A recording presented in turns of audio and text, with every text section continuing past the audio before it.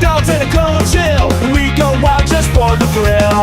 Cheerleaders doing their dance, crowd in a football trance. Friends and beers in every hand, living life like we planned. Let's up and go. We won't slow down in this wild football show. Let's up and go. We'll make some noise in this big crowd we know. Ladies and gentlemen, what is going on? Welcome, welcome, one and all, to today's live stream. We have a big game coming up today, guys. Not just a big game, but it's the semifinals right now. This is basically for all, well, you know, win in advance, lose and go home. It's that simple, guys. We are in the college football playoffs right now. Miami at number 10 versus Ole Miss at number 6. Now, we covered Ole Miss in the last round of the playoffs. We did not cover Miami in the last round of the playoffs, which means all new trivia questions today. Yes, all new trivia questions. But before I get into any of that, what's up, guys? How are y'all doing? I haven't seen y'all since Sunday. It's been 4 whole days.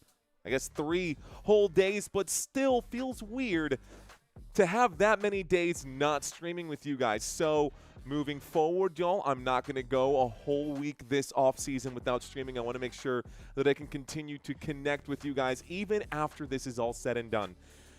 All of that being said, I was not just sitting on the sidelines doing nothing the past couple of days. We've got some new graphics and some new slides that I am excited to present to you guys. And I want to do a quick shout out, a quick roll call. I've got Robert Zamora in the chat. What up, Robert? Earth Citizen in here. Drago Balboa, I saw your email, brother, but apparently nobody is getting any of my email responses, which is why I made a post on the community tab saying that if you need to reach out to me via Facebook. There's no issues whenever I reply to people on Facebook, so if you want to reach out to me, I put a link in the description down below for this video if you guys want to make direct contact with me outside of these games. So, to Charlie Clark or to Country Chaos, if you guys are watching, if one of y'all is watching, please reach out to me on the Facebook page listed in the description down below. Okay, a whatever is back. Laney is in the chat. Maroon Commando, welcome in. Backcourt saying, you remind me of my favorite cousin who passed away 4 years ago. Well, I hope that I can bring in some positive memories for you and put a smile on your face, Backcourt. Thanks for checking in. Shout outs to Rec TV Music saying, yo, I'm here. What up, Rec TV? We got 70 Bourbon in the chat. Daniel in the chat. Wolfie Graphics saying hello. Traveling Pony Studios, what is up? Guys, I've also got some new touchdown music. I'll be honest, I'm a little on the fence on how I feel about the touchdown music. Some of it is, you know, the hip-hop stuff or the trap stuff that we've already done. I added some rock and roll stuff, which is a little more closer to my roots. We'll see how that blends with the football world. But if you want to hear all of the touchdown sounds, we're going to need to see a lot of touchdowns today. Okay, let's take a look at the Miami Hurricanes, shall we? So, Miami comes into this game ranked the 10th best team in college football. When it comes to the offense, they are putting up 30 points per game and defensively giving up just 13.8. That means that is a very good recipe for winning football games. You put up 30, almost 31, you give up less than half of that, you're going to win a few games. That's why this team is 12-2. We look at yards per game. Offensively, they put up 394. Defensively, they're giving up 292. We look at yards per play. Offensively, they're putting up 5.9. Defensively, they're giving up 4.4.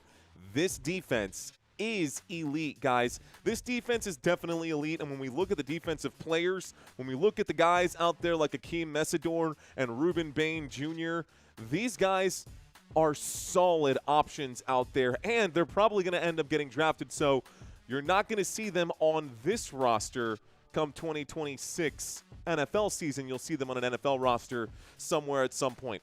Third down efficiency, top of the table for the Miami Hurricanes, And on the left side, you'll see offensively, they're putting up 45% success rate on third downs, giving up just a 32% success rate to opponents. And inside the red zone, 90% of red zone trips end in a touchdown for Miami. Meanwhile, their opponents less than 80% when they get inside of Miami's red zone. These are just the numbers head-to-head.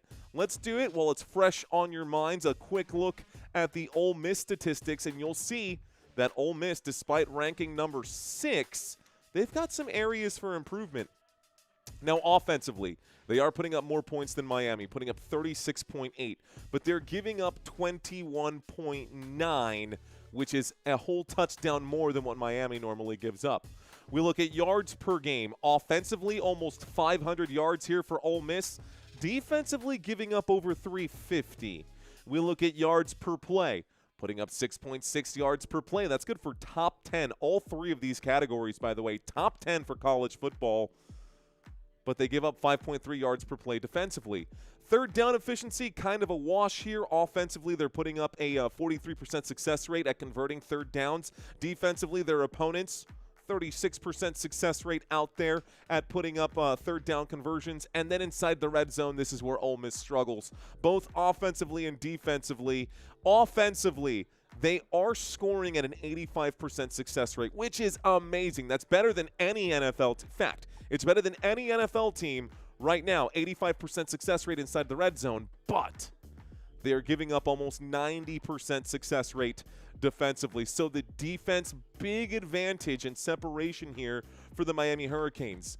Is that going to be enough, though, for Miami to get the win? One thing's for sure, we're going to find out here soon enough. Kickoff is in 34 minutes. ESPN looks like, in ESPN fashion, has decided to push this game back an extra, 15 minutes or an extra 5 minutes, I guess, from kickoff. Whenever that is, 34 minutes from now, that would be 45. Yeah, of course, classic ESPN fashion, they push it back an extra 15 minutes. Okay, we'll start with the away team. We'll go to the home team in just a moment. What's going on in the chat? Mr. Green is with us saying, going with Chambliss and Ole Miss. Let's go Rebels. JT Rice saying, what up? What up, JT Rice? How you doing? Hey, take a look at the newest wrench in the crew. Tamara's in the house. What up, Tamara? How you doing? How you doing? Our newest wrench right now, Space Explorer. I see you out there as well, my friend. What's going on, sir? Larry, hello. Michael, hello. Bard of the 21st century. The Bard of the 21st century. What's going on, my friend? Kelly Grant, what's up? Okay. I hope Mario does more college games next year, says Traveling Pony Studios. Well, we will see how I feel next year if my voice is still holding up. Okay. So you guys remember the stats, right? How about we talk about the personnel? Because it's one thing to talk about the stats, but let's talk about the guys who are actually going to be playing the game and putting the numbers on the board. Starting at quarterback, number 11, Carson Beck. Measuring 6'4", he is a senior, 220 pounds right here for the Miami Hurricanes. We will see how he does today. If we take a quick look at the stats for this Miami Hurricane team, 3,313 passing yards this season for Mr. Carson Beck. He's also got 27 passing touchdowns, only sacked 13 times this year.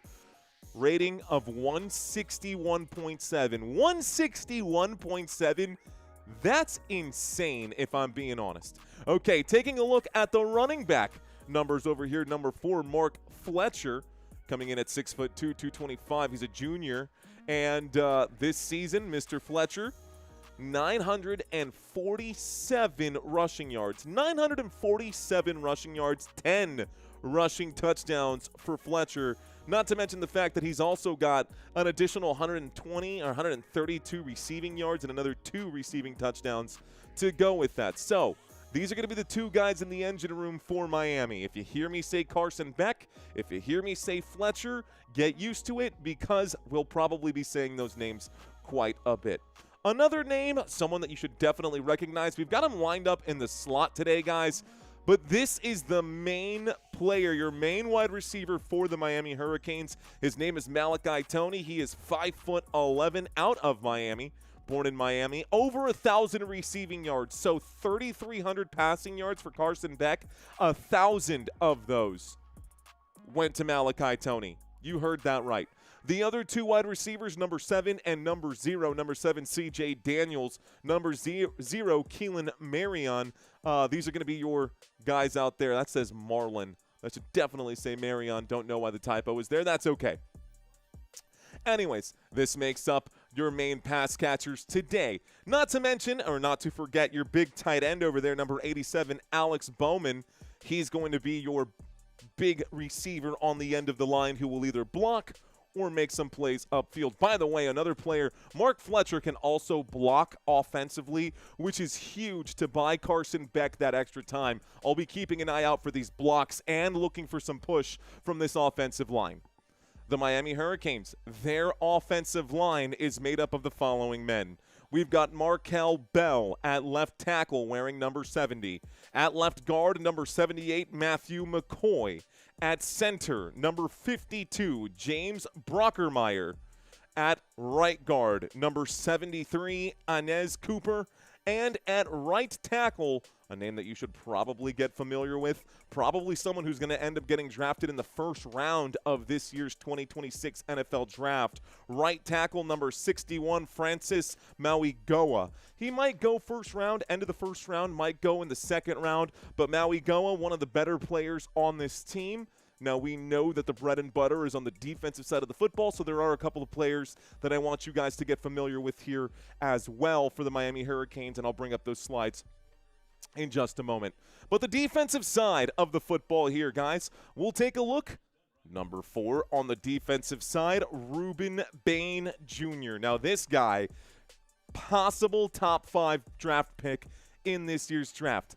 You heard that right. This man right here is a possible number 5 overall draft pick, or top 5 overall draft pick in the 2026 NFL Draft. So keep an eye on him, looking for some disruption here out of Ruben Bain. Left defensive tackle, number 11, David Blay. Right defensive tackle, number 99, Ahmad Moten Sr.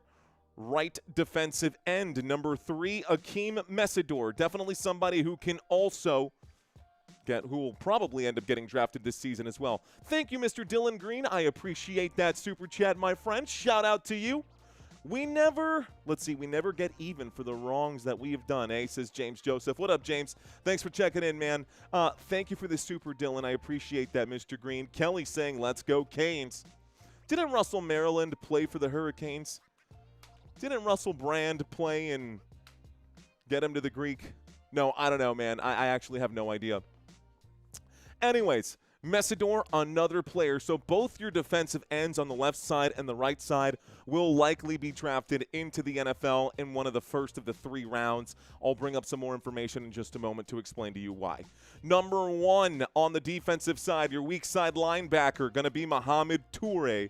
And then on the strong side, number 31, Wesley Bisanthi, going to be your strong side linebacker. Okay, guys. 4-2-5 defense, so 4 up front, 2 in the middle, and 5 around the perimeter. Starting on the left side, your left corner, number 29, O.J. Frederick, going to be your left corner. Free safety, number 8, Jacoby Thomas. Strong safety, number 7, Zachariah Poyser. Nickel today, number 0, Keontae Scott. And right corner, number 24, Ethan O'Connor. This will make up your Miami Hurricanes defense. Now, what is a team without a head coach, right? A new graphic for today, guys. Taking a quick look here at Mario Cristobal, the head coach of the Miami Hurricanes. 4 years with this team, guys. Before being the head coach here for Miami, he was a head coach from 2007 to 2012 for the Golden Panthers, and he was the Oregon Ducks head coach from 2017 to 2021. In his time here with Miami, 34 wins, 18 losses, 2 bowl wins, 2 bowl losses in his 4 years with Miami. So, do with that information what you will. New slide, says DJ Gene. It is a new slide, ladies and gentlemen. Not only is this one a new slide, shout out, 24 months. You just hit 2 years. Robert Samora, 2 years as a champion on this channel. Robert, thank you so much, sir. Thank you, Robert, more than you know. Congratulations on hitting that 2-year mark. You might be our longest tenured member on this. Honestly, I think, period, fact, I think you might be the longest tenured channel member, and this right there proves it. So let's go, Robert. Appreciate you. Okay, let's take a quick look now at the other side. So we took a look at Ole Miss, right?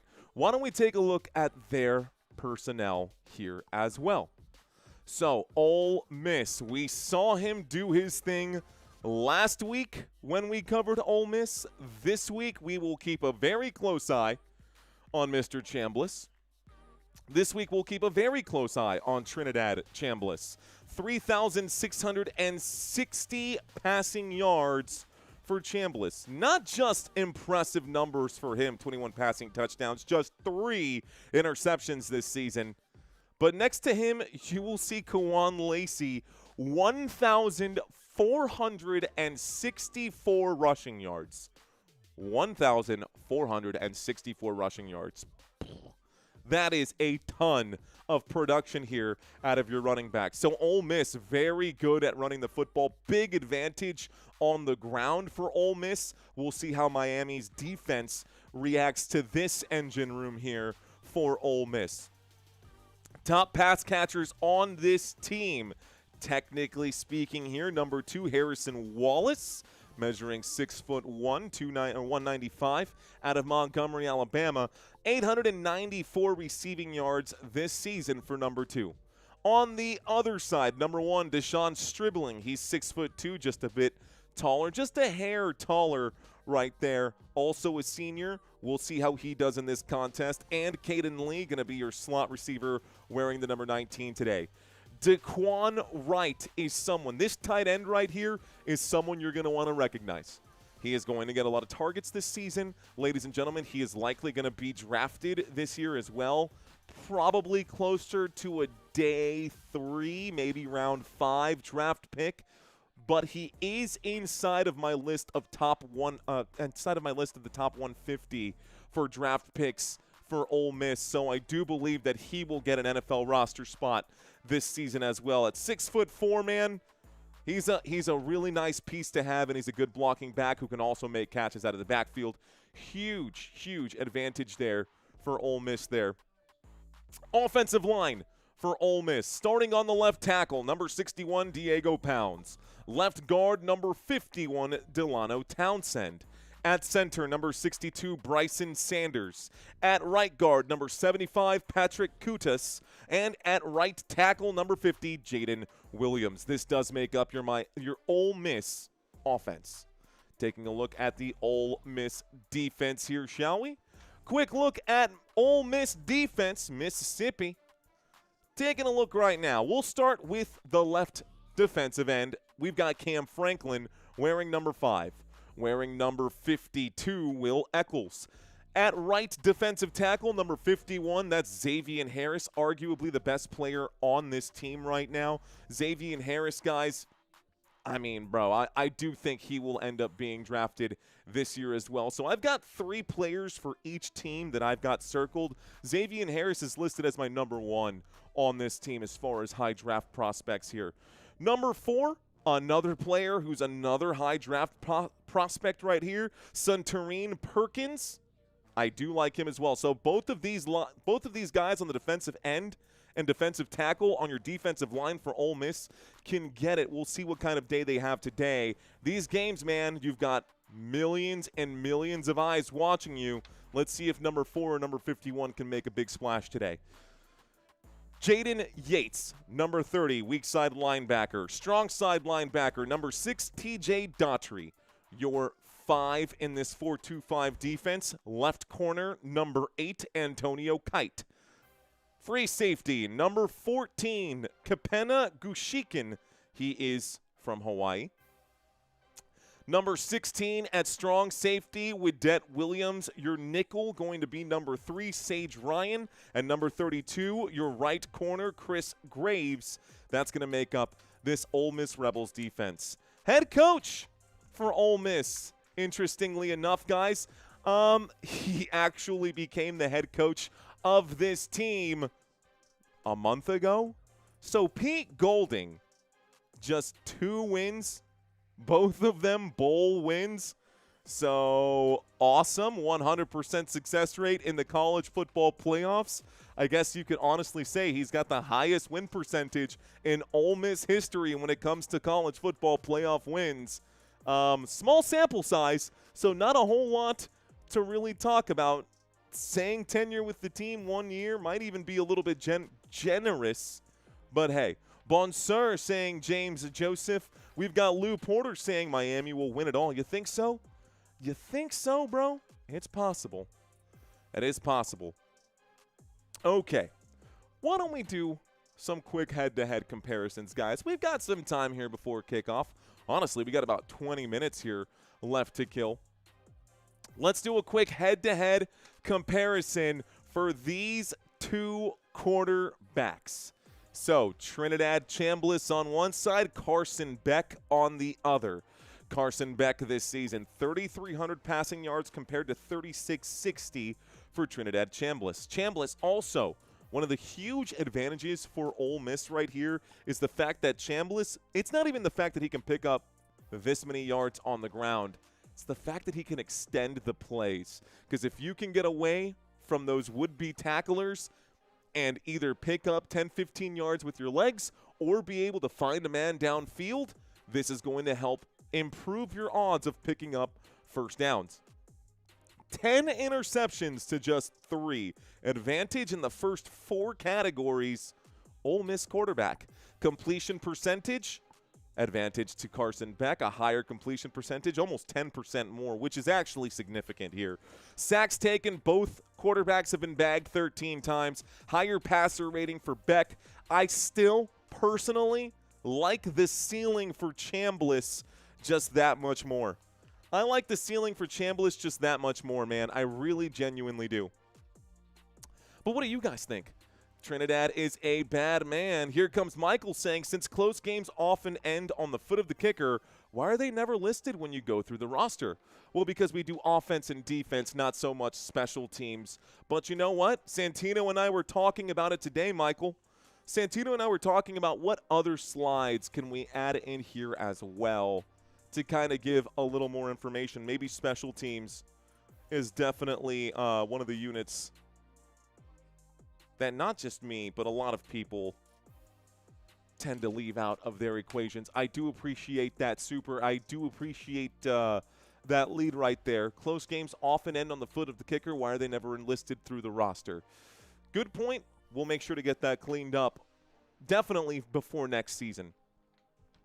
Okay, guys, this is the quarterback comparison. Here is the defensive comparison. So the defensive comparison, big advantage for the Miami Hurricanes. Hurricanes give up 292 yards allowed per game. Ole Miss gives up 358. The way this is broken down, 83 on the ground and 208 through the air given up for Miami. Meanwhile, 151 given up on the ground and 207 given up by Ole Miss.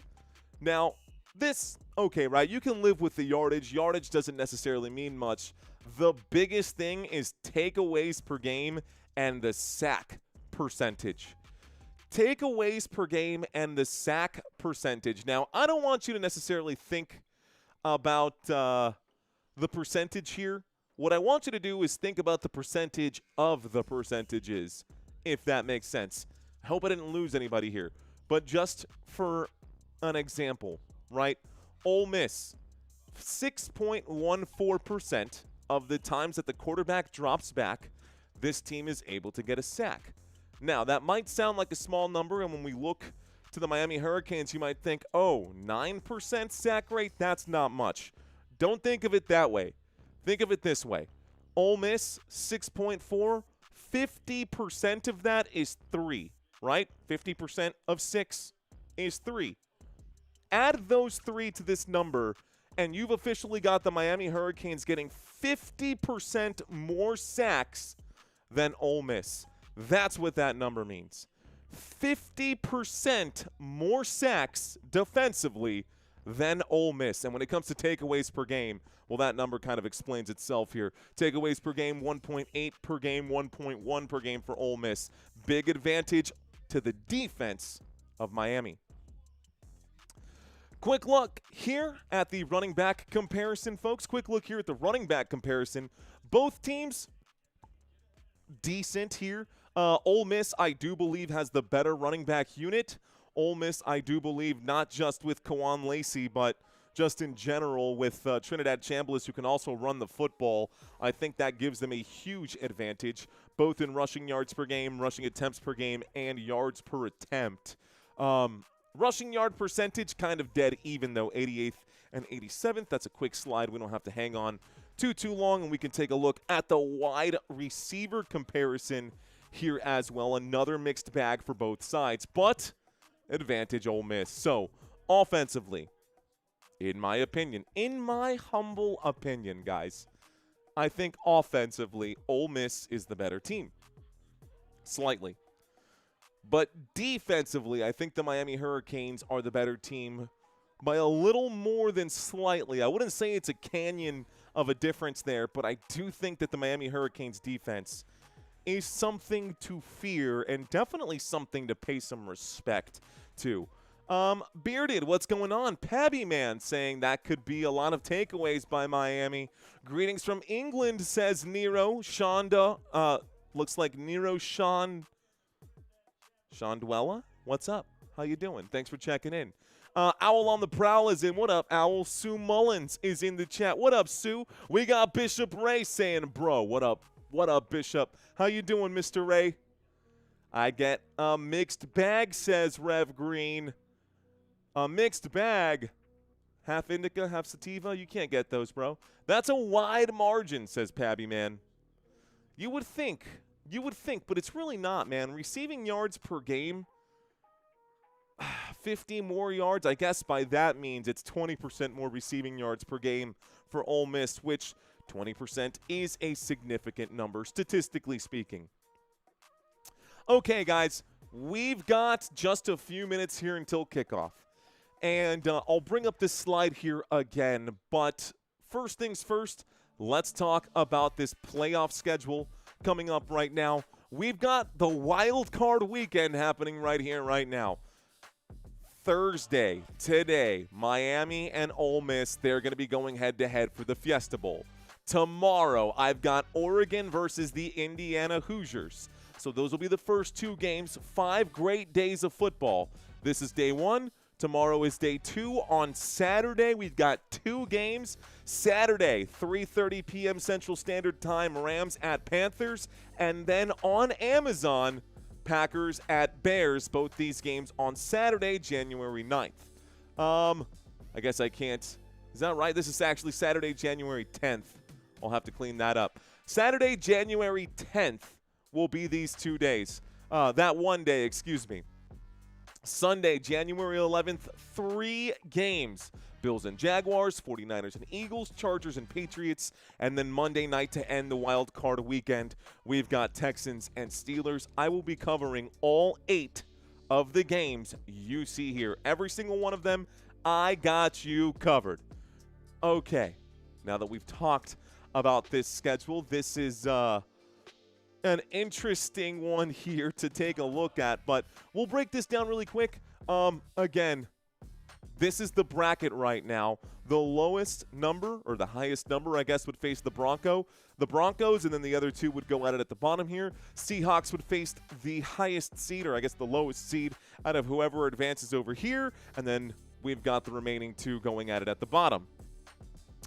That is how that will happen. We'll get into that a little bit. How about we talk about something positive? Another new slide that I thought would be fun to put together for us, guys. Let's do some reminiscing on this season here. I know we got a lot of Rams fans, so shout out to Matthew Stafford fans. Matthew Stafford this season led the NFL in passing yards, 4,707 passing yards for Matthew Stafford, and he led the NFL in passing touchdowns this year with 46 passing touchdowns. Shout out to Matthew Stafford. These are your 2025 regular season leaders.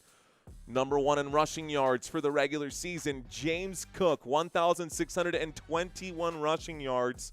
Just barely edged out Jonathan Taylor, who did end up with the most rushing touchdowns in 2025. So rushing yards leader this year, James Cook. Rushing touchdowns leader this year, Jonathan Taylor. How about receiving yards leader? That goes to Jackson Smith and Jigba. Almost 1,800 receiving yards for JSN. Devontae Adams, 14 receiving touchdowns. He leads the league in receiving touchdowns, and that's despite missing 2 games. I got Indiana versus Miami for the championship. You know, I kind of feel the same way about. I think this might the real axed. I actually agree with that. I think that's very much so going to happen. How about Myles Garrett, guys? He not only led the league in sacks this season, he broke the NFL sack record. 23 sacks. That is officially a new NFL record for the most sacks in a single season. And Kevin Byard leads all defensive players in interceptions this year with 7 of them. These are your 2025 regular season leaders. So that's the good, right? Let's talk about the bad, because this one is kind of a bad one here. So I'm going to ask you guys a couple of questions and see how y'all feel about this. But what do you think, man? These are the coaches who have been fired this season. Yes, Mike McDaniel made the list today. These are your coaches who were fired either during or right after the 2025 NFL season. And before we even get into this, guys, there are 8 coaches over my shoulder. That is 25% of the NFL. Do you understand what that means? 25% of the National Football League has cut ties with their head coach either during the season or here in January. Both these head coaches, Brian Callahan and Brian Daboll, were fired this fall. So, Callahan, out. Daboll, out. I kind of agree with both of those, right? I got no problem with these 2 firings. There's a couple that I'm a little curious about. One of them being Raheem Morris. The dude was only given 2 years to fix an absolutely abysmal team, and the Atlanta Falcons finished with the same record as the other 2 teams ahead of them, technically speaking. So the team finishes in 3rd. They end up with the same record as one of the teams that's in the playoffs right now, and you fire Raheem Morris. That, to me, I don't like the look of it, you know. I think Raheem Morris should have been given another 2 years, and after those 4 years, sure, you did a bad job, whatever. I will say, I don't think that Michael Penix Jr. was the future for this team. I don't like that draft pick. I think that might be weighing into it, but Raheem Morris is officially out. Pete Carroll has been fired, brought on for 1 year. What was the point? Why not just let the man ride off into the sunset? You bring him back into your organization and you embarrass Pete Carroll like that with the squad that you give him. You let him bring Geno Smith, and that's basically like you have no offensive line. Look, Pete Carroll, well past his prime. If you want to make that argument, I will back you up on it. But if you're going to give this man a shot to come back and run your team, give him an actual shot, man. That, to me, just wasn't fair. I don't like the way that the Raiders handled that. Jonathan Gannon, I haven't liked the Arizona Cardinals since Larry Fitzgerald was there. I haven't seen anything out of Kyler Murray. I didn't see anything out of Marvin Harrison Jr. I didn't see anything for this offense here, or for the defense, considering all the names that they had. I think it might be time for a change of scenery there in Arizona with Jonathan Gannon being out. I think that's a fair one. Kevin Stefanski, gosh, talk about the issues. Another terrible draft last year, I felt like, for the Cleveland Browns. I think that could be affecting it. Also, a terrible season for the Cleveland Browns. That could be affecting it. I think all 4 of these coaches were fired. I think all 4 of these coaches, rightfully so.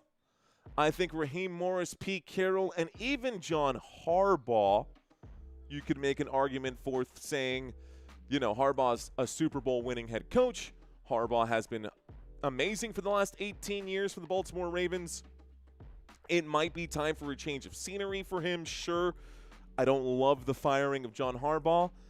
I do like the firing of Mike McDaniel. I think this dude is a greased up, strung out, just cheesy looking guy. I don't know if you're a Miami fan out there watching this one right now. His looks aside, he has lost that locker room. He lost that locker room a long time ago. And I don't think his players take him seriously. He's like the cool substitute teacher that kids just go in to blow class and like whatever. You know what I mean? Like, that's how I feel Mike McDaniel is. I think Mike McDaniel definitely should have gone.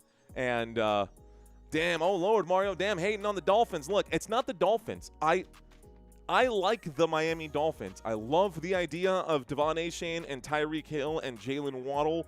I liked when they had Jalen Phillips and Jalen Ramsey and they were doing things smart with the defense, but they took too long to get rid of Tua. They took too long to sit on that Tua piece. Mike McDaniel, when you see him in interviews, dude, it's like not even game day, and he's sweating. It's 8 a.m. Why are you're not working out, bro. I see you.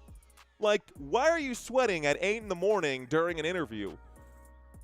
It's like I can smell the booze through the camera. Anyways, whatever.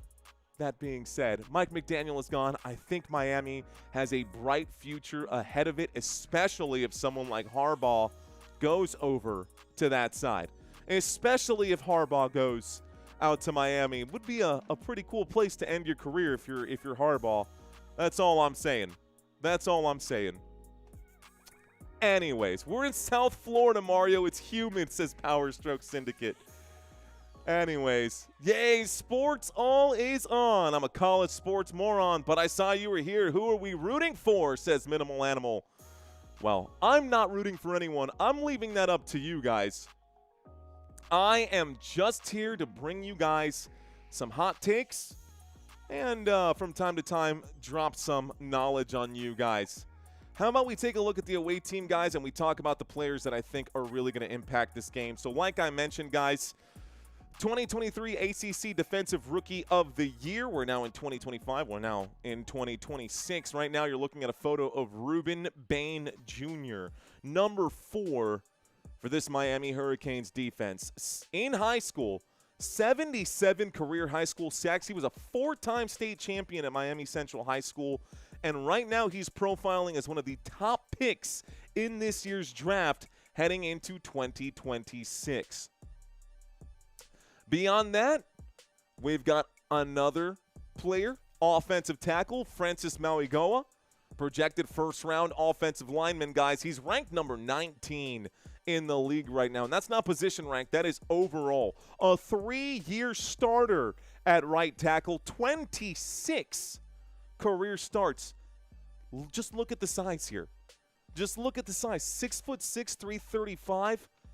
Nah, man, you're not getting past that dude at right tackle. Another first-round possible pick here for the Miami Hurricanes.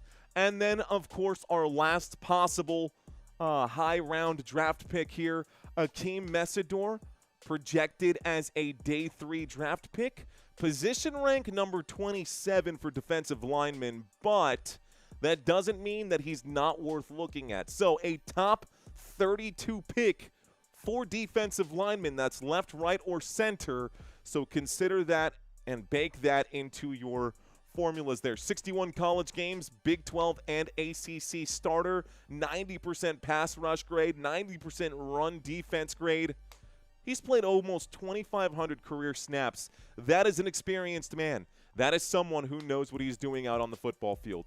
Those are your biggest prospects that I want you to keep an eye on today. Again, those 3. Ruben Bain, probably going to be one of the first picks off the board. Offensive tackle, Francis Mauigoa, also going to be an early pick this year. And then later on day 2 or 3, Akeem Mesidor, if you're curious as to where they are right here. Bain and Mesidor on the defensive sides, left defensive end, right defensive end, and then, of course, right tackle Mauigoa. Okay, clear on that? Cool. Captains are taking the field right now, guys. They're about to do the coin toss here. Coin toss coming in. Let's take a quick look at Ole Miss. Xavier Harris projected first to early second-round pick. I don't think that'll be that high. But day 2 pick here from Suntarine Perkins as well. And Daquan Wright, your big tight end, going to end up being probably a day 3 tight end pick. Tight ends don't normally go that early. Let's actually refresh this here.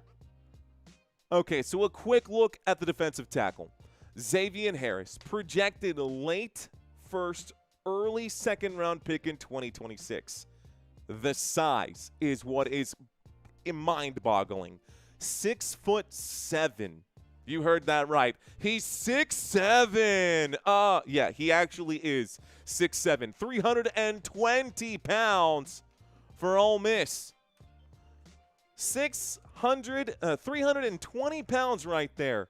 So, this is probably going to be one of your best players on this team on the defensive side. He is one of the defensive tackles. Taking a look here on the defensive side there, both players on the right edge. Suntarine Perkins, day 2 draft pick, overall rank number 91, position rank a top 10. Now, I technically wouldn't call him a linebacker. He could play linebacker, but they've got him in as an edge rusher.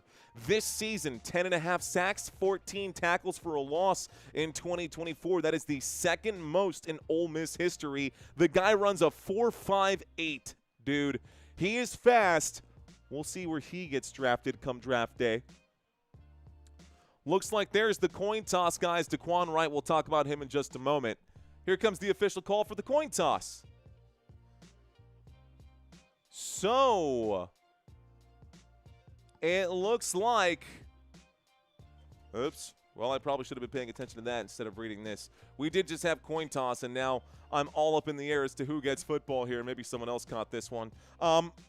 Let's get locked into this game. All that means is that we got to get locked in because this game is about to start here, guys. Tight end Daquan Wright projected midday to, mid-second day, early third day pick right here. He is a tight end. We normally don't see tight ends get drafted too high up here. I'd actually project maybe a last day draft pick here for Daquan Wright. But that's not all the players who are going to get drafted, guys. Those are just the ones that I have on my radar that I'll be making additional content for when that time comes. All right, y'all, we are live in San Antonio, Texas. Shout out to B Balling. Shout out to Garfin. Single says in the house. Looks like football on the boulevard. Mario, I'm excited about this game. Love the channel. Let's go, says football. When is kickoff? Well, it should have happened 15 minutes ago, but like I said, ESPN likes to do their thing, take their time, and start games whenever they want to start games. They like to start games whenever they want to start their game. James Joseph saying, good homework, Mario. Always got to make sure you get that homework done, brother. Always want to make sure you get that homework done. Don saying, I got 1,000 on Ole Miss. 54% of the chat going with the Miami Hurricanes. Mario, will you dress like Colonel Sanders if Ole Miss wins? Pennsylvania loves you. Freimeister, I will not. But keep the ideas coming, dude. All right, y'all. Ole Miss wearing blue. Miami wearing white. Miami lined up to kick this thing off. Ole Miss going to receive to start this game. We'll put 15 minutes on the board. What up, Peppa Pig? Appreciate that, my friend. Thanks for checking in from South Dakota. Here is the kickoff. Let's get this game started. Looks like Ole Miss going to let this one go all the way through the end zone. It'll be a touchback, and Ole Miss will start this drive on the 25-yard line. Let's refresh my screen. Game cast to be started here in just a moment. 1st and 10. 10 Football Nation memberships being gifted out by Garfin. Let's go, brother. Appreciate that. Okay. Ladies and gentlemen, it's 1st and 10 at the 25-yard line. Ole Miss going to line up here right now. Let's get locked into this game. 25-yard line shotgun formation. Trinidad Chambliss waits for the snap. We got motion on the field heading towards the bottom of the screen. It's Harrison Wallace. And now stepping up just a hair here, we've got Daquan Wright. The snap comes in. Chambliss looks to the right. He throws to the right. Wallace makes the catch. This brings up a second down. It's a 4-yard pickup. It's a second down and 6, and we start the clock. Football advances from the 25 out to the Mississippi 29-yard line. Ole Miss from the 25 to the 29 on a 4-yard pickup. This brings up a second down and 6. 29-yard line. Trinidad Chambliss takes the snap. He hands it off to the left-hand side. This opening carry is actually going to go to Kawan Lacey. Lacey picks up about 2 yards. It brings up a 3rd down and 4 and moves the football to the Mississippi 31. Moves the football to the Mississippi 31 after that carry. 3rd down and 4. Looks like another $2 super chat coming in right now. Appreciate that, Outback. Ooh, let's stop the clock with 4:18, our first injury of the game. Looks like, is that 89 who is down right now? So, Ahmad Moten Sr. Uh-oh. That's number 99 who is down right now. This is going to be one of the starters who is down in this game for Miami. Let me stop the clock and add a little bit of time. It will be a 3rd down and 4. Here's the replay. He put no pressure on it early on that play. He was engaged with another player and took his – it was on the push-off. No? Where was it? Oh, man, couldn't even see where that happened. Looks like he is up. 4:18 left to go. 3rd down and 4. Football at the Mississippi 31. Okay. Watching from Thailand says John. Miami wins 3-0 in 5th in overtime, says Chris. I don't think so. This game just now getting started, folks. Let's get our stats situated here. Bring this out just a hair. And now you've got some data.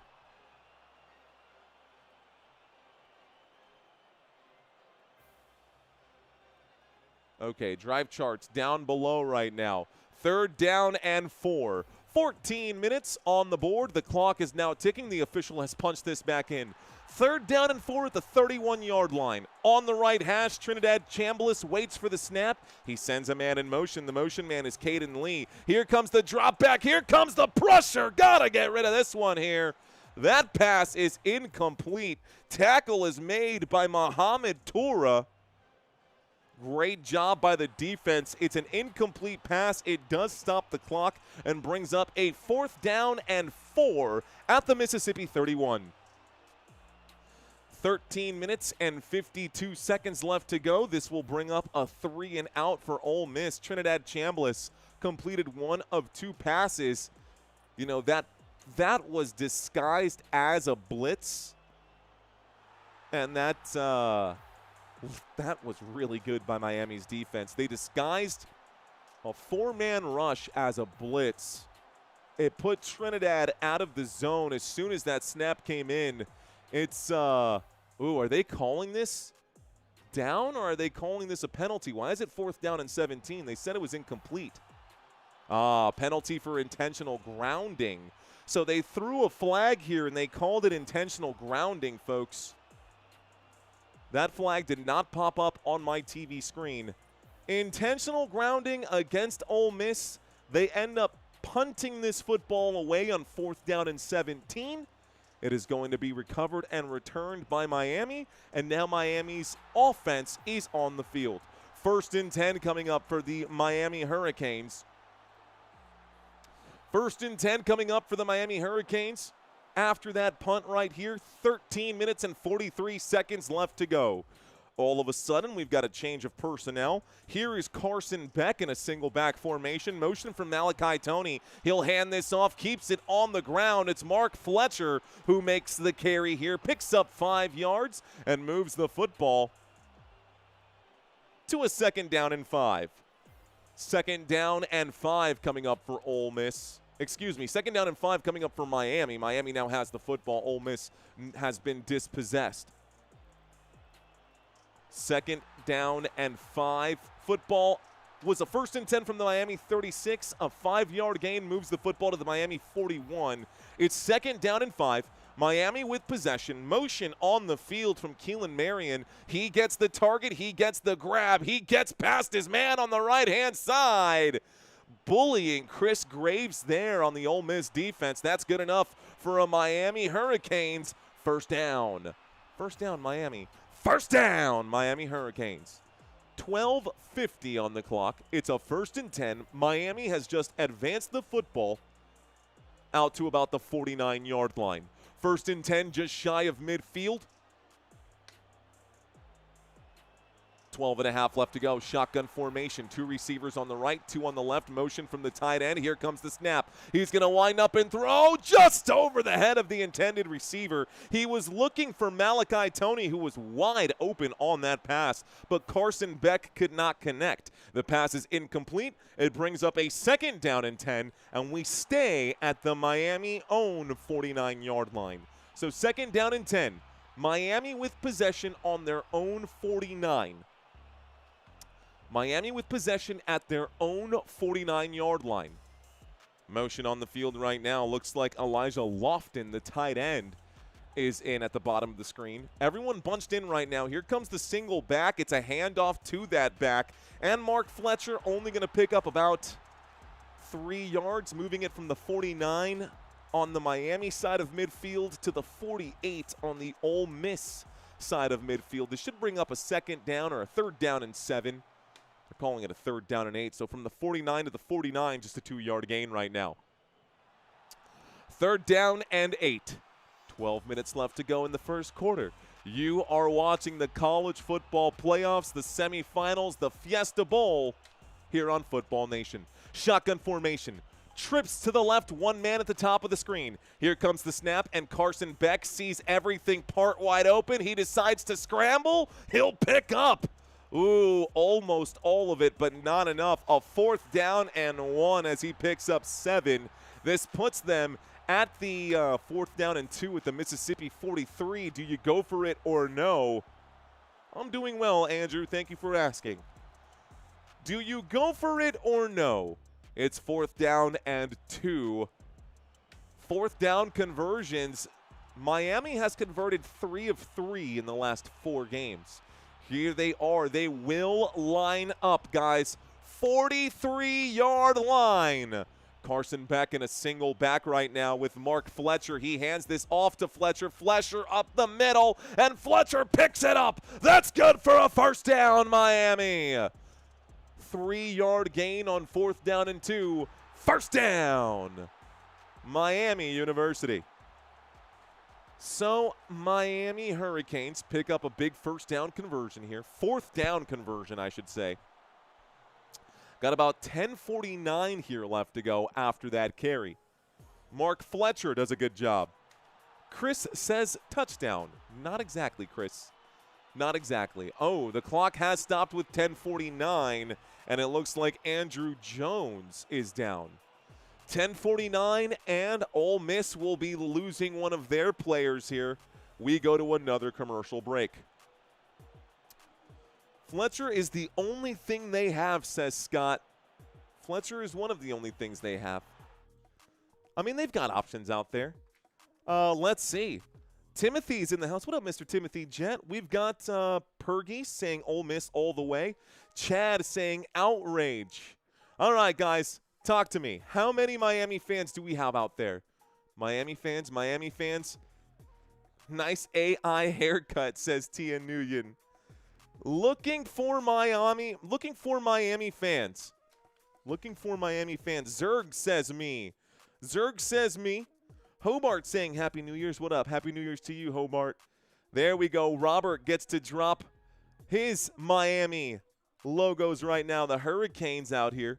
Mario, just say the U, says Florida man. Just the U. Mr. Bray Bay. Bray Bray. What up, Bray Bray? Go Canes, says Rhino. I can't stay for legal reasons, says Miami. Welcome to the city where the heat is on all night on the beach till the break of dawn. Welcome to Miami. Bienvenidos a Miami. What's up, guys? Okay. All right. Okay. Good job. We are in the middle of a commercial break. The Ole Miss Rebels have just lost one of their players. We'll see how bad the injury is. It is Andrew Jones, the middle linebacker, who is down for Ole Miss. How many Rebels fans do we have out here? How many Rebels fans do we have? Ole Miss? Talk to me. Talk to me. No, I'm not seeing Will Smith. I remember the song, but that's old school. Anyways, that's why I sounded. Okay, we got one Rebel fan. Slow is a Rebel fan. Tamara is a Rebel fan. Be a Rebel or be a sheep, says Chad. Boo! Couple of Rebels. Let's go. I see you guys. Looks like Big is in the house. Looks like, yeah, we got a good chunk of you guys in here. All right, folks. So, injury timeout is over. We were just stalling for time. We were in the middle of an injury timeout. Ole Miss has cleared the injury from the field. Break! Miami lines up. Here is Carson Beck. It's a 1st and 10 at the Mississippi 40-yard line for Miami. Single back formation, motion on the field. It's a snap and a handoff to the right-hand side.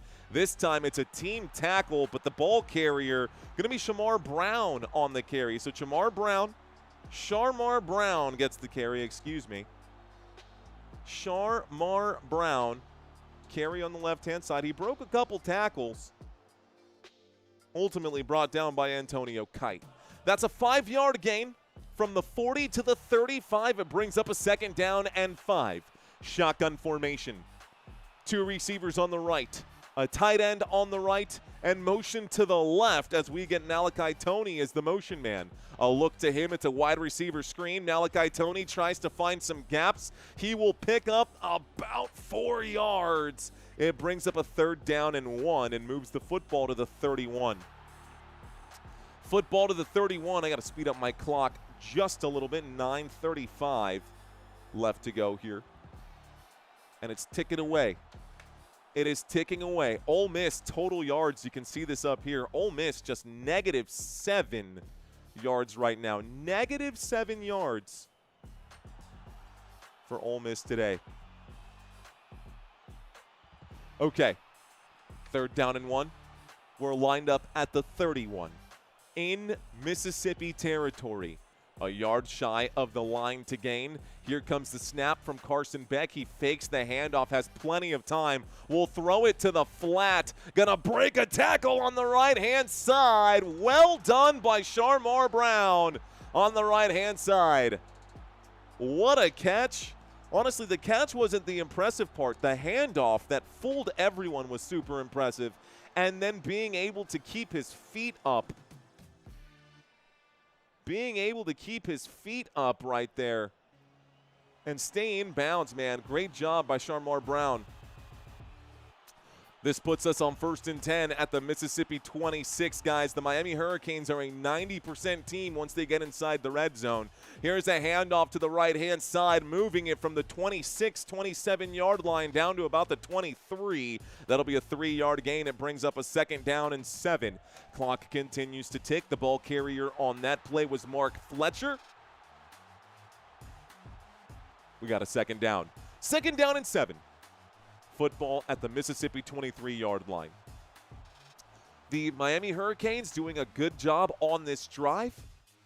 24 rushing yards today for Miami, -11 for Ole Miss on their opening drive. Intentional grounding, I guess. I don't know if that counts, but hey. Here's the snap. Here is the handoff. Up the middle they go on 2nd down and 7. This will be about a 4-yard pickup here. Should bring up a 3rd down and 3. And move the football to the edge of the red zone here. Should move the football to the edge of the red zone here. So, 3rd down and 3 at the Mississippi 19-yard line. We are past the midway point of this first quarter. Nobody has scored yet, and this opening drive for Miami, their opening drive, so far has gone 45 yards, 6.5 minutes. A lot of misdirection here. We're in a wildcat formation. Motion, here comes the snap, direct snap. This direct snap does not work out. Malachi Toney on 3rd down and 3 goes backwards. It brings up a 4th down tackle for a loss there by the Ole Miss Rebels, and it brings up a 4th down and medium after the loss of 2. Good job defensively here. This time it was TJ Daughtry who made the tackle to bring down Malachi Toney. Direct snap did not work out. Here comes the field goal. Let's see if they can knock this back. So, this one a 38-yard field goal attempt for Miami. 38-yarder from position number 2. The kick is up, and the kick is good. Ladies and gentlemen, the Miami Hurricanes are the first to score. It is 3-0 Miami after that field goal. Okay, so now can Ole Miss answer back? Is this going to be one of those games? What kind of game are we going to have here today? So 6:22 left to go. And Ole Miss is going to get the football in just a few moments. So finally, points on the board. We get points on the board from Miami. Well done, Miami. Shout out to those of you watching this live stream right now. I'm neutral, so I'm going for both teams, says Thomas. Me too, Thomas. Mario, will you call the UFL games in the spring? Please. I don't think so. What's up, gorgeous? How you doing?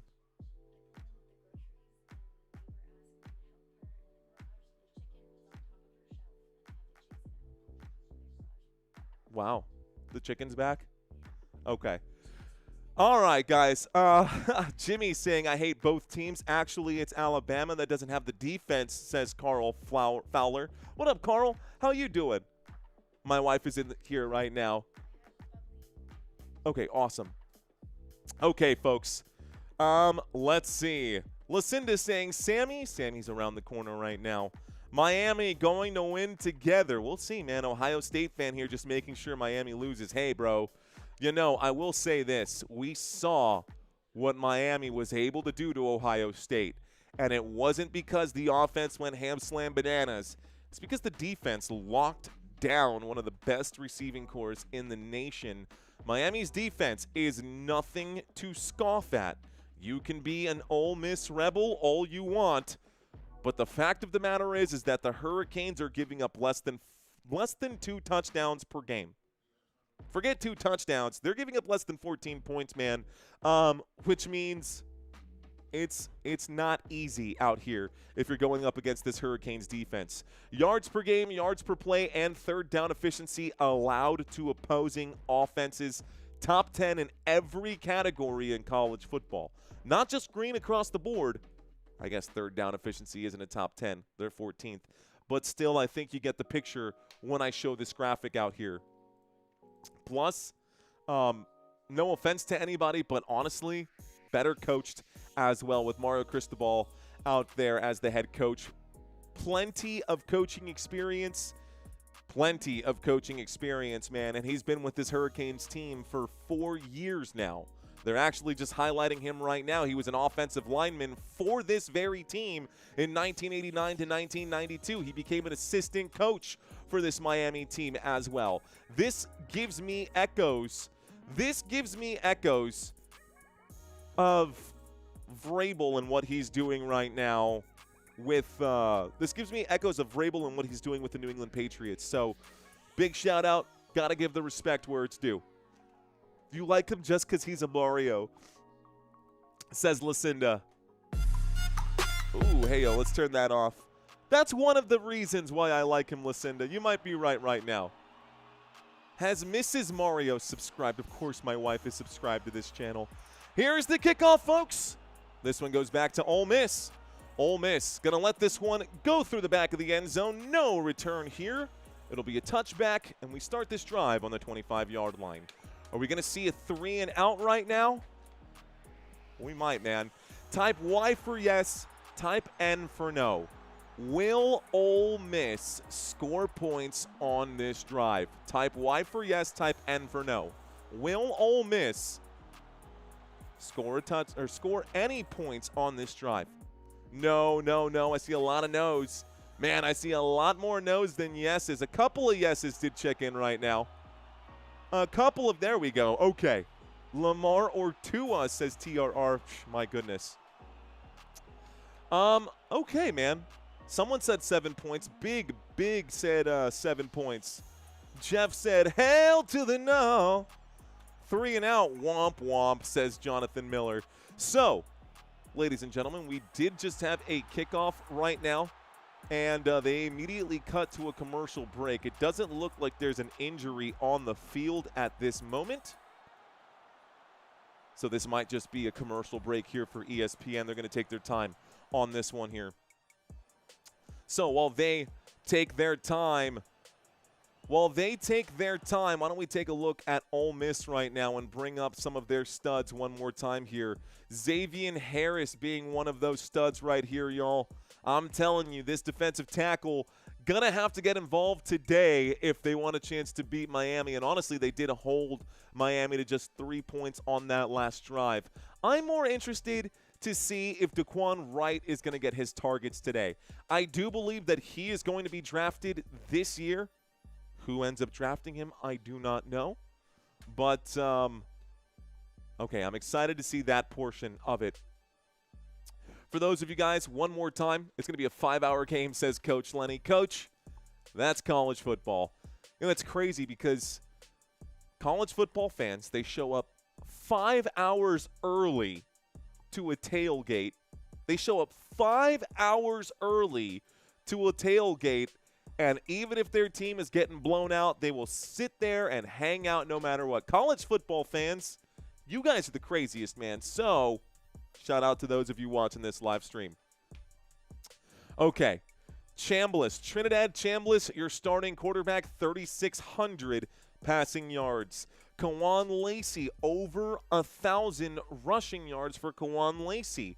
Again, number 1 wide receiver, wearing the number 2 today. Harrison Wallace, the number 2 wide receiver, wearing number 1. Deshaun Stribling, and your number 3, Caden Lee, with Daquan Wright as your tight end. And, of course, this offensive line, let's see if they can get anything going here.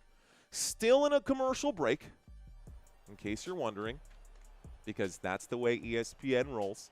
By the way, guys, I don't know what we're going to do for halftime.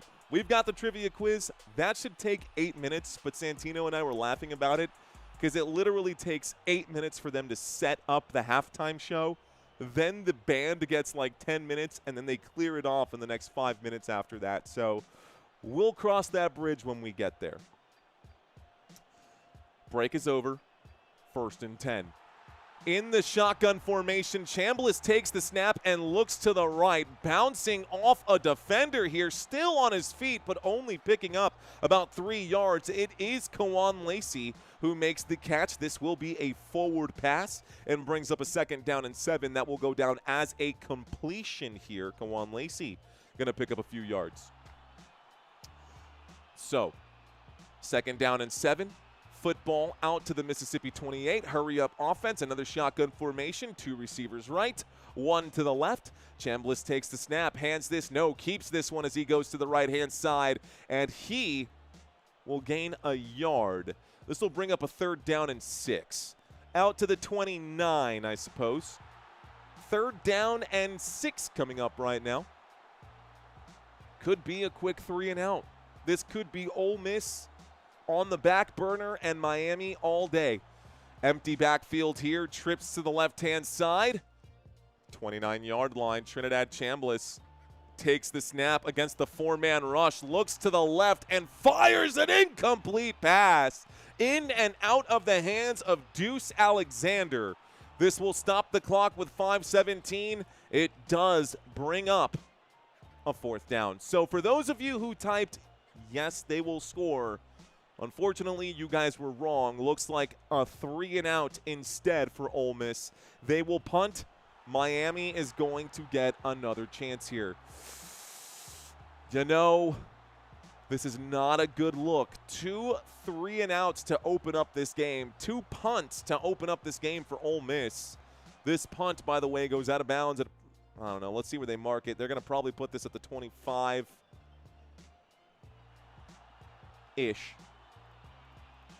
But the clock is stopped. We did get a punt. 5:11 here left to go. They're marking it at the Miami 23-yard line. It is Miami football. 1st down, Miami. And, of course, commercial break. I was wrong, says Mark. Eso pasa. Fletch finna take over right now, says Jeff. Looks like Nino saying, let's go Miami. $10,000. Need another, says Lorenzo. Lorenzo Amos, what's going on, my friend? Another break here, guys. Not much we can do about those. All I can do is do my best to keep you entertained. Let's see. Hot toddy is a drink during Georgia-Florida Gator game. I won't be drinking any hot toddies. I won't be drinking any hot toddies right now. These games are too important right now. Trinidad, a gamer. Oh, not a baller. I don't know why your head covering up Miami, brother, but why your head covering up Miami bothers me, but it does. No offense, not a complaint, says the one McNugget. I think you're talking about when we're here, my head covers up the Miami. Hey, man, honestly, the only reason I do this, and you know I'm always open to any notes right here. I'm not going to change the whole formula of my live stream. But if I shrink it down, I hope that makes it easier to see. Is that better, bro? I hope that's better. You know, just want to make sure that I can get my hand up and not have my fingers cut off when I put my hand up. This is honestly the only reason why. It's the only reason why, and I've got literally my hand is touching this back wall, and I've got less than 6 feet of room because I can poke the camera from here as well. So just doing what we can with the space that we've got. Just doing what we can with the space that we've got. Okay, so his beard is orange like Miami. Put up the U, says Fins Up. It said hottie today, not hot toddy. Oh, my dyslexia got the best of me, Philip. Reading more comments right now. Larry says, I saw an article where Kiffin is still receiving bonus money for Ole Miss wins. Appreciate you guys. Okay, I hope that helped there, the one McNugget. I hope that helped, dude. Let's see. Showing off your ring a lot. You should get it embroidered, says Single says. Get it embroidered? Saying this one right here, this ring? I mean, it's on my hands. As long as I've got hands and the rings are on them, you're probably going to see. I'm not trying to show them off or anything. Anyways, commercial break is over. Enough stalling here, guys. We just saw a punt from Ole Miss, who second time today had the football, had to punt on a 3-and-out.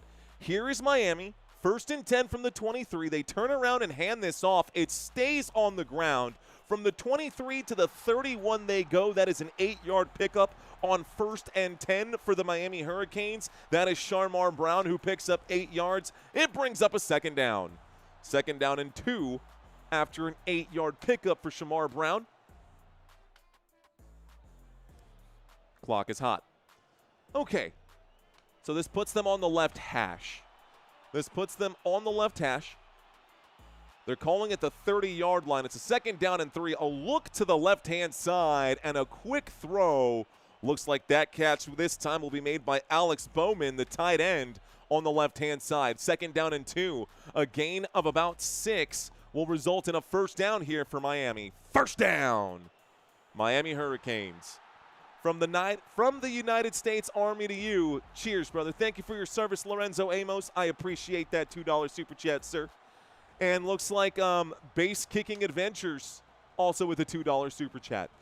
1st and 10, ladies and gentlemen, this time from the 37-yard line. Here is the snap from the left hash. A wind-up and a throw into traffic, but the grab is going to be made. Malachi Tony makes the catch here.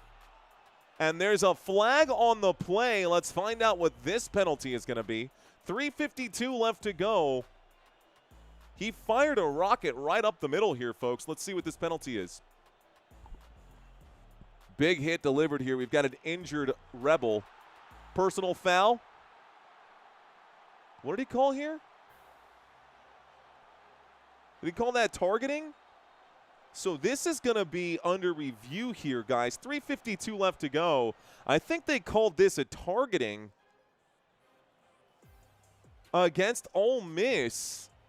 And then he delivers the hit and knocks himself out. That's head-to-head. Yeah, that's head-to-head collision right here. I think they called this. Oof. It is defensive targeting. It'll be a 15-yard penalty, folks.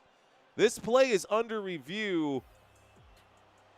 They're saying this shouldn't take long. I'm hearing it with my ear that's not covered up right now. Dang, that's a hard hit, but I think Malachi Toney's actually okay. I don't – that's tough, man.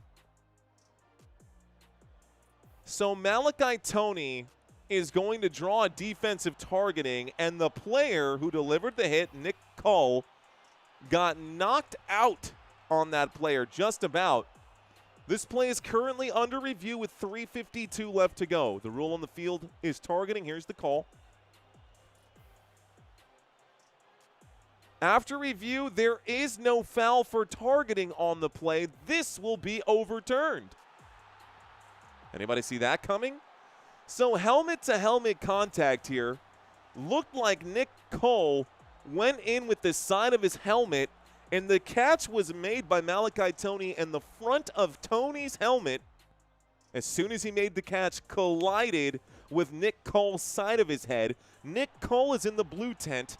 The targeting flag has been picked up, folks, so there is no flag for targeting. This has been reversed. It is still going to be a 14-yard catch here for Malachi Toney, and it is still a first down for the Miami Hurricanes. We line up on the 49-yard line for 1st and 10. Here's the snap. Single back formation, a handoff up the middle, and bouncing off, a flag coming in from the U. This run gets out to the 30-yard line. That could be a 29-yard run right, or a 20-yard run right here. Ball carrier Sharmar Brown, but there's another penalty on the play. Let's find out what this one is. This will be a holding call on the offense, guys. Number 87 against the tight end, Alex Bowman. Holding against Miami will back them up 10 yards right here. It's definitely a hold right there without it. Oh, definitely. That's clear as day, the U. Good job. Clear as day. I mean, he also had a hand in the face mask. It could have gone both ways here, but that's the right call. So that penalty happened 4 yards past the line of scrimmage. It brings up a 2nd down and 16, folks. 2nd down and 16. We're punched back in. Miami from their own 45-yard line. Here is the snap and a look to the right from their own 45. Actually, that was a replay of 1st down. My apologies. It was replay 1st down. 1st and 16. A quick look to the right-hand side after the penalty. Josiah Trader made the catch. He picks up 3 yards. It brings up a 2nd down and 13. The football is at the Miami 48-yard line. Break! Miami lines up for the 2nd down and 13. 2.5 to go. Motion to the bottom of the screen. It's Keelan Marion as the motion man. Dropping back, Carson Beck with all day in the pocket. Backwards throw. That pass is going to be picked up. It's corralled as it's a backwards throw. You see the official clearly punch back this way saying backwards. Open hand is not, but backwards with the fist right here means it's a backward throw. Clearly a backwards throw. Anyways, that is going to go into the hands of Mark Fletcher. It's not going to be a forward pass, but Fletcher will pick up about, 4 yards on that play. Takes it from the 50 out to the, not even. They picked up like 3 yards. 4. 3rd down and 9. Sloppy football. Shotgun formation. Trips to the right-hand side. The Rebels showing blitz. Flag coming in for a false start. Sloppy football manages to get sloppier. We'll stop the clock here. False start. Offense. 5-yard penalty. Replay. 3rd down. 3rd down and 9 becomes 3rd down and 14 after the penalty. 3rd down and 14. False start against Miami. They're going to line back up. The officials have punched the clock back in. Refs decide this game, says USMC wing. Okay. 3rd down and 14. 1:15 on the clock. Carson Beck in a shotgun formation, trips to the right-hand side. A three-man rush comes in. It's a handoff up the middle to Mark Fletcher. Great stop defensively by the Ole Miss Rebels. It is Eccles who makes the tackle, and this will bring up a 4th down. 2-yard pickup, 4th down and 12. Yep. Down he goes. Great job there by Will Eccles, the nose tackle, to wrap him up and drop him quickly. Mark Fletcher goes nowhere on the play. Time to punt. So this will officially be the 3rd punt of the game. We've seen 3 punts and 3 points in the first quarter. This one takes a bounce and goes into the end zone, resulting in a touchback. Starting this drive on the 20-yard line, it'll be a 1st and 10 with 24 seconds left to go in the first quarter. Miami has to punt, says Jerry Watkins. They sure do. Good stop. What is y'all boys doing, says Machiavelli. What up, Machiavelli? Touchback. That's it. What's going on, Josh? How you doing? Let's go, Rebel scum, says the Smoke 420. Tires, barbecues, and guns. What up, my friend? Okay. They got back to the action quickly, folks. So, Ole Miss in a shotgun now. It is Ole Miss with possession at the 20-yard line. A snap and a handoff to the running back, and Kawan Lacey will pick up a yard on the play. It'll bring up a 2nd down and 9, and Miami's defense is no joke, dude. Miami, it's going to be Mohamed Toure who makes the stop. This will take us to the end of the quarter, guys. Ooh, maybe not. 2nd down and 8. 3, 2. Ooh, this is going to be offsides. Neutral zone infraction. Encroachment. Who's it on? I bet it's on the defense here. 1 second left to go. Offsides. Defense. That'll be a 5-yard penalty, and it'll be a replay of 2nd down. So flag on the play. Offsides. Defense against Miami. 5-yard penalty. Replay. 2nd down. It brings up a 2nd down. They're calling it a 2nd down and 3 here. And Pat takes us to the end of the quarter. This will take us to the 2nd quarter. So end of the first quarter. When we get back after the offsides penalty against Miami, it'll be a 2nd down and 3. Mississippi, Ole Miss has the football right now on their own 27-yard line. Those of you guys still watching this live stream with me, thank y'all so much for hanging out.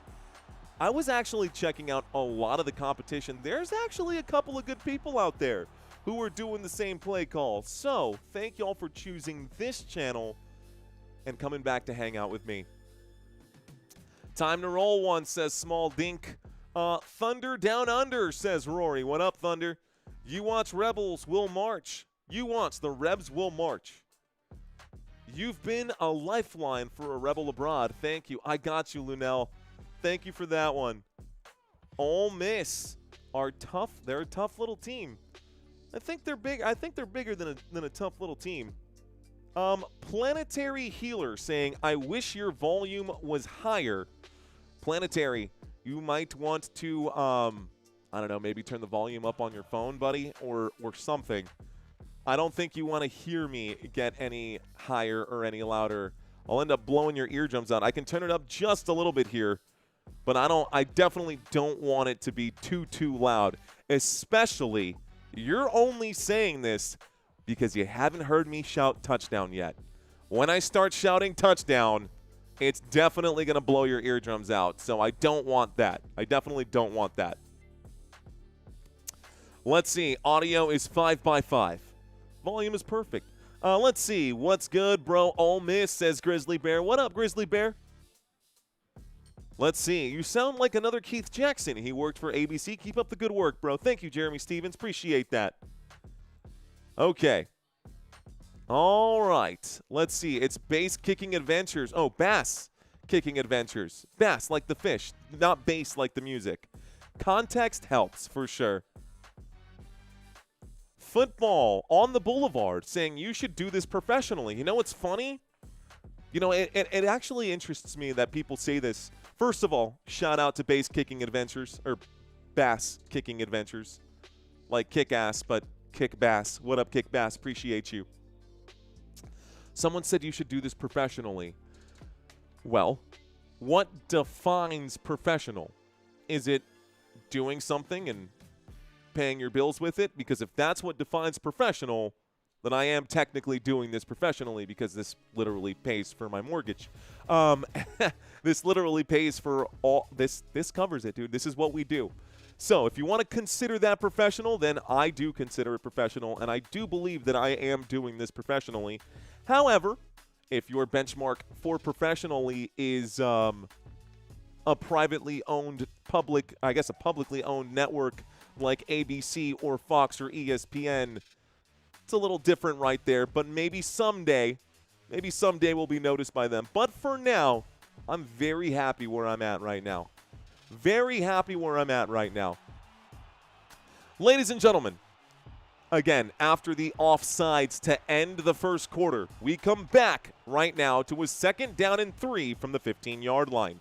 Here is a snap and a run up the middle. Kawan Lacey is gone. The 50, the 40. Ole Miss can take it all the way. The 10, the 5. Touchdown! There are no flags. Touchdown, Ole Miss. Kawan Lacey takes it for 73 yards.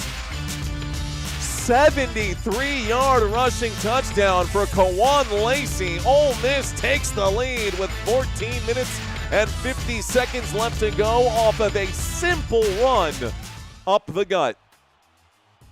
So, what do you know about that? This drive took just 34 seconds off the clock, and Ole Miss is the first to put up points. Here comes the extra point attempt. The extra point attempt is up. The extra point attempt is good, and the score is now 7-3.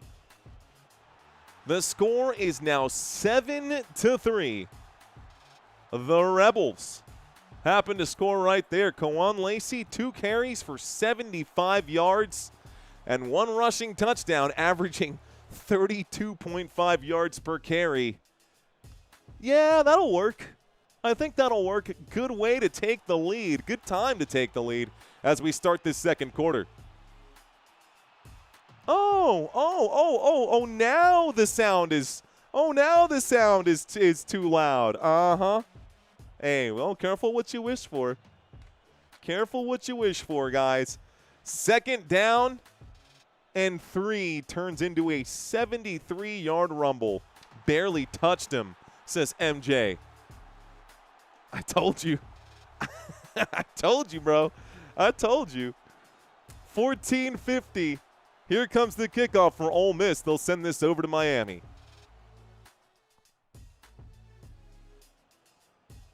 Miami going to kick off. Miami to receive the kickoff.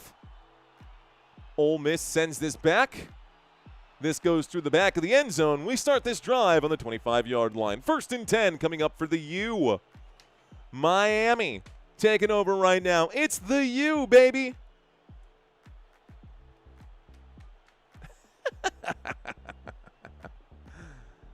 No, man, I'm not changing my mic anymore. You asked for it. That's what you get. You guys are stuck with it now. You guys are stuck with it now. Was that their first down? Actually, Kelly, yeah. I think it was. I think their first down of the day was a 73-yard touchdown run. Okay, 1st and 10, 14:50 on the clock. Shotgun formation, motion on the field. Here comes the snap. Looking to the right, throwing to the right. This time it's going to be caught on the right-hand side. This catch will be made by C.J. Daniels. It's going to be a gain of about 6. It'll bring up a 2nd down and 4, and we start this clock here once again. So 2nd down and 4 should move the football here to about the Miami 31. Call it the Miami 32. It's a 7-yard gain instead of a 6-yard gain. Shotgun formation, 2 receivers to the right, 1 to the left. Thank you, gorgeous. I appreciate that. Motion on the field here, the snap and a handoff. This one goes up the middle, and it looks like Miami's going to try to take a page out of the Ole Miss book. They run this up the gut with Mark Fletcher, and he does a good job. Fletcher gets the carry for 11 yards, and that's good for a Miami first down.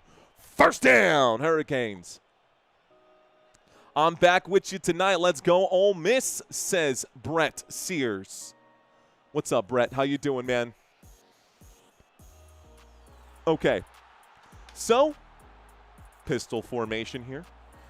In the pistol, we've got motion on the field from the top to the bottom. It's Malachi Toney who stops. He drops back right now. Carson Beck with time will wind up and throw. There's got to be a flag for pass interference. Without a doubt, pass interference right there. I'm not even going to wait for the call. I'll tell you right now that it's pass interference, and if it's not, I'm going to lose my mind. Yeah, there it is. Pass interference, defense against the Rebels. Without a doubt, that was way too early by Perkins. He got there a full second before. So, pass interference, defense. It's a 15-yard penalty. The intended receiver was Mark Fletcher. And the man who commits the penalty here is actually Suntarine Perkins, someone who knows better, but I guess the pressure is getting to him. This will be a 15-yard penalty and an automatic first down for the Miami Hurricanes. This moves the football to the 47-yard line. On 1st and 10, a swing pass to the left-hand side intended for Malachi Toney is incomplete. It stops the clock with 13:26 and brings up a 2nd down and 10.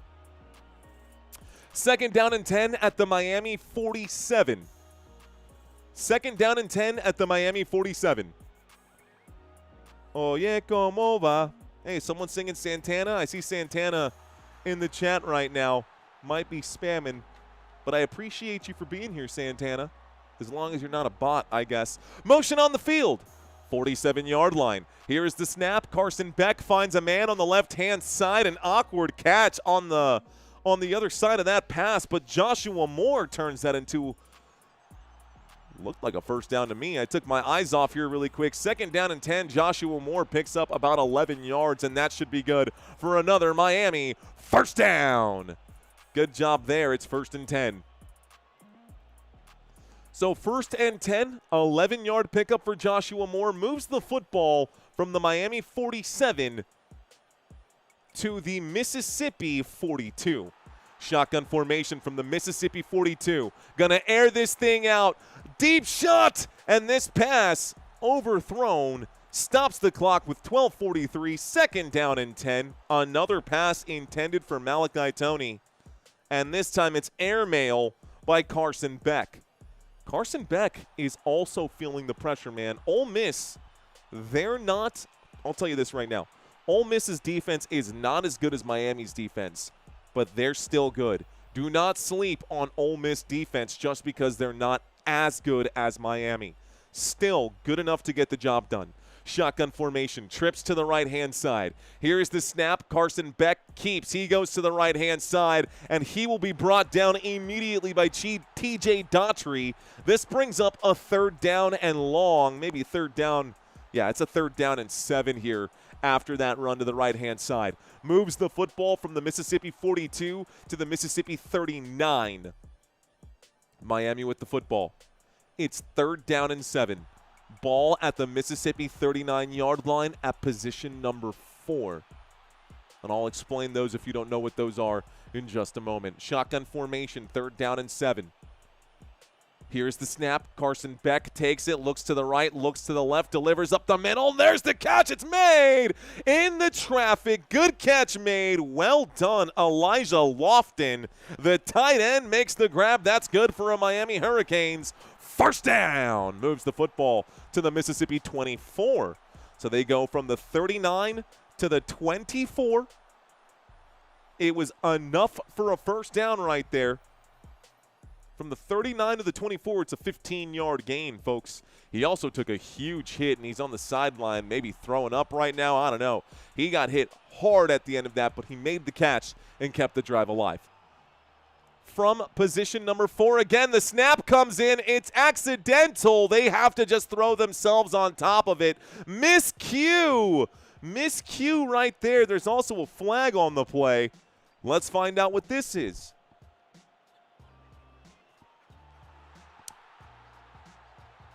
So, there was a flag.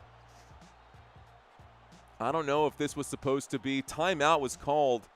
Miami going to use their first timeout. It looks like Coach saw that there was some sort of issues out there. Coach did call the timeout before the play happened. So well done by Miami's coaching staff to recognize that there was a little bit of a dissonance and disarray there on the offensive side of the football. Timeout has been called, folks. 11, is that right? Is my clock way ahead? It says 14:50. That can't be right. Got 11:18 left to go. That's got to be right. Let's refresh this. This thing's all kinds of messed up. Don't know why ESPN says one thing and not the other. Okay, don't matter. Miami should just forfeit the game at halftime. I don't think that's going to happen, man. And boom goes the dynamite, says Justin. Salt and pepper on Ajin King's banana? You salt and pepper the banana? Nah, I'll pass on that. See, I can get down with like chili powder on an apple or on a watermelon or on any kind of melon. That's fine. But you don't salt a banana, bro. I don't know what kind of bananas you're eating. From what I saw, the last Oregon game, Indiana is going to pluck the Ducks, says Creed. Fernando Mendoza is a baller, bro. Do the quagmire, says Justin. Ole Miss fans eat corn the If Miami had a better quarterback, they'd be unstoppable. Let's see. Chili lime on a mango, baby. That's it, dude. That's the one. It's all about the you, says Enrique Garcia. ¿Qué onda? Enrique Garcia, bienvenidos. Ladies and gentlemen, we are in the middle of a commercial break right now. Timeout was called by Miami as we get back from this commercial break. It is a 1st and 10 at the Mississippi 24. So we are inside of field goal range, just outside of the red zone. Just outside of the red zone. It is 1st and 10, and they've added a few seconds to the clock. So 11:23 left to go in the first half here. This is the CFP semifinal, folks. It is the Fiesta Bowl, the Verbo Fiesta Bowl, and we line up for 1st and 10.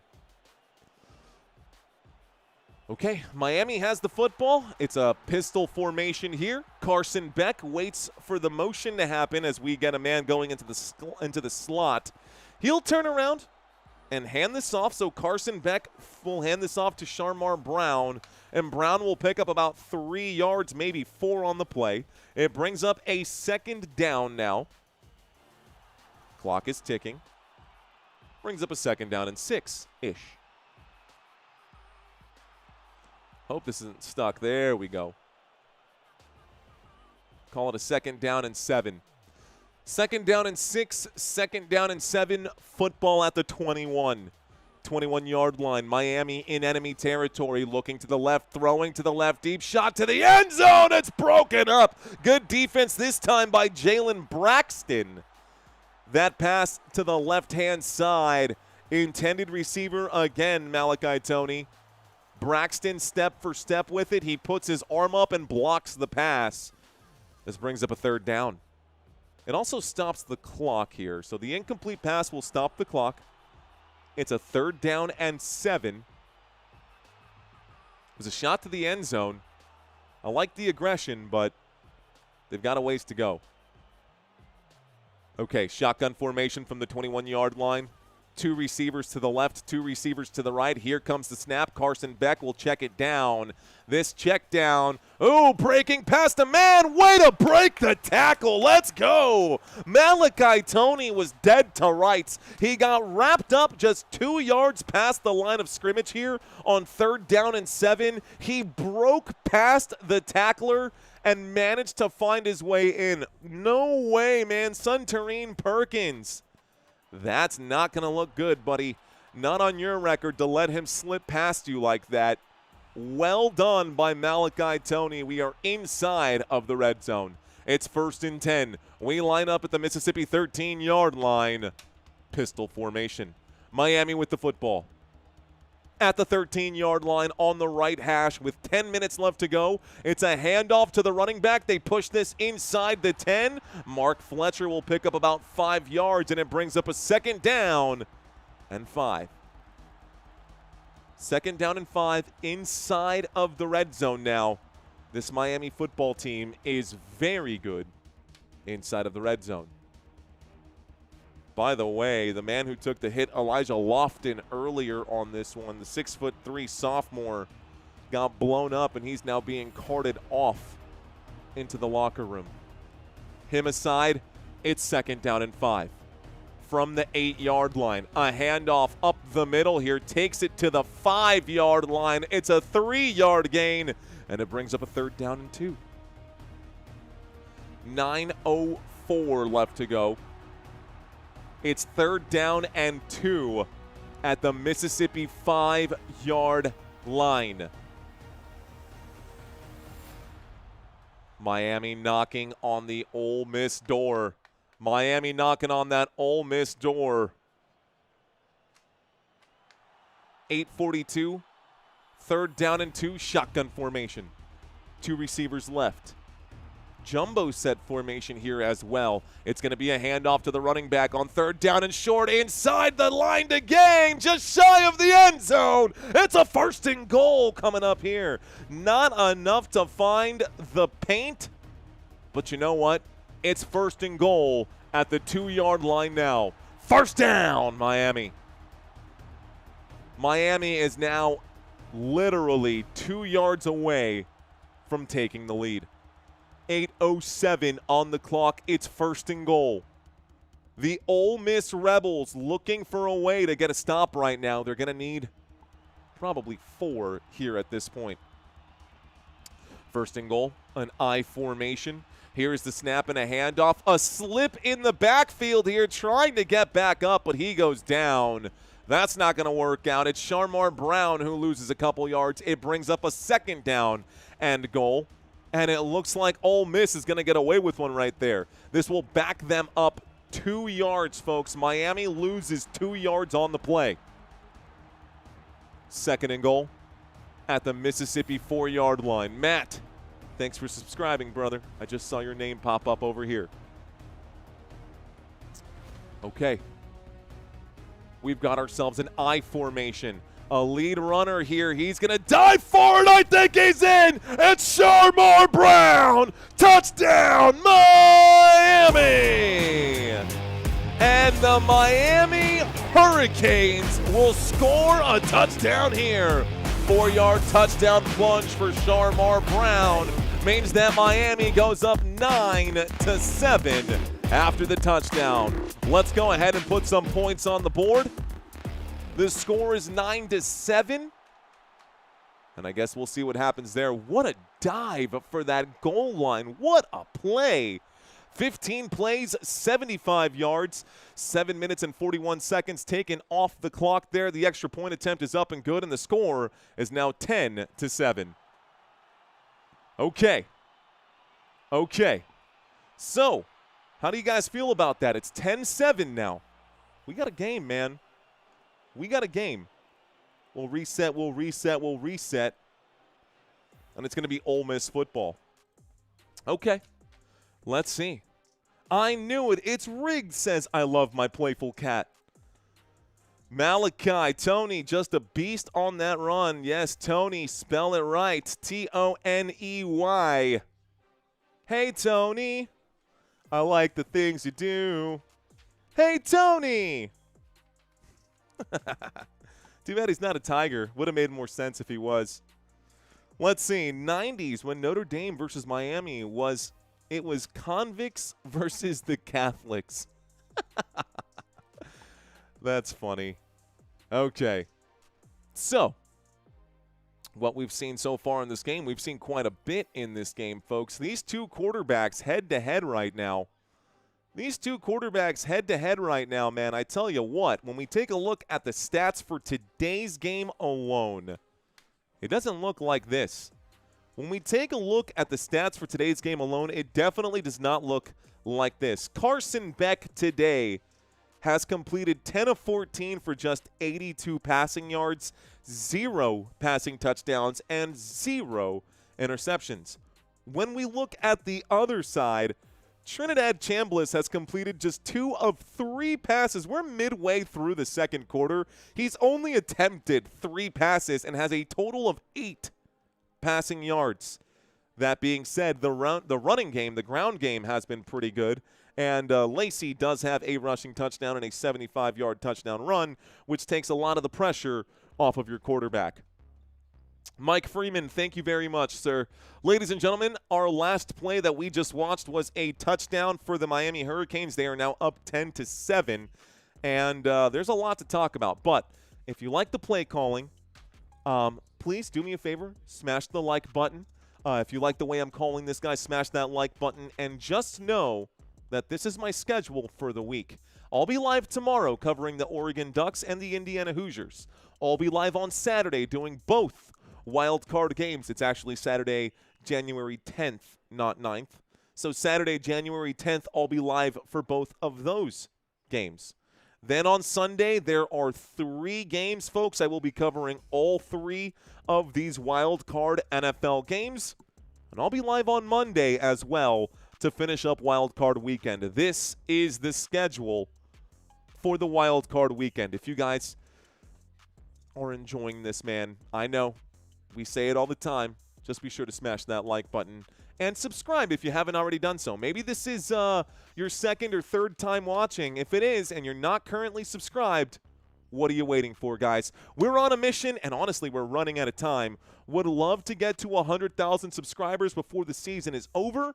Our first goal, though, is to get to 90,000. So if you guys want to watch this odometer change, we can at least get to 86 by the end of today. I feel pretty good about that.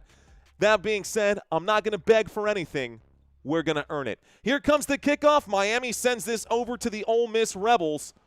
This goes through the back of the end zone, and we'll start this drive on the 25-yard line. So 7:09 on the board. Ole Miss going to start this drive on the 20. It says 2025. You said. It is.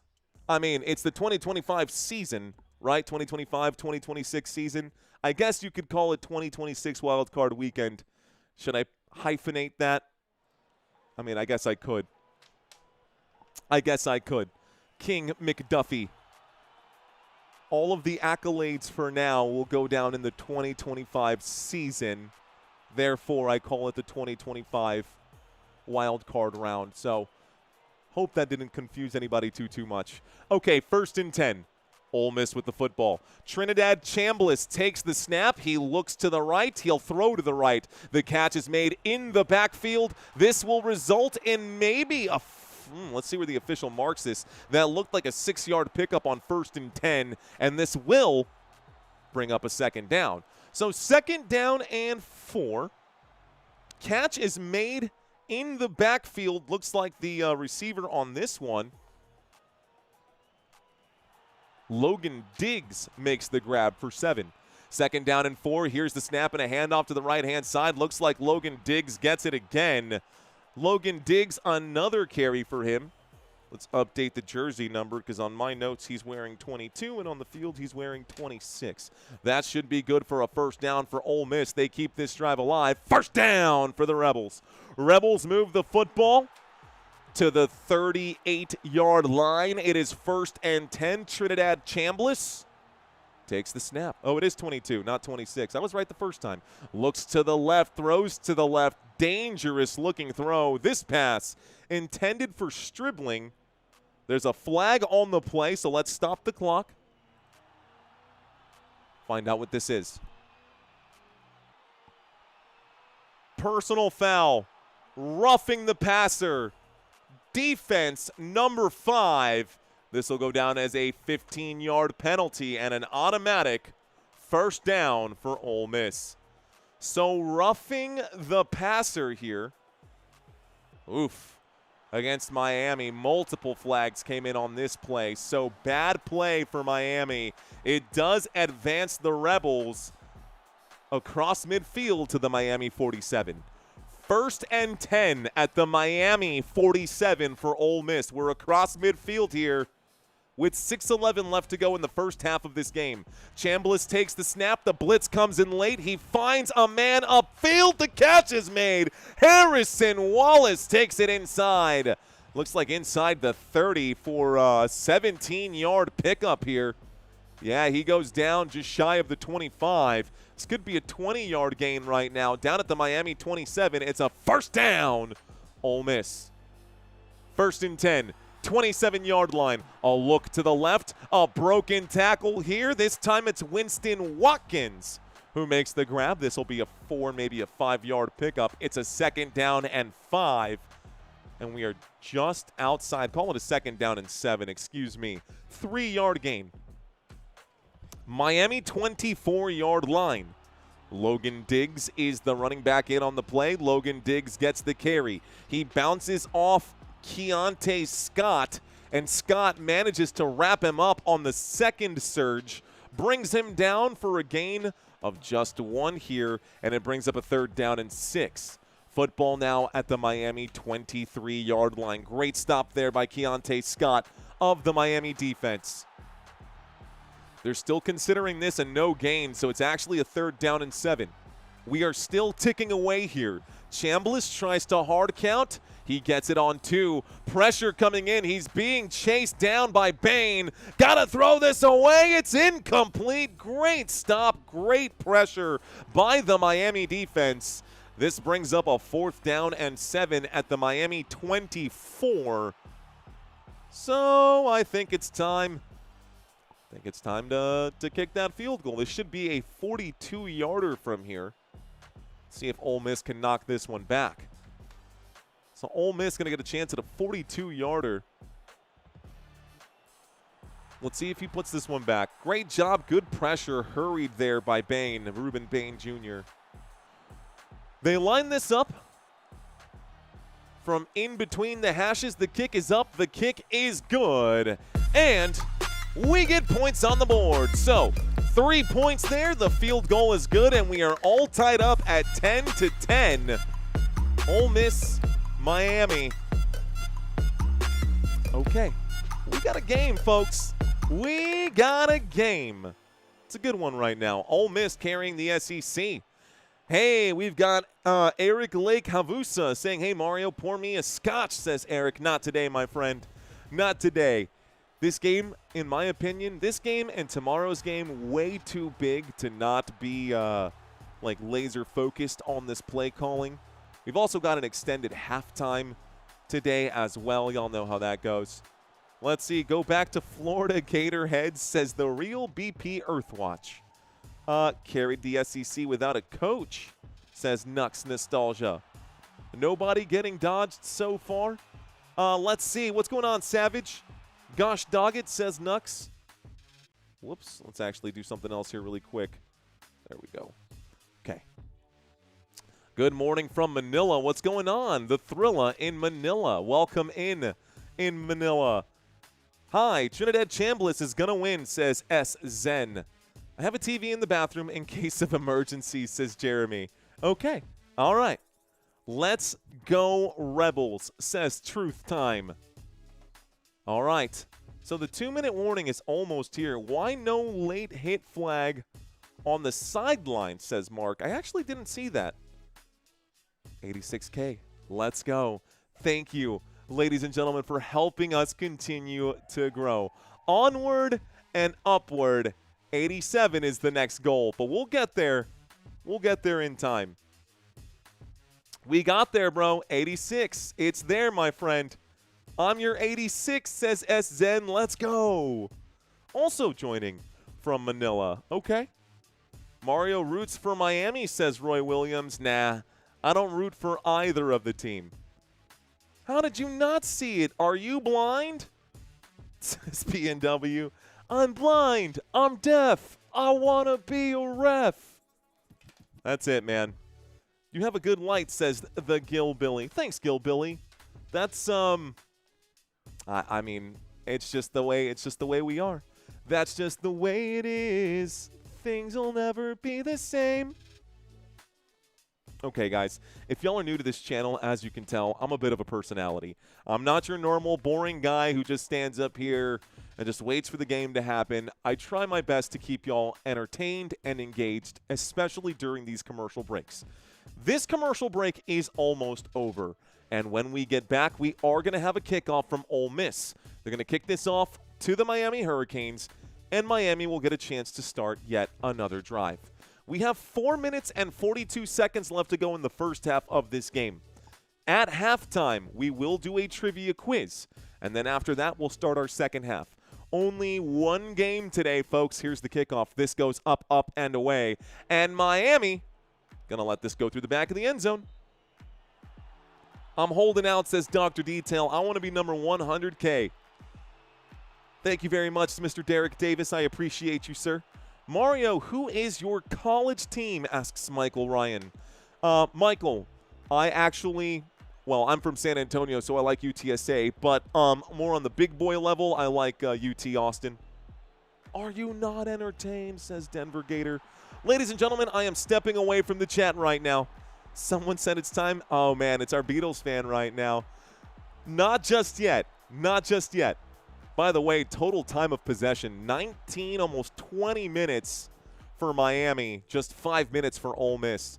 Here is Miami, 25-yard line. A snap and a handoff to the left-hand side. 1 yard pickup for Mark Fletcher. This brings up a second down. Second down and 9. We start the clock ticking once again. Looks like Kelly has become a first down channel member. Kelly Grant, fist bumps to you, girl. Appreciate you very much. Thank you. 4:19 left to go. Second down and 9. Ole Miss on defense. Miami with possession. Carson Beck on the left hash takes the snap. Looks to the right and throws to the right. Catch will be made on the right-hand side by Keelan Marion, but the tackle is going to be made by Graves Jr. of Ole Miss. So Chris Graves Jr. makes a big tackle. Let's go LSU Tigers, says Buddy with a $20 super chat. Thank you, Buddy. Here's a fist bump to you too, my friend. Appreciate that, sir. Appreciate your love. Appreciate your contribution here. We got a third down, folks. Third down and 5. Here's the snap. Looking left, airing this out. The catch is made on the left-hand side with a little room to roam. Keelan Marion picks up about 20 yards here. It was third down and 5 from the Miami 30. There's the play one more time. He makes the catch at the 40, draws the contact. He'll pick up from the 30 to about the 48. Call that an 18-yard gain. That's good for Miami. First down. Ooh, maybe not. He stepped out of bounds a little shy there before the contact. They're going to bring this back to the 44. Either way, it's still a first down. First and 10 from the 44. A look to the left, a toss to the left. It's actually an overhand pass. Alex Bowman makes the grab, picks up 4 yards. This brings up a second down. Moves it on second down on first and 10 from the Miami 44. It's now a 2nd and 6 at the Miami 48 as we approach the 2-minute timeout. Let's go Tigers. Again, this time it's Thomas. What up, Thomas? Appreciate that. LSU dropping some love right now. Here's the snap and a run to the right-hand side. Pressure coming in. He'll wind up and throw wide open. It's caught. Touchdown, Miami. It's going to be a touchdown. I think that was caught by Marion again. Let's go. 52-yard touchdown grab for Miami, ladies and gentlemen. Let's go. We've got the Hurricanes on top now. They take a 6-point lead. A huge play right there. 2 minutes and 18 seconds left to go. 52-yard touchdown bomb. Here comes the extra point attempt. The extra point attempt is up. The extra point attempt is good. The score is now 17-10 as we approach that 2-minute break.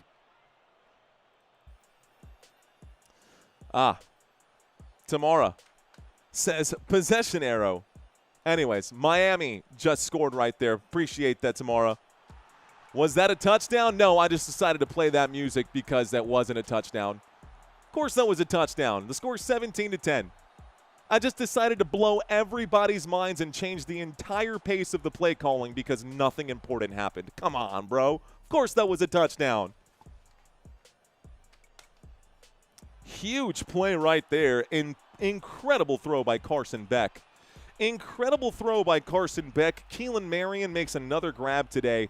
He now leads this team 4 targets, 4 receptions, good for 78 yards and a receiving touchdown. Miami now up 17-10.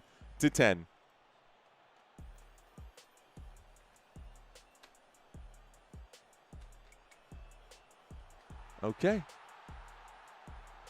Second down, doesn't matter. Okay, guys. Second quarter, almost over. 2 minutes and 18 seconds. Ole Miss is going to get the football back. Here is the kick. Another touchback. Ole Miss starts the drive now on the 25. Does Canes get the ball at second half? Yes. Yes. Because Trinidad on the opening drive of the game, 3 and out. First 2 drives of the game for Ole Miss. 3 and out. Anyways, 2:18 left to go.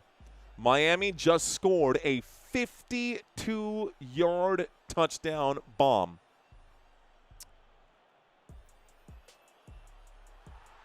Will Ole Miss be able to answer back? So Ole Miss lines up on the 25-yard line. Shotgun formation. 3 receivers on the right-hand side, 1 on the left. Motion this time from Mark Fletcher, who was lined up as a receiver, makes the grab on the left-hand side. He is down at the 29. This will be a 4-yard gain. It's a 2nd down and 6. This should take us to the 2-minute timeout. Should take us to that 2-minute break. No snap coming in right now, and this stops the clock. So, 2 minutes. 2 minutes left to go here, folks. In the first half, my gosh, we've got ourselves a game. Take a look at some of these stats over here, guys. You got Carson Beck and Trinidad Chambliss, both these guys going head-to-head. But when we look at the numbers, Miami clearly has the inside track. 230 total yards. They're outpacing them through the air and on the ground. And that is despite getting the football second here. And the separation through the air is just, like, really bad. They've more than tripled their air yards here today. Ole Miss looking for something through the air. Really, they just want to stay in this game. It's going to take a touchdown here in order for them to stay in it, for sure. Miami versus Indy. Let's go, says Rap Boy Kari. Mario, you get too excited when Miami scores. Well, you know, if Ole Miss scored more touchdowns, I'd get excited for them too. I just call it like I see it. If Ole Miss could score more touchdowns, I promise I'd get just as excited for them as well. Let's go. Don't everybody worry. Rebels gonna march. Let's see. Ole Miss all the way. What is a homer? What is a homer? I don't know what a homer is. Let's see. Let's go Miami.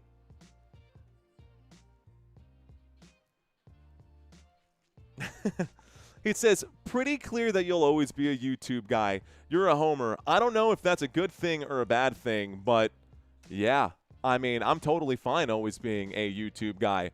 Pretty sure those guys who actually make it on YouTube make most than 99% of America, and I'm just fine being a YouTube guy because I don't got to leave my house. I get to hang out. I get to do me, right? I don't need another boss telling me what to do or anything like that. Let's go, Homer. Why? Because this is an Odyssey because it's an odyssey right now. Homer is someone who loves their home team. Ah, someone who loves their home team. Okay, I mean, that's fine. Are you in shorts right now, says Quincy. Bro, no, I'm wearing black pants like a grown adult. I'm also wearing shoes like a grown adult because, you know, what? I don't get it. Let's see.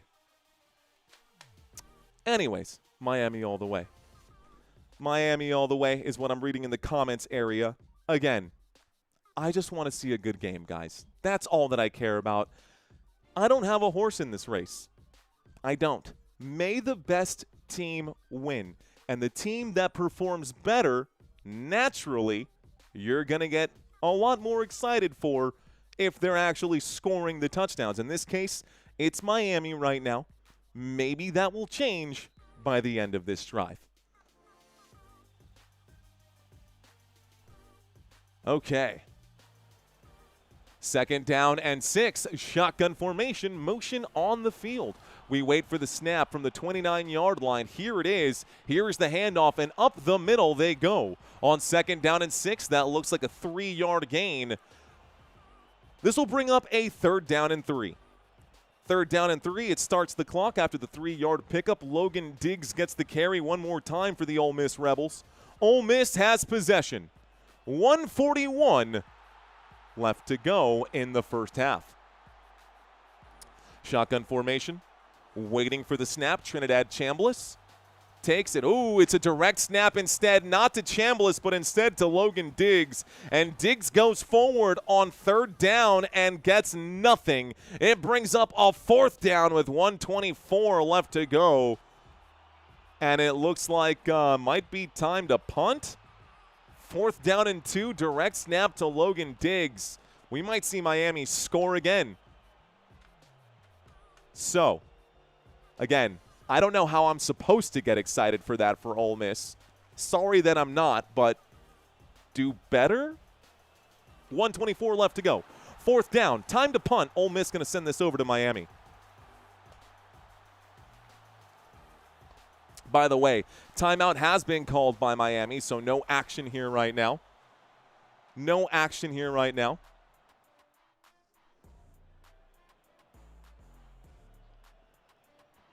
Looks like a super chat coming in. Someone blessing the channel right now. Buddy says, if Miami wins, we can go ahead and get our coaches and players back to their new homes in Baton Rouge. Go Tigers. Buddy, thank you for that super chat, my friend. That's the biggest one of the day. I appreciate you, your enthusiasm, and your generosity. Thank you for that, sir. 1:24 left to go. It is time to punt for Ole Miss. Here comes the snap. Here comes the boot. This one goes back, and this will not be returned. We'll start this drive on the 26-yard line. Miami takes over. It's 1st and 10 for the Hurricanes. What's the fake punt, says Jackie. Hey, Oregon Ducks and their fake punt were so good last week. That fake punt had me cheesing for like the whole day. Great job by the Oregon Ducks to do a fake punt. Did the Rebels do a fake punt last week too? I feel like they did. I feel like Ole Miss did do a fake punt last week. Vaguely remember that. Okay. Miami has the football. Miami's at the 25-yard line. Carson Beck in a shotgun formation right now. Here is the snap, a 4-man rush coming in. Oh, the pressure comes in! Sit down! Well done! This is going to be Princewell U who makes the play. This is a sack, the first of the day for Ole Miss, and backwards goes Miami. Princewell Uman Malin makes the tackle. Well done. It's a loss of 8. A timeout will be called here, by the way. It did stop the clock with 1:13. It leaves 2 timeouts remaining, 1:13 left to go. Ole Miss's defense steps up this time. They're trying to keep their team in this game. Miami has 1 timeout remaining. Ole Miss has 2 timeouts remaining. That was the first one taken by Ole Miss. We're waiting to get back to the action. Waiting to get back to the action. Miami's got this one. Prince Malin says, Single says, they call me Prince. They call me Prince. USMC Wing saying, how cute. He made an upside down U. That jersey not looking so fresh and so clean anymore now, is it? Here comes second down and 18 from the from the 17-yard line. A snap and a handoff up the middle they go with this. Looks like Miami not going to pick up much. Ball carrier Sharmar Brown, he picks up about a yard or 2. This will bring up a third down and long. Keeps the clock ticking. Actually, Ole Miss will use a timeout, stops the clock. They want to get the football back. It's third down and 16. Football at the Miami 19-yard line. Are you guys tracking what I'm saying right now? Timeout has been called.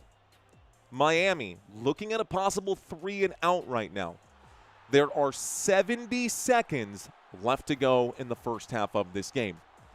Ole Miss called the timeout because they believe they can get a stop here on third down and 16. If they are successful in doing so, they will use their third and final timeout of the half. They will get the football back, and they'll have about a minute here left to score. Now, if Miami picks up a first down here, well then, hey, tough cookies there for Ole Miss. But Miami breaks the huddle. Break! They line up. Pistol formation, trips to the right-hand side, one man on the left. Motion on the field. Here comes the snap. Here comes the handoff. Up the middle they go. Ooh, staying on his feet but not picking up much. Still shy of the 25 here. It's a third down and 16. They'll pick up 5. It brings up a fourth down and 11. Timeout. Going to stop the clock with 1:02. Ole Miss has no timeouts remaining, and just as expected here, Miami's going to punt. Miami's going to send this over to Ole Miss. Ole Miss is going to have about less than 60 seconds to score and try to tie this up before the half. Chambliss is amazing. 42 yards, says MHM13. Incredible, dude. A showstopper today. Hey, I will say, Chambliss is pretty freaking baller, bro. But this Miami defense, we saw what they did to Ohio State. We saw what Miami did to Ohio State, so I'm not surprised that we're seeing that happen here as well. Okay, time to punt. Fourth down and 11. Miami boots this thing. That's signaled a fair catch at the 32-yard line. So 55 seconds left to go. It's a first down coming up now for Ole Miss. I don't know if Chambliss is getting some prayers right now. I don't know if that's his mom or what. But getting a pep talk out there from someone on the sidelines. Could definitely be his mom. Don't know who that lady is, but yeah, it's his mom. It's your mom. No, it's Chambliss's mom out there giving him a pep talk. Young man still, you know. 21 years old, still going through life, learning lessons, school of hard knocks. First and 10, 31-yard line shotgun formation. Looks like Logan Diggs is the running back in on the play with him. Left hash. Here's the snap. Looking left. Checking it down. Catch is going to be made by Logan Diggs. Diggs to the left-hand side, goes out of bounds. He stops the clock. 46 seconds left to go. Good job to use the sideline to kill the clock. It is going to be a 4-yard gain. It's a second down and 6. Another shotgun. Same formation, trips to the right-hand side, one man alone on the left. Plenty of time here on the play clock. Chambliss calls an audible, and I see everyone at the top of the screen kind of shuffle around here. They're showing a 4-man rush on the defensive side. Play clock now down to 7. They do rush 4. Chambliss to the right. He finds an open man. The catch is made. Harrison Wallace, but they got to get back quickly. That's good for an Ole Miss first down. Out to the Mississippi 44-yard line. First down, Ole Miss. Can Ole Miss get a field goal here to cap off this drive? We line up on 1st and 10 from the 44-yard line. Chambliss looks to the right, throws to the right, gots to get out of bounds, and he does. 1st and 10, it's a 7-yard gain. It brings up a 2nd down and 3, and it stops the clock with about 32 seconds left to go. Receiver on that pass, again, Harrison Wallace. 2nd down and 3. Chambliss on the right hash. Far side of the field to the left. So now we've got 2 receivers left, a receiver and a tight end on the right. Here comes the play, and airing it out to the left-hand side. Catch made right here, down at the 40, 26 seconds left to go. This is going to be good for a first down. It's Caden Lee who makes the grab. Time to spike here at the 40-yard line. Let's see if they can stop the clock here. 1st and 10, they spike, they clock it, 24 seconds left to go. It's 2nd down and 10. At the Miami 40. Okay, clock is stopped. 2nd down and 10 at the Miami 40-yard line. So far, this drive has gone 5 plays, 29 yards, and 31 seconds. Ole Miss is lined up quickly for another play. Chambliss waits for the snap. He walks up quickly.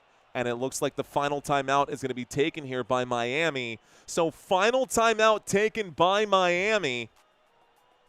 And we're going to get a quick break here to figure this out. Wrong way, says Lucifer. Oh, did I say first? Did I point this way for first down? My apologies. First down, Ole Miss.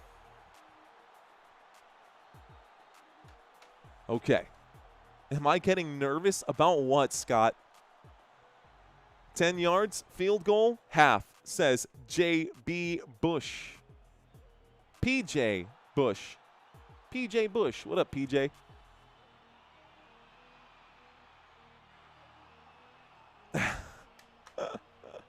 Frymeister Bond, you got yourself put in timeout. That's okay, sir. Appreciate you being here. Hey, Pennsylvania loves me. I love Pennsylvania too, Frymeister. Welcome back, brother. Glad your timeout break is over. Appreciate you still being here, dude. Appreciate you a lot, man. Okay. Shotgun formation. 2 receivers and a tight end on the left. 1 receiver to the top of the screen. A 3-man rush comes in. Chambliss almost throws an interception. That in and out of the hands right there of Dylan Day. It brings up a 3rd down and 10. It also stops the clock. Dylan Day almost comes up with a pick. And Ole Miss gets away with one. A little bit of a push-off right there. Okay, guys, 3rd down and 10. 19 seconds left to go. 2 left, 2 right. Chambliss claps his hands. Here comes the ball. Looks to the left. Incomplete again. 4th down and 10 with 16 seconds left to go. This would be a 58-yard field goal. I don't see that happening. I could be wrong, but a 58-yard field goal attempt, I don't know.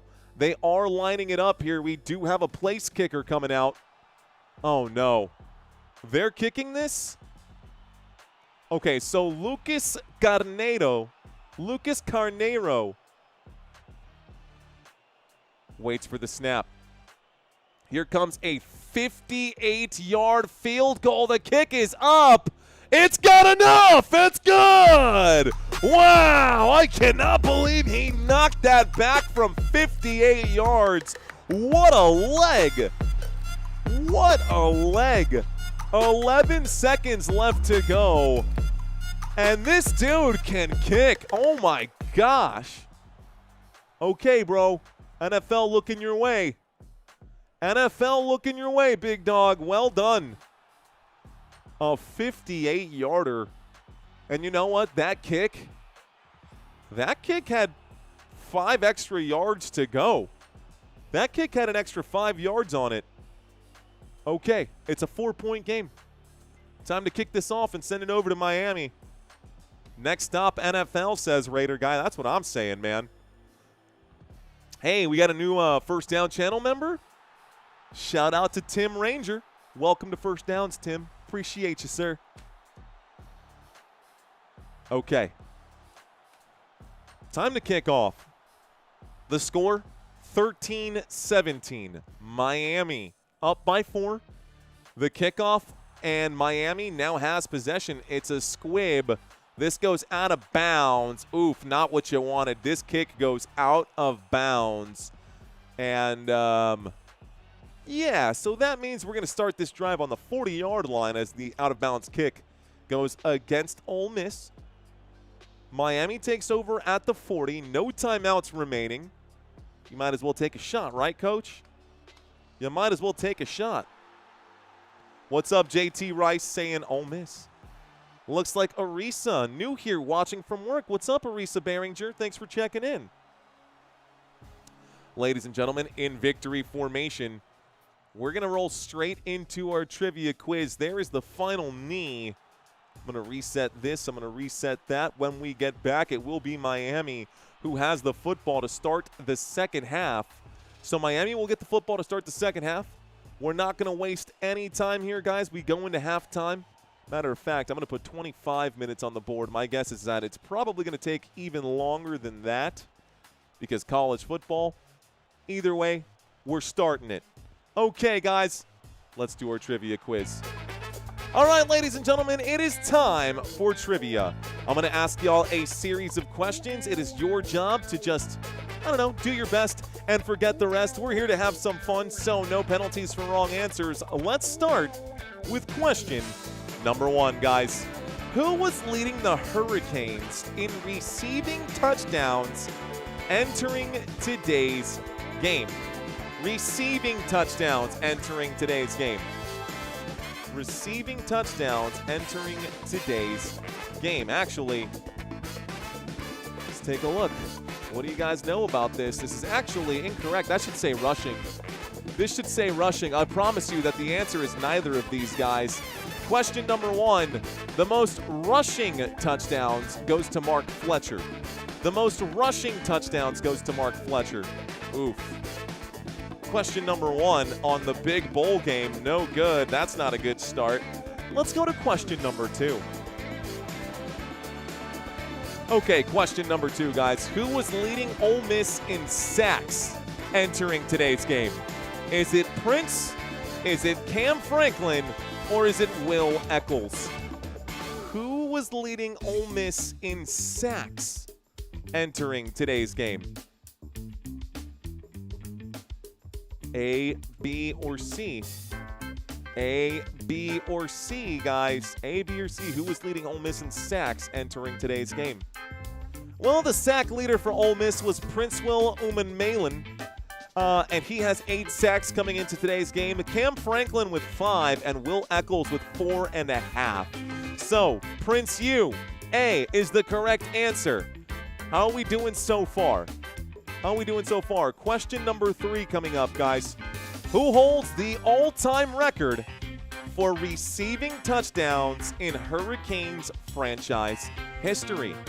Is it Lamar Thomas, Michael Irvin, or Xavier Restrepo?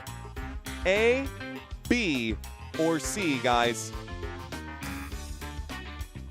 This one should be a pretty good one. All-time receiving touchdowns record, it goes to Michael Irvin, guys. Michael Irvin, all-time Hurricanes program, 26 receiving touchdowns. How'd y'all do? Irvin, I hope, says I-burn. That is correct. Most of you guys got this one right. Let's move on to question number 4. Question number 4, guys. Entering today's game, who had the single-season rushing yards record for Ole Miss? Is it A, Deuce McAllister? Is it B, Joe Gunn? Or is it C, Quinshon Judkins? Who had the single-season rushing yards record for Ole Miss? Single-season rushing yards record for Ole Miss. Do you guys know? The answer is Quinshon Judkins, guys. The answer is Quinshon Judkins. JT just sent me a reel. I'll have to take a look at that, guys. Judkins, 1,567. Lacey, 1,400 and some change. But hey, let's move on to question number 5. Who has the single season record for passing yards in franchise history for the Hurricanes? Miami Hurricanes, most passing yards in a single season. Actually, yeah, single season here. A, B, or C, the single season record. Is it Ken Dorsey, Cam Ward, or Brad Kaya? A, B, or C? You guys might be surprised to know that Cam Ward, the current quarterback for the Tennessee Titans, holds the Miami record with 4,313 passing yards in the 2024 season. Just so you know. Okay, guys, question numero 6. Question number 6 here. Who holds the Ole Miss single-season rushing touchdowns record? Rushing touchdowns, not rushing yards, guys. Rushing touchdowns. Is it Kawan Lacey, Quinshon Judkins, or Archie Manning? A, B, or C?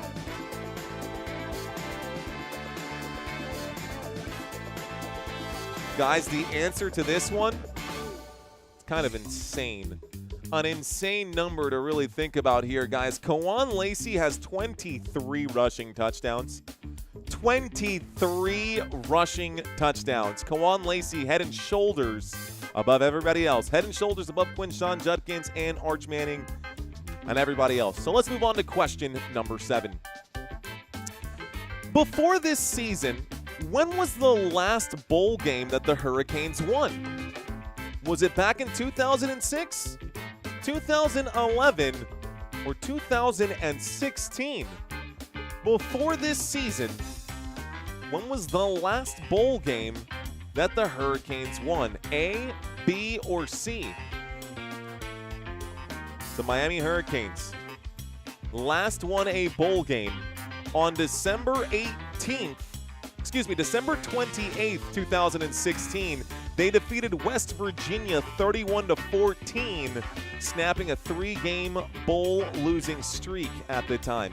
So the answer was C.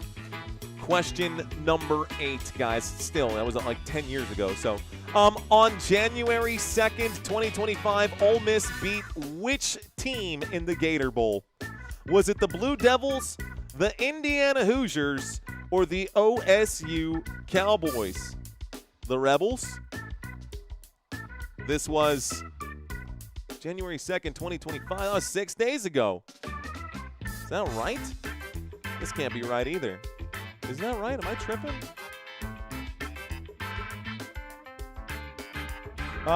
So, wait a second here. Taking a look at something right now. Is this right? Yeah, they beat Duke. They beat Duke is what happened here. They beat Duke 25-20 at Everbank Stadium in Jacksonville, Florida. Okay, a little confused by that one. Last question here, guys. Which of these Hall of Fame linebackers went to Miami University? Which of these Hall of Fame linebackers went to Miami University? Is it Brian Urlacher, Jack Lambert, or Ray Lewis? A, B, or C? Which of these Hall of Fame linebackers went to the University of Miami? The answer is Ray Lewis. Look at that photo of Ray Lewis right there. Is he doing push-ups? We'll guess that he's doing push-ups. I don't know why he's sideways right there. I don't know where Santino got this photo in from. But your answer is Ray Lewis. If you didn't know, now you know. All right, guys. Here we go. Which of these Ole Miss alumni players are in the NFL playoffs this year? Is it Evan Ingram, Mike Hilton, or Jackson Dart? Which of these Ole Miss alumni are in the NFL playoffs this year? A, B, or C? Well, I will have you know that Evan Ingram is the tight end for the Denver Broncos, who are currently getting a bye week this week. And, yeah, that is your answer to the final one. It is Evan Ingram. And even if he would have been still on the Jacksonville Jaguars did make the postseason as well. So, ladies and gentlemen, how did you guys do? I got you, QN Production, anytime. C, chat. C, says Roy Williams. What did I see? Evan Ingram with the Broncos. That's Jason spelled Jackson. That's Jason spelled Jackson. Best ever. Coach Lenny got 9 out of 10. Let's go, Coach. Coach got 9 out of 10. I remember Ray Lewis in high school. Okay, rock and roll. I scored 100, says Fermi Paradox. Yay, I got them all right, says Drago Balboa. All right. Okay, so let's go ahead and JT sent me something else right now. I just checked. It's popping up on my phone. I don't have a chance to check it out right now, but I'll take a look at it afterwards, bro. Dart is in Cancun right now, for sure. Okay, guys, so as you can see above my head, we've got a long time until the second half starts. Why? Well, because college football just is that way. So, since we've got 15 minutes, I know a lot of you guys missed our pregame right now. So let's do some breakdowns here and some recaps of what we've seen this season. Okay, how about we do a quick look at the 2025 regular season and the leaders? Those of y'all who missed the pregame, guys, take a look at your 2025 NFL regular season leaders. Matthew Stafford leads the NFL in both passing yards and passing touchdowns this season. Matthew Stafford, 4,700 passing yards and 46 passing touchdowns. Really great numbers. Honestly, I don't understand how he wouldn't be MVP here the way that he's been playing this season. You'll see that James Cook leads the NFL in rushing yards, 1,620 rushing yards. That is first in the NFL.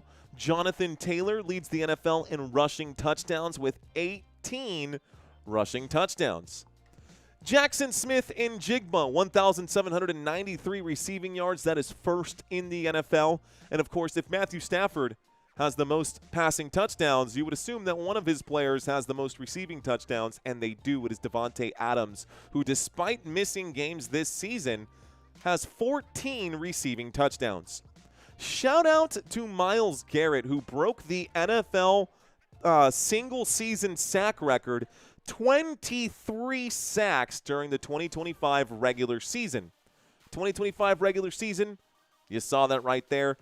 23 sacks. And, of course, Kevin Byard with 7 interceptions. This is your top players for 2025. Miami will tighten up this quarter. We'll see. Kelly saying, smash those likes. Myles Garrett got lucky that TJ Watt got injured, says Sue Mullins. Ooh, Sue. Puka is mythical, says Roy Williams. Puka is an absolute beast, but he came in just shy of Jackson Smith and Jigba.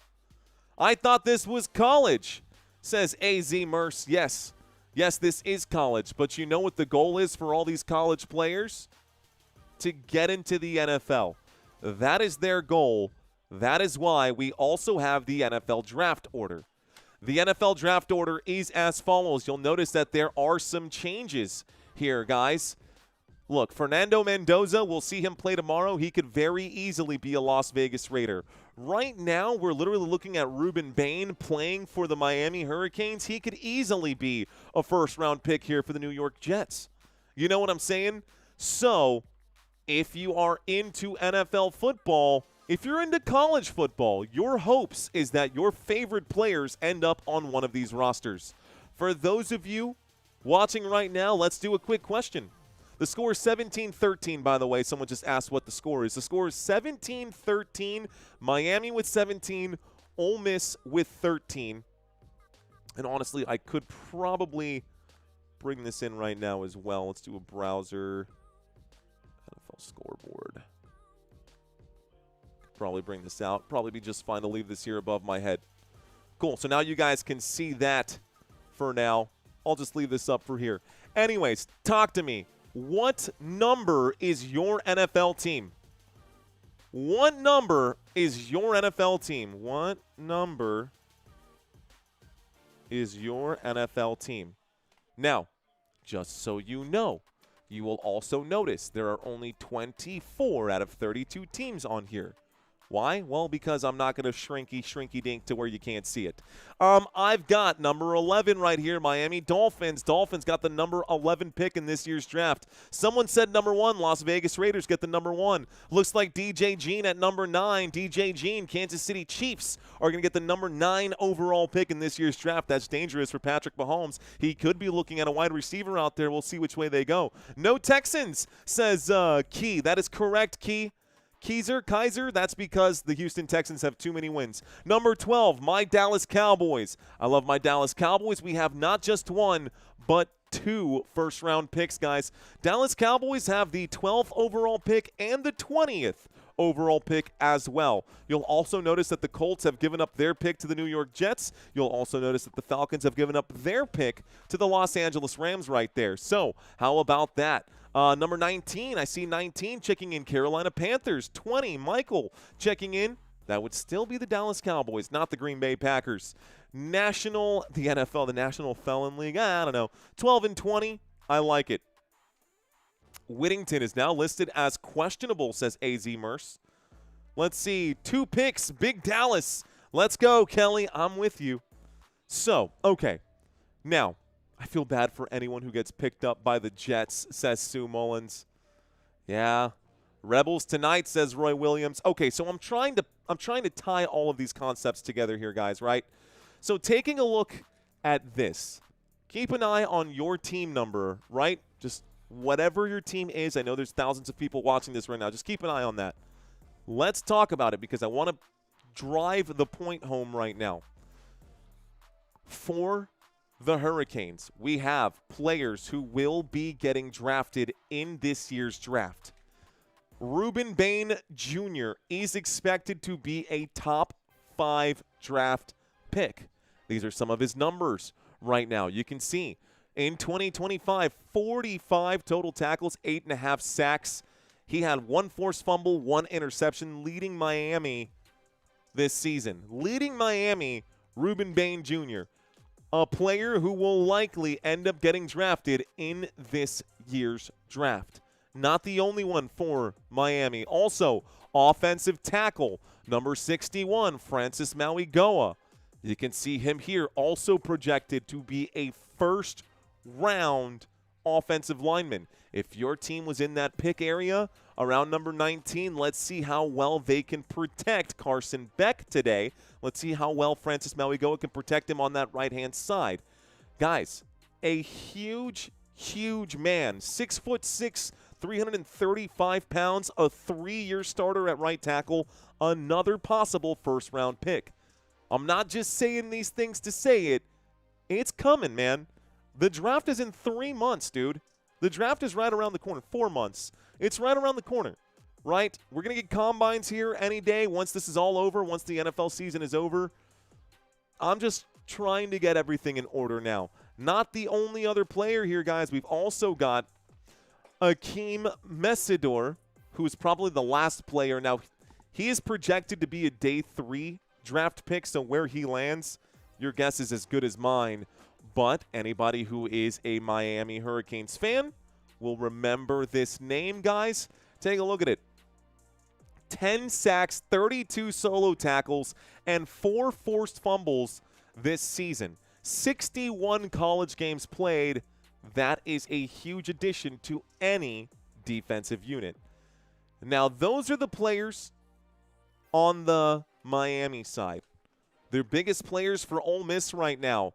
Projected to be a late first-round to early second-round pick, defensive tackle Xavier Harris. 6'7" and 320 pounds. In 2025, he had 27 solo tackles, 3 sacks, and a pick. Preseason All-SEC by coaches and media. Senior Bowl top 300 for Xavier Harris. Not just Xavier Harris, ladies and gentlemen, but he'll probably be the first player taken for Ole Miss this season. We've got Suntarine Perkins, who actually has been beat a couple times today. That does not look good for his draft profile. Projected day 2 draft pick in 2026 could definitely fall to day 3, especially if he's a number 91 overall pick. He's technically the number 10 linebacker. That is according to Draft Buzz, in case anybody's wondering where I pull this data from, draftbuzz.com. Now, the big thing about this guy is that he is fast. 4.58 on his 40 and 84.6 overall prospect rating right there. And, of course, our last option here, my last prospect, my last favorite player here for Ole Miss is the tight end Daquan Wright, who honestly is on the side of a milk carton right now. He was projected to be drafted somewhere in the 3rd or 4th round. This season, 36 receptions. On those 36 receptions, 571 receiving yards and 4 receiving touchdowns. But the man is 6'4" and 255 pounds. He is honestly a really good blocking tight end, but an even better receiving tight end. We'll see how far he goes. You know, even if you get drafted into the NFL, there's no guarantee that you will be able to hold a roster spot.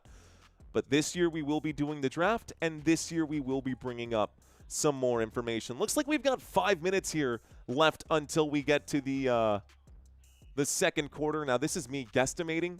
I'm just assuming there's going to be 5 minutes left. It could be longer. It's probably going to be longer, which blows my mind how long these halftime breaks are. But while I've got you guys here, we will have, ladies and gentlemen, a few more games this week. Tomorrow, obviously, the Oregon Ducks and the Indiana Hoosiers. Who are you taking out there? Are you going to be covering the draft? Oh, yeah, Booyah, man. I'll be covering the draft for sure.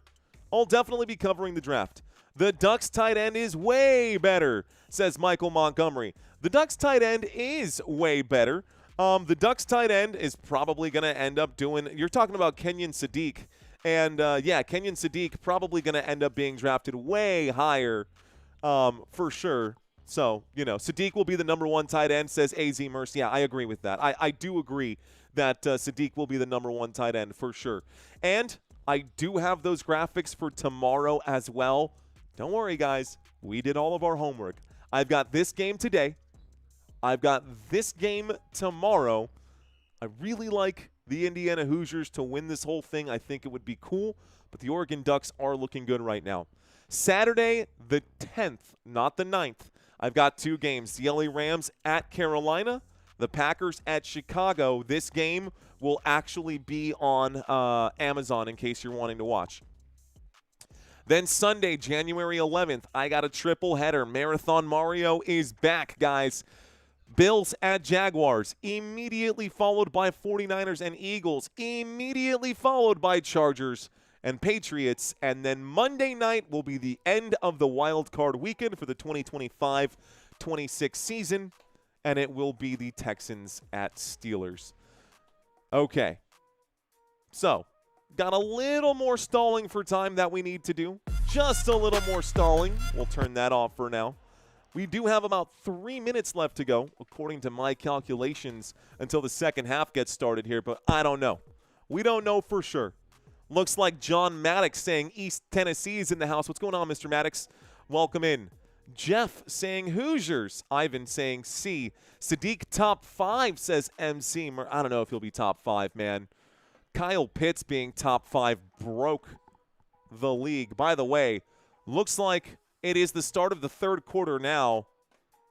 It's better to under-promise and over-deliver. Looks like we're about to get this third quarter started here in just a moment. Miami will have the football to start the second half. Mendoza is from Miami, says Joel Ramos. Bills Mafia checking in. Texans don't have a winning tradition, says TRR. That's true, but the Texans are the newest team in the NFL, so give them a little bit of time. 10,000 here at Football Nation, says Doug. Oh, yeah, brother. We're just getting started, Doug. Okay. The Ole Miss Rebels are lined up to kick off to Miami. We're starting the second half now, folks. The second half starting right now. I am on T-Bird. What up, Auntie Bird? Thanks for checking in. Here's the kickoff. Ole Miss sends this to Miami. I cannot see the chats anymore at this point, folks, so if you guys are trying to reach me, I'm going to leave it up to you guys to talk amongst yourselves. We are going to start this drive on the 25-yard line on a touchback, and Miami now takes over here. Ole Miss on defense. It's a 1st and 10, Miami at the 25. 15 minutes on the board. In case anybody is curious, this is how the first half broke down. It is 17-13 as we start this second half. Here is Carson Beck. Carson Beck has completed 14 of 18 passes. He's in a shotgun. He takes the snap and hands this off. Keeping the football on the ground. Looks like a 3-yard pickup here. Modest gain for Mark Fletcher. Second down, and more importantly, it gets the clock ticking here. So 2nd down and 7. Moves the football from the Miami 25 to the Miami 28. Football to the Miami 28-yard line as we start this second half. Oh, man. Oh, man. It's going to be a good one, bro.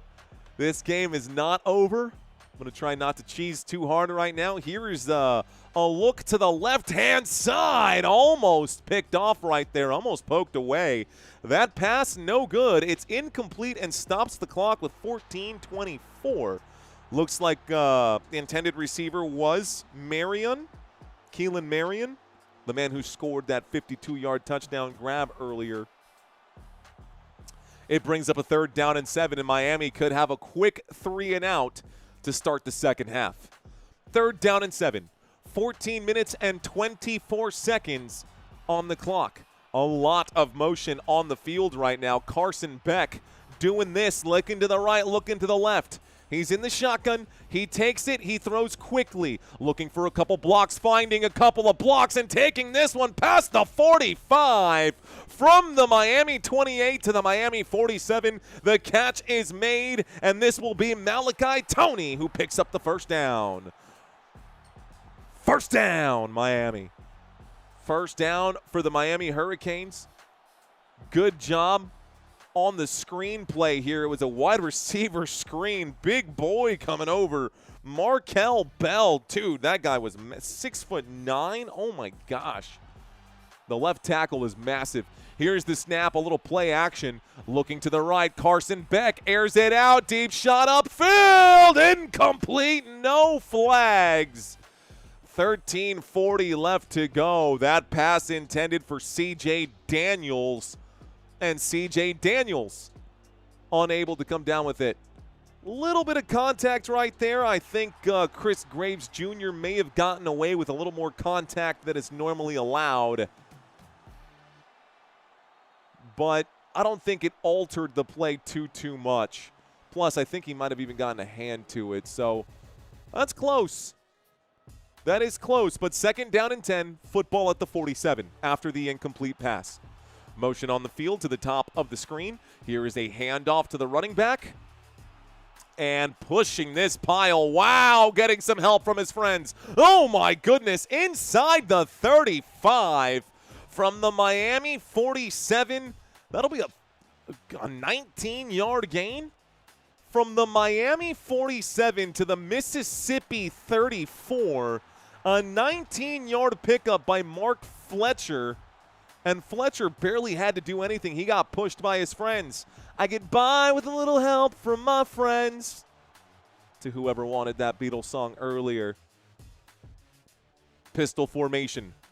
34-yard line in Mississippi territory. Miami with the football. There's the snap.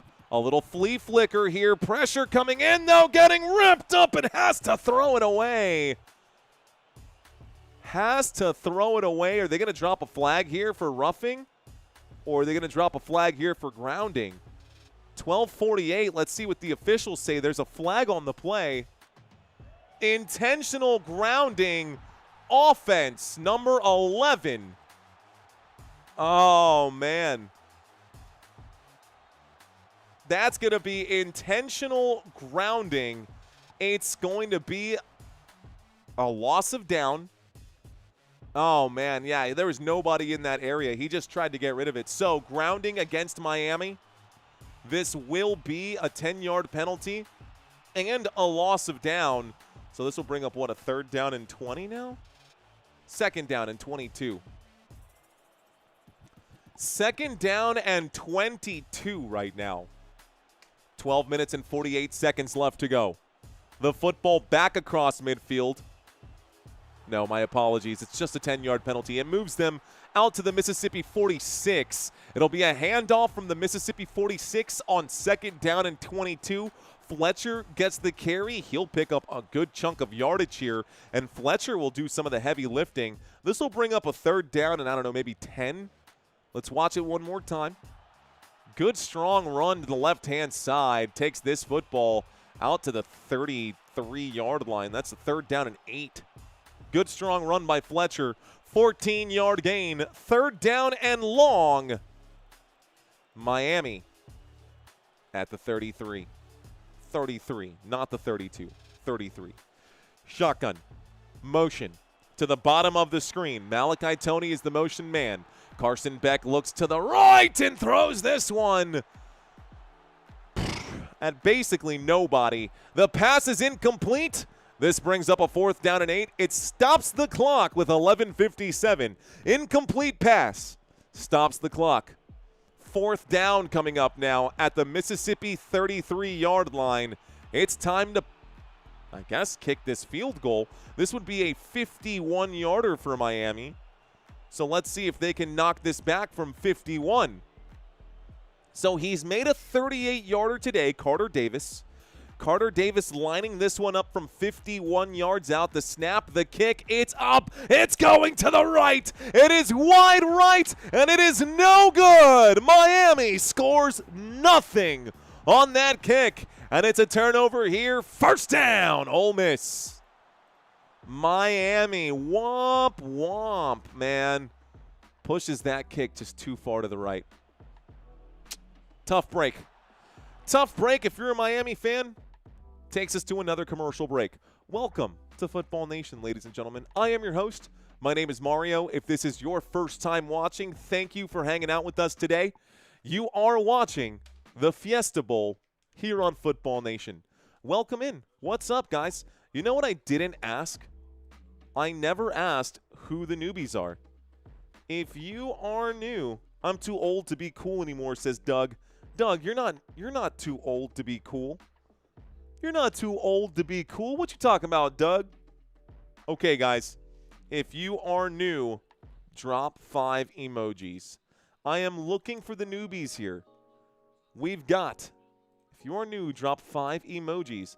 Idaho saying, I am new. Punch saying, I'm kind of new. Looks like Jacqueline saying, I am new.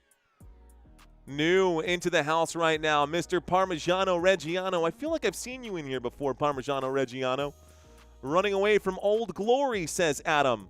Paul, what's up? Jacqueline, what's up? David Dellis saying frequent flyer. Welcome back, David. What up, dude? Thanks for hanging out with us today, man. Okay, a lot of newbies checking into the chat. My goodness. DS3651, what's up? Rex, hello. Power Stoke, nice try, but welcome back, brother. We've got Jeremy dropping the fire. The real in the house, CFB AI checking in. Chris, welcome in. I want to see some noobs, says DJ Gene. Show me the noobs. Let's see it, Clam Guy. Whoa, whoa, whoa. I want noobs, not clams. Just kidding. What's going on, man? Thanks for checking in. TRR Jolkin, not Tolkien. I like it. Another CFB classic, question mark, it could be. Looks like Lace or Laxey Wilkerson. What's going on, Lacey Wilkerson? I think that's Lacey Wilkerson. Shout out to Jalen. Shout out to Mitch. Shout out to Jian Chow. I hope I said that right. Ellie, what's going on? DGFDCFGDDF9629. What's up, dude? What a name. Roy, welcome back, Roy. Jay, Smokey, Single says, welcome back. Not really is new. Mitch saying I'm new. Alfredo Gonzalez, welcome back to you, my friend. Got a lot of new faces in the chat. Guys, I'm not going to get a chance to read all of these. And this commercial break is just about over. Miami don't have Ole Miss level kicker. Okay, guys, since the commercial break is over, I am going to step away from the chats, but thank you guys for participating with me during that play. This is going to be a throw to the left-hand side on 1st and 10 from the Mississippi 33. The catch is going to be made by Ole Miss. That grab is going to be made by Stribling, and this moves us across midfield quickly. It becomes 1st and 10 at the 46-yard line. We are across midfield now. Ole Miss with the football in Miami territory. Ole Miss a wind up and a throw. The catch is made. Wow, what a hit delivered at the end of it. Big catch, still good enough for a first down. Caden Lee gets up and says, first down. He took that hit. He eats shots like that for breakfast. Giggity? Giggity. 11:15 left to go in the third quarter. A quick throw, almost picked off. Whoa. Whoa, that was too dangerous right there. Jacoby Thomas almost dropped down and plucked that out of the sky. Quick throw from Trinidad Chambliss from the Miami 34-yard line. Intended on the left-hand side. I don't even know who he was looking for. I think he was looking for Stribling. Either way, it was broken up by Thomas. Shotgun formation. 34-yard line. The blitz comes in. Chambliss under pressure has to fire quickly. It is an incomplete pass. That play took literally 3 seconds. And just like that, 3rd down and 10. All of that hurry up just to hurry up and stop. 3rd down and 10. 11:07 left to go. Ole Miss at the Miami 34 right now. Shotgun with trips to the right-hand side. They're showing a 3-man rush right now. It could be a 4-man rush. Play clock down to 9. It is going to be a 4-man rush. Chambliss will fire this one into the pocket. It's on almost intercepted again. The tip drill had people playing hot potato. 3 different Miami defenders. Nobody can get their hands on it. Miami playing hot potato with the football that was jarred loose out of Harrison Wallace's hands. Oh, man. It hit number 24. It got popped up. It hit number 7. It hit number 31 and then hits the ground. Literally 3 different Miami players made contact with that football just for it to hit the ground. Here comes a 52-yard field goal attempt now. This kick goes up, and this kick off the post. It's no good. This one goes doink off the uprights. And the 52-yard field goal for Ole Miss is going to be a miss. They just knocked a 58-yarder back this time. The kick off the left upright. So close. Got too much of the upright, and instead of finding its way through the uprights, it goes off the post. So, ladies and gentlemen, first down Miami. First down for Miami at their own 34-yard line. Okay, back to a commercial break. Back to another commercial break. Doink-a-doo, says Bubba Jax. Oh, man, yes, sir. Missed field goal, says Dontavius Clark. What up, Dontavius Clark? We got Supersonic Sonny saying, pulling for either team. My dogs aren't in the playoffs anymore. I know the feeling, my friend. Roy Williams is getting angry now. Let's see. Miami, let's go, says Joel. Ole Miss just looking to make it a fun ending. Ole Miss is beyond lucky. Should have 3 turnovers right now, says Big Mill. Mr. Richards dropping in with a couple of fires right now. Doink? Question mark. Awesome, says. I'm new, says Frederick James. What up, Frederick James? I've also got, looks like, CD in the trunk saying just subscribed. What up, man? Chad's also in the chat right now. Who else? Who else is in this chat, man? We got a lot of you in the house right now.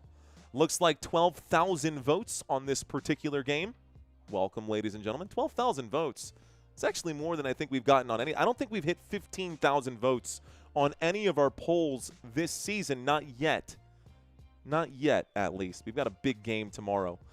11 minutes left to go in this third quarter. When we get back, it will be 1st and 10 for the Miami Hurricanes. Miami will have the football on their own 34-yard line, and we'll get action in just a moment. Gooner, what's going on? That wasn't a doink. It was a clunk, says Green. Says Green and Gold. Yo, XYG Draws. What up, homie? How you doing, XYG? A lot of people in here, says Chris Summers. I like it. I'm used to it. I like it. I'm used to it. Can I get a shout-out for my cousin, says VKCC. VKCC, you sure can, my friend. Shout out to VKCC. Thanks for checking in, man. Rock and roll, brother. Stick around. We're going to have some fun today, dude. We're going to have some fun today. All right, folks, I'm stepping away from the chat.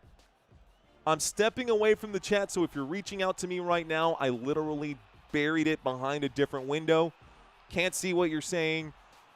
For me, it allows me to call the game to the best of my abilities, and it also filters out, the trolls out there. I'd rather just not even see what's going on. I'd rather just lock in and do my thing because we're good. Right now. They're talking about Mario Cristobal and focusing on his numbers for this season. We could also do the same if we wanted to, because we did our homework, because we did all of this stuff. Anyways, Miami has the football. 34-yard line, shotgun formation. There is the snap, and looking left, looking right, trying to survey, steps through the pocket, down at the 35. It's just a 1-yard gain. 2nd down and 9 coming up right now at the Miami 35. Miami with the football here. Tackle going to be made by Prince U. Prince makes the play. 10:37. Clock is hot. 96 rushing yards today for Miami, just 74 for Ole Miss. Pistol formation from the 35. Motion on the field from the bottom of the screen. Here is the handoff to the running back, and kind of not sure where to go here. This is going to be just a 4-yard gain for Mark Fletcher. 2nd down and 9 becomes 3rd down and 5. Fletcher is helped up. And on the defensive side, looks like Prince U also made the play. He is held up. Another tackle for him, by the way. Might start looking at Prince U, the junior. Okay. I do have a 3rd down, ladies and gentlemen. Football at the Miami 39-yard line. Carson Beck in a shotgun formation. And we've got motion on the field from Josiah Trader. The drop back and the blitz coming in, but Beck looking for the crease. Beck will find it and extends the play with his legs. 3rd down and 5. Carson Beck will pick up 6. That's good for a Miami. 1st down. 1st down for the Hurricanes. Hurricanes move that football from the Miami 39 to the Miami 47. It's an 8-yard pickup right there. Not half bad for Carson Beck. Would like to see more of that from Trinidad Chambliss today. Have not seen much running at all from Chambliss. As a matter of fact, he's got 3 carries for negative 11 yards if you take a look at the rushing stats. 1st and 10 from the 47, a run to the right-hand side. This will be a carry for Mark Fletcher. He'll pick up 5. It's a 2nd down and 5. Pushed out of bounds this time. Looks like Daughtry makes the play. So T.J. Daughtry, the linebacker, makes the play. It's a 2nd down and 5 with 8:50 here left to go.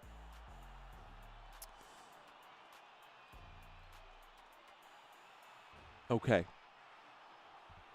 2nd down and 5, 8.5 minutes. We've got a pistol formation and a handoff up the middle. This play goes forward. It'll be a gain of 2, moving the football from the Mississippi 48-yard line to the 46-yard line. 2nd down and 5 becomes 3rd down and 3. For the 12,000 of you watching this live stream, if I've had your attention for 5, 10, 15 minutes, guys, smash that like button. Let's get over 3,000 likes on this video. I'm not even going to ask you guys to subscribe. A lot of you guys might already be subscribed. But let's work on the like count for now. Okay, 3rd down and 3 with 8 minutes left to go. Shotgun again. Motion on the field. Man, they really like the shotgun and the motion. This is going to be a handoff to the running back, but it's not number 4. It's Sharmar Brown, number 6, who gets the carry, and he will pick up 5 yards. It's 3rd down and 3 from the Mississippi 46. A 5-yard pickup results in a first down for Miami, and it brings up a 1st and 10. It brings up a 1st and 10 as he's eventually wrestled down to the ground at the Mississippi 39. Call that a gain of 7, ladies and gentlemen. Pistol formation this time, not the shotgun. Pistol. A handoff. Sharmar Brown gets the carry again from the 39-yard line. He'll pick up about 2. This should bring up a 2nd down and 8 with 7:10 left to go. You are watching the Fiesta Bowl.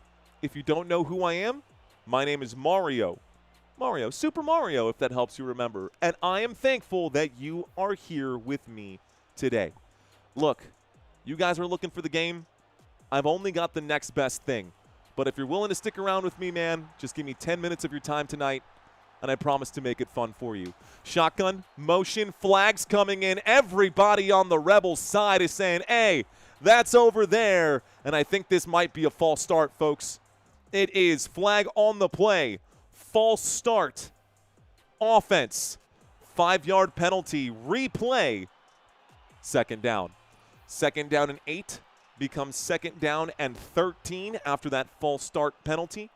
It moves them from the Mississippi 37 to the Mississippi 42. 2nd down and 13. I've got a tight end and a receiver at the bottom of the screen. 2 wide receivers at the top of the screen. In between the hashes, Carson Beck waits for it. Motion from the tight end. He looks and throws and trying to run without the football in his hands. That pass is intended for Josiah Trader, and this football is going to end up incomplete. And I'm totally, it's Joshisa Trader, not Josiah. Joshisa. Never in my life have I seen the name Joshisa. Okay, shotgun on 3rd down and 13. The 4-man rush coming in right now, and Beck tries to find a gap. He does. He's on the run again, and Beck takes it to about the 31. This will bring up a 4th down and 2. And this should put us at about the 31-yard line. Call it a, oh, man. It was 3rd down and 13.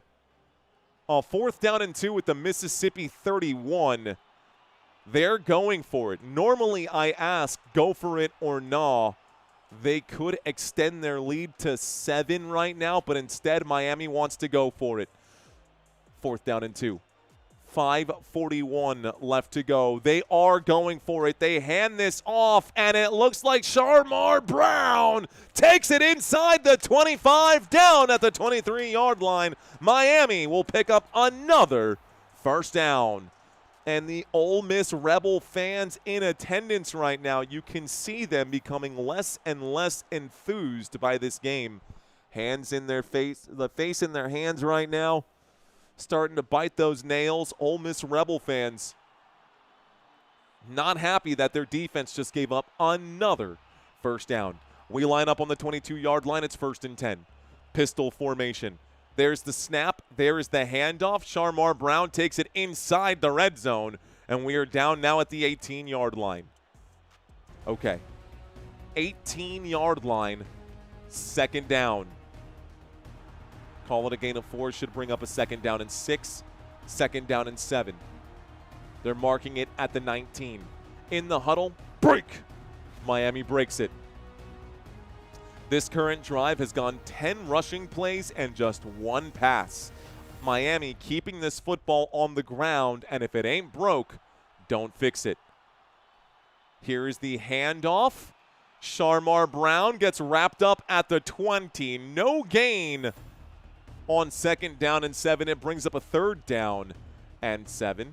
Looks like we've got a player down right now. Xavier Harris, slow to get up. That is the man that I was saying likely to be drafted this season. Gets up and jogs off to the sideline. He might be out of gas. Clock is stopped with 4:10, and the officials have punched this one back in. Third down. Another third down for Miami. Miami with the football. They are approaching and pushing into Ole Miss territory, and we are inside the red zone. Motion from the top to the bottom. It's Keelan Marion. A flag comes in immediately here. They're going to call this a false start. Yep. False start. Offense. It was 3rd down and 7. Replay. 3rd down. So 3rd down and 7 from the Mississippi 19 puts them outside of the red zone. It's 3rd down and 12 at the Mississippi 24. Stop the clock with 3:42. Miami break. They line up for a 3rd down and 12. Ole Miss looking to get a stop right now. Carson Beck claps his hands, and here comes the play. Surveying, tipped up in the air. It's intercepted. It's Ole Miss football. Picked off by the defense. Kapena Gashikin makes the play. It's 1st down. Ole Miss Rebels. Wow, 3:19 left to go, and that pass takes a deflection at the line of scrimmage. It's popped up in the air and intercepted by Kapena Gashikin. That's going to be the strong safety here out of Hawaii. Your safety on the 3-2-5 drops down to make the play, and it's 1st down, Ole Miss Rebels. Incredible job by the defense here, guys. This one was picked off, and actually Gashikin was lined up on this side. So the nickel had traded here with the safety in this particular play. It was tipped at the line of scrimmage, and Gashikin just sniffed it out and managed to come down with the football. It's 1st down, Ole Miss. When we get back, guys, 1st and 10 for the Ole Miss Rebels. It'll be a 1st and 10 after the interception. And it looks like we'll start this drive. Man, it's gonna be inside their own red zone, but that's fine. I'm sure they don't care where they're starting from. They're just excited that it happened. So, any Rebels fans still watching out there? Any Rebels fans still with us? Let's go ahead and go down to the bottom of this chat right now. Ole Miss will throw an interception, says Segundo Bosques. Let's see. BC Adden. Thank you. Or B. Caden. What's up, man? I appreciate that. Let's see. Awesome Stein has unsubscribed. Okay. That's okay. Let's see. Ole Miss. Ole Miss will wind up punting. Rebel scum here right now. Let's see. Got $100 on Ole Miss. Well then. Potty Toddy Boom. Garbage truck driver. Okay. Thanks, guys. Appreciate y'all in the chat right now. Screen Tutty, says Robert. What's going on, Mr. Castro? Appreciate you, brother. Thanks for checking in. I'm back, says Spiffy. Welcome back, Spiffy. Okay, folks, in case you're wondering, clearly I am reading the chat right now. We are in the middle of a commercial break, right? We just saw an interception by the Ole Miss Rebels, who just got the football back. So the Rebels will start this drive right now at their own 14-yard line. They have been struggling to move the football today, admittedly so. Admittedly so. And that's okay. Chambliss got to calm down, says Coach. Chambliss needs to calm down, says Coach.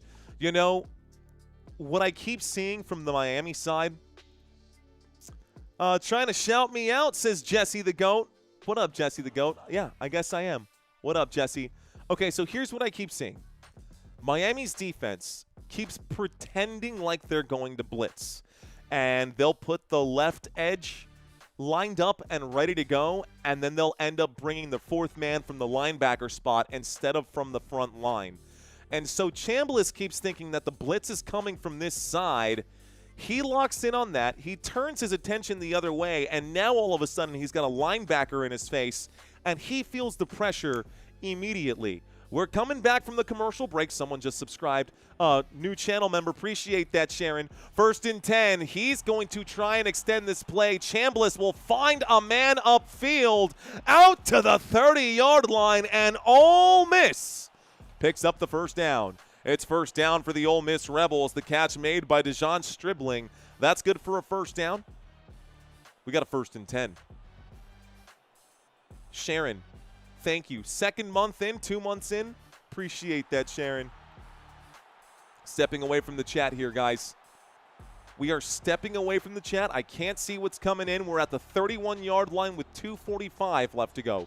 Chambliss claps his hands. We've got motion on the field to the bottom of the screen. It's Caden Lee on the move. Chambliss, clean pocket, airs it out, throws a dart. It's in the air. It's intercepted. No! They drop the football. Bro, how do you give that up? Ethan O'Connor dropped a gimme. That was a gimme that football moment.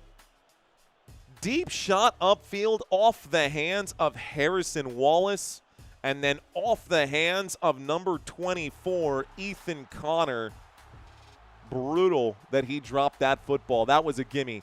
2 minutes and 30 seconds. Honestly, Chambliss got lucky again. That should have been like the 4th pick of the day for Chambliss, but it's not. So here's a look to the left. Chambliss connects on the left-hand side. It's Stribling again, who picks up 13 yards on 2nd down and 10, and that is good for a first down, Ole Miss. First down, Ole Miss. 2:19 left to go. 1st and 10. On the left hash this time from the 44-yard line. Here comes the snap. Here comes the pressure, and looking to the right-hand side, he does find an outlet out there. Catch is made by Deuce Alexander, who manages to go out of bounds. It brings up a 2nd down and maybe 4 here. Deuce Alexander, ooh, that's got to be better than that. It's going to be a 2nd down and like 2. Deuce Alexander, big catch, will split the difference. 2nd down and 3 coming up. Football at the 50-yard line, maybe the 49. We are now in Miami territory. A wide receiver screen on the left-hand side. Good job. A couple of blocks upfield, and Caden Lee turns this 2nd down and 3 into another 10-yard gain. Another Ole Miss Rebels first down. First down for the Rebels. 1:30 left to go. Ole Miss in scoring position right now from the 37-yard line. We've got trips on the left-hand side. It's 5 wide in the empty backfield. The blitz coming in for real. Chambliss throws this one incomplete. It stops the clock with 1:13. 2nd down and 10 coming up now at the Miami 37. Ole Miss has possession. Ole Miss driving upfield right now. 1:13 left to go in the 3rd quarter. Trinidad Chambliss has completed 16 of 25 for 153 yards. Very similar numbers here for Beck and Chambliss. We line up on the 37 for 2nd down. Play action, airs this one out. Dangerous looking throw. Trying to find Deuce Alexander. Incomplete pass. 3rd down and 10. So now a 3rd down at the Miami 37. Another incomplete pass right here. And Ole Miss looking to convert. Big 3rd down. Could be a drive ender here. We've seen missed field goals. Don't want to see any more of those. Got to get some yardage. Lined up on the left hash. Showing blitz are the Miami Hurricanes. They do end up blitzing here, and Chambliss is in trouble. He gets brought down. He is going to be sacked on the play, and down he goes. Looks like that's Armando Blunt who makes the play, and this time Ole Miss is unable to convert. 4th down and 10, maybe a 4th down and 11 right now. That is going to be a sack right there. Well done. Well done by the Miami Hurricanes defense. Number 18, Armando Blunt, makes a huge play. And so, here comes a field goal. 54-yarder for Ole Miss. 54-yard field goal. That's going to be up. Does it have enough? It hits off the post again, but it's good. It's good, and we get more points. Off the post again? You've got to be kidding me. But this time, it only brushed the upright. This time, it only brushed the upright. It didn't go straight off of it and back into the field of play. Just enough on the right side of the post. Even the official smiled about it. Another one off the post. It was good. It had enough too, man. So, the score. Let's put 3 more points on the board. It is a 1-point game. It is 17-16 Miami with a narrow 1-point lead. 22 seconds left to go in this bowl game. Oh, ladies and gentlemen, we've got some action. Let's take a look at the chat now. Commercial break. 54 yards is pro material, says James Joseph. I agree, sir. I agree, James. I feel like the refs won the game against Ohio. They blew so many no calls in that game, says Lewis Justice. Miami Dolphins putting, you know, it's funny that you said that, man. What's wind, says Jay Thomas. I guess nothing. Doinked it, says Travis. He's the best they ever had. The best they ever had. Please let Lane suffer, says Growing Golfing. You know, it's interesting, man. Golfers are the craziest people. Okay. Couple things about golfing. First of all, if you're a golfer, thanks. At least you understand that the spirit of competition. And that's, I think, what makes golf okay. But golf is the only sport where being subpar is good. And also, I don't understand golfers because golfers want to go play golf all the time. But the entire purpose of playing golf is to play the least amount of golf possible. It just doesn't make sense to me, man. Appreciate you checking into the chat. Let's see. Be sure to like and subscribe, says Tamara. You heard the girl. You heard the girl. Literally, the whole point of the game is to be subpar and play as little as possible. Like, anyways. We are in the middle of a commercial break, guys. We are in the middle of a commercial break. The Miami Hurricanes had a fantastic first half to this game, but all of a sudden, feels like Ole Miss is bringing this back in. We've got a bit of that rubber band effect, right, where you pull one way, and then Ole Miss says, hang on, we've still got action over here. But Miami wants to level this thing back out. We are pretty even right now. Miami about to get the football here after that field goal was made. So Miami's about to get the ball right now. Never heard golf out that way. I enjoy it and want to play all the time. A little. I want to play as little golf as I can all the time, says JC. Anyways, 1-point game, Draggle Balboa, that is correct. Okay, guys, commercial break is now over. I'm going to step away from the chat once again. That field goal off the upright. The first one that missed. The second one off the exact same upright, just on the correct side of the upright. This kick is going to be a touchback. 22 seconds left to go. It is time for Carson Beck to come out and try to be the hero. Now, there's still plenty of time left in this game, guys. There's still plenty of time left in this game if you consider 15 minutes of regulation time to be a lot of time. And some coaches will say, yeah, that's a lot of time, especially when it's a 1-point game. But that's a lot of time that can cut both ways, man. That's a lot of time that can benefit you, and that's a lot of time that can hurt you as well. Miami looking to be on the benefit side. Shotgun formation for, looks like this time it's Carson Beck. Carson Beck in the backfield there with Mark Fletcher. Beck calling an audible, 3 receivers on the left-hand side. Lined up in the slot, Malachi Toney here.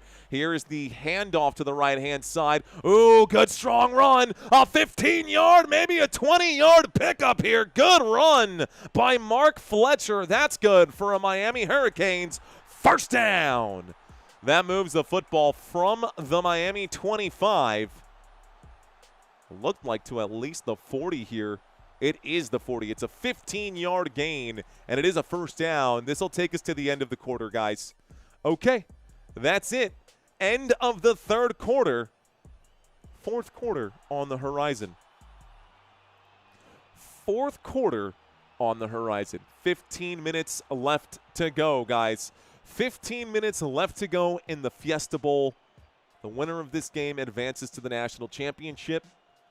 Oh, and the loser goes home for a spot in the Natty, ladies and gentlemen, for a spot in the Natty for the CFP postseason playoffs. Ole Miss tackling and run defense is terrible. Yeah, that's actually pretty bad, Viable Vinegar. Great defensive game, says Quaid Person. Is Lacey out? No, Lacey is not out, at least not from what I know. But he had 2 carries for 75 yards and a touchdown.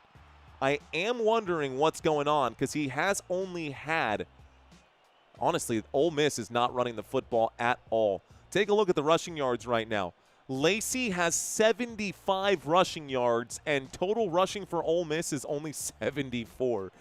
You do the math. They are not having much success against this Miami defense, and there's a reason for that. Miami's defense gives up very, very little, especially when we do like the head-to-head comparison here. And excuse me for going through some of my pregame graphics during this commercial break. But the Miami Hurricanes, on average, give up just 84 rushing yards per game, which is top 5 in all of college football. This defense is one of the best defenses in all of college football, giving up just 292 total yards per game. 83 on the ground. Looks like they've done exactly that against Ole Miss, so all of that checks out. Now, the running back comparison, when we look at it right now, normally Ole Miss puts up 183 yards, and normally the Hurricanes put up 147. That has not been the case today. Both teams have kind of been shut down. Miami has had more success on the ground than Ole Miss, contrary to what the data shows coming into this game.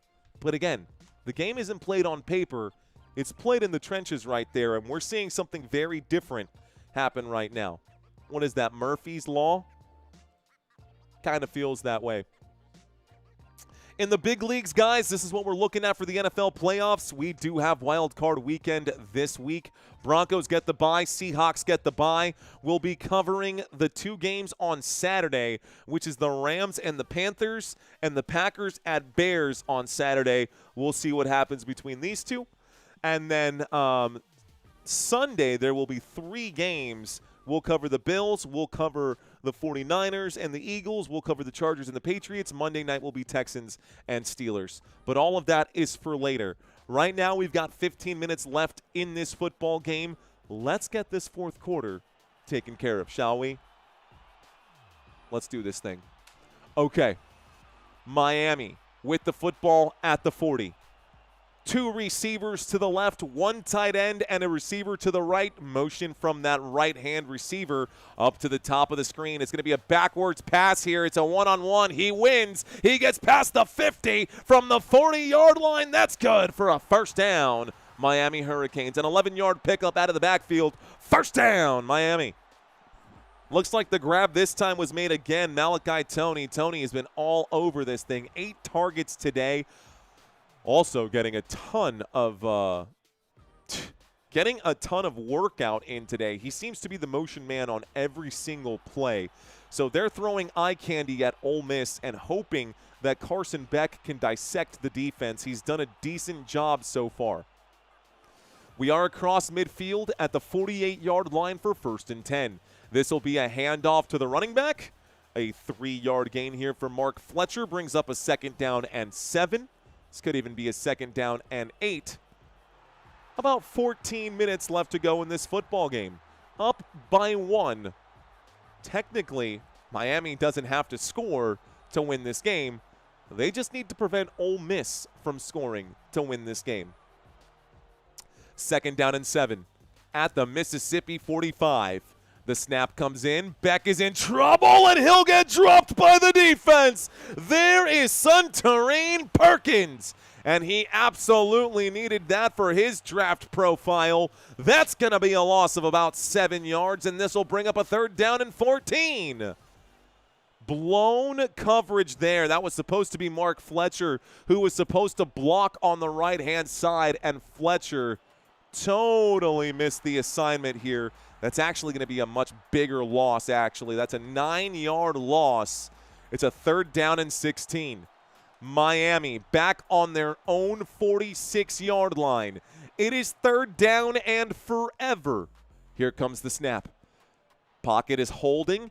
No, it's not. He'll be sacked again. Down he goes. The Rebels get another stop. And the Rebels find another way in. Carson Beck is dropped again, 4th down and 18, and Miami will have to punt. Tough break right there. Great job this time. Oh my goodness, did everybody just break through that line?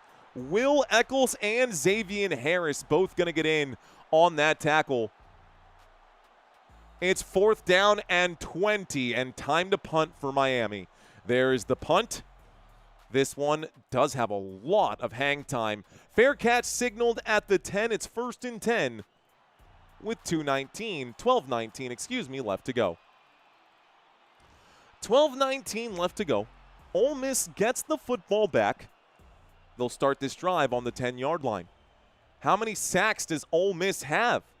I think that's honestly just the 3rd of the day, but all 3 of those sacks have come in the second half of this game. So it feels like they're getting after the quarterback just because they kind of just stepped on the gas here in this second half. Ole Miss, all of a sudden, man, first half, it seemed like it was going to be Miami all the way, guys. Now, Ole Miss did okay, right? They scored 13 points, scored a touchdown. They got a couple of field goals in the first half. Miami doing their thing as well. The score is 17-16. Ole Miss has the football. Former first rounder to 4th in 60 minutes, says Bob Smith. Kind of did feel that way. 56-yard field goal is on the way right now, says Donald Schatz. That actually seems very on point for this game, dude. That's like on the nose right there for sure. Let's see. Looks like CSC is clowning Miami. Okay, to each their own. How hard is it for Miami to just run the ball, says Tim Benson. Well, Tim, I actually have an answer for that. I actually do have an answer for that, Tim. Defensively. Now, this team does give up 151 yards per game. Ole Miss gives up 151. And you're saying, right, just run the football. He's saying this not because they haven't been running the football. I think Tim is saying this because running the football is what has worked for this team today. This Ole Miss defense gives up 151 rushing yards. Miami has already picked up 164 in this game. So I'm kind of with you, Tim. I think that if Miami wants a way back into this game, they need to continue running the football. I think I understand where you're coming from, Tim. I think. I could be totally off base. It's hard to tell with all the chats coming in. But I think that's kind of where he's coming from right now. And it does make sense, guys. 164 on the ground. If it ain't broke, don't fix it. Just keep hammering that. Seems like maybe Ole Miss just made the right adjustments, and it's just not working anymore. Take a look at how many times they have run this football, though. You guys can add those up. That's a lot of rushing attempts. Here we go. 1st and 10 from the 10-yard line. It's going to be a handoff, and they will keep it on the ground. It's going to be, looks like short gain right here. Maybe no gain right here from Kawan Lacey. So Lacey is back into the mix, guys. Kawan Lacey loses a yard. It's a 2nd down and 11. 12 minutes left to go. Yeah, barely 2nd down and 11. We're at the 10-yard line. Kawan Lacey out to the right-hand side. So motion here. Chablis going to fire this one off. Catch made on the left. and it's Stribling who makes the grab. 2nd down and 11. Call that a gain of 9. It does bring up, call it a gain of 10. 3rd down and 1. 11:47 on the clock. Clock has stopped. No, it has not. Back in. Okay. Chablis. Trinidad takes the snap. Hands this off, and Kawan Lacey has to spin away to pick up the 1st down. Got real lucky that he wasn't dropped right there by Akeem Mesiter. It's good for a 1st down, Ole Miss. So, only needed 1 yard. He picks up 1.5. 1st down, Rebels. 21-yard line, shotgun formation, trips to the left. Chablis takes the snap against the blitz, will wind up and fire, going to the top shelf and making the grab. This time, catch on the left-hand side from Daquan Wright. About time. Daquan Wright has not been targeted. That's his first target of the day. First catch of the day for Daquan Wright. That's good for another 1st down. We're at the 40-yard line. Rebels in a shotgun formation at the 40 after this 1st and 10 grab. It's going to be a handoff, delayed handoff. The RPO is going to be a 4-yard pickup. It is a 4-yard pickup. 2nd down and 6. Football at the Mississippi-owned 44-yard line. Mississippi approaching midfield. Now we've got the Rebels pushing back, trying to get into Miami territory here. 44-yard line, shotgun formation. Here is the handoff to Lacey. Lacey to the right-hand side. Lacey on 2nd and 6 will pick up 7. That's good for another Ole Miss 1st down. 1st down, Ole Miss. Miami looking to get a stop. They haven't had a sack since the 1st quarter here. Miami is really good at getting to the quarterback, but they've struggled today. The defense is struggling, and Ole Miss finally getting back into the rush column right now. Lacey with 89 yards. We've got an empty backfield here. Motion on this field from Winston Watkins. Looks like it is going to be Watkins who gets the carry from the Miami 48 to the Miami 47 on 1st and 10. It brings up 2nd down and 9. 2nd down and 9. Ole Miss, the Rebels, with the football. They are across midfield at the Miami 47. We've got trips to the right-hand side, a lone wolf at the bottom of the screen as we wait for this one. Here comes the pressure. The blitz is on and off to the races. Trinidad Chambliss tries to find an outlet. The pass is incomplete. 3rd down and 9 with 9:03 left to go. Miami dialed up the blitz, and Chambliss had nowhere to go. About time that Miami's defense got back on it here. That would have been a catch, too, if he would have just hung on to that football. Okay. 3rd down and 9.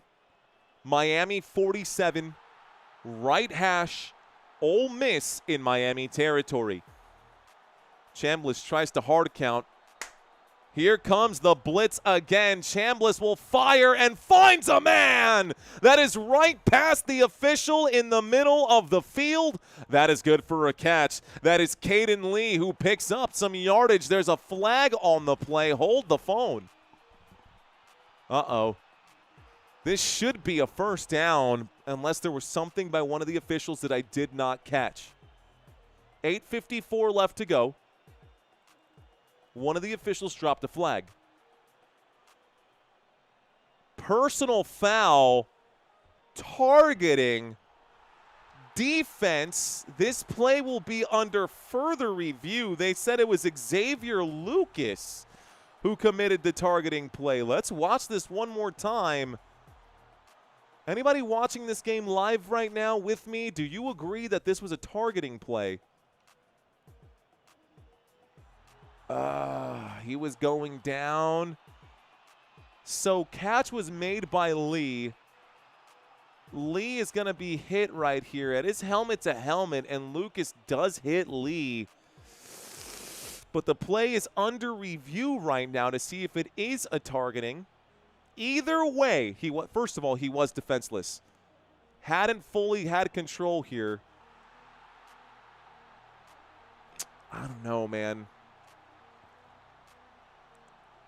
This could be a targeting. If it is, they're going to tag 15 yards on to the end of this, and this will bring up a 1st and 10 at the Miami 21. But this play is under review.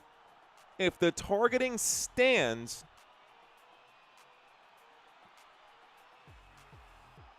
the football should be at the 36. If the penalty is upheld, they move to the 21.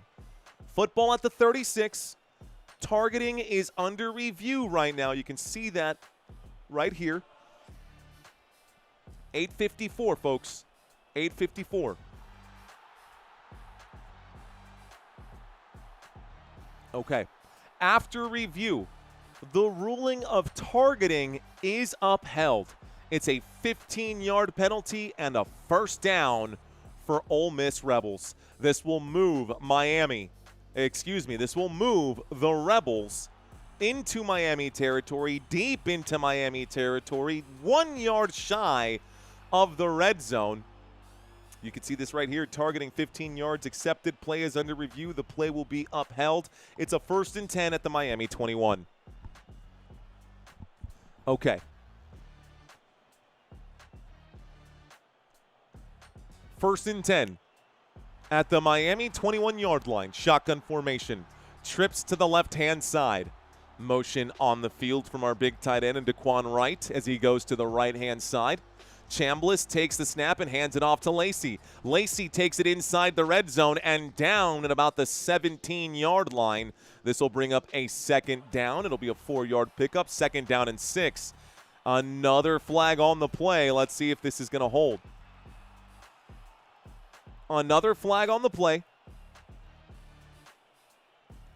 Personal foul, late hit against the Miami defense again. Are you kidding me? Really? Oh, okay, for sure. Okay, that's for sure a late hit. He was well down. That's definitely a late hit. Traveling Carpenter, a $10 super. Thank you, Traveling Carpenter. Appreciate you, sir. Thank you very much. Thank you very much. We got all of our super chats at the start of the game. Looks like we had one more checking in. Appreciate that. 1st and goal coming in right now, guys. Ole Miss inside of the red zone at the 8-yard line. Snap comes in, a handoff to the left-hand side. Kawan Lacey is going to be brought down at the 5. It's 2nd down and goal. 7:55 left to go. Timeout going to be called right now. Maybe there's an injury. Clock is stopped with 7:54. Let's find out what this one is. Clock is stopped. It's 2nd down and goal. We are approaching midway through this 4th quarter, and there seems to be a Miami Hurricane on their back and in some serious pain. I did not see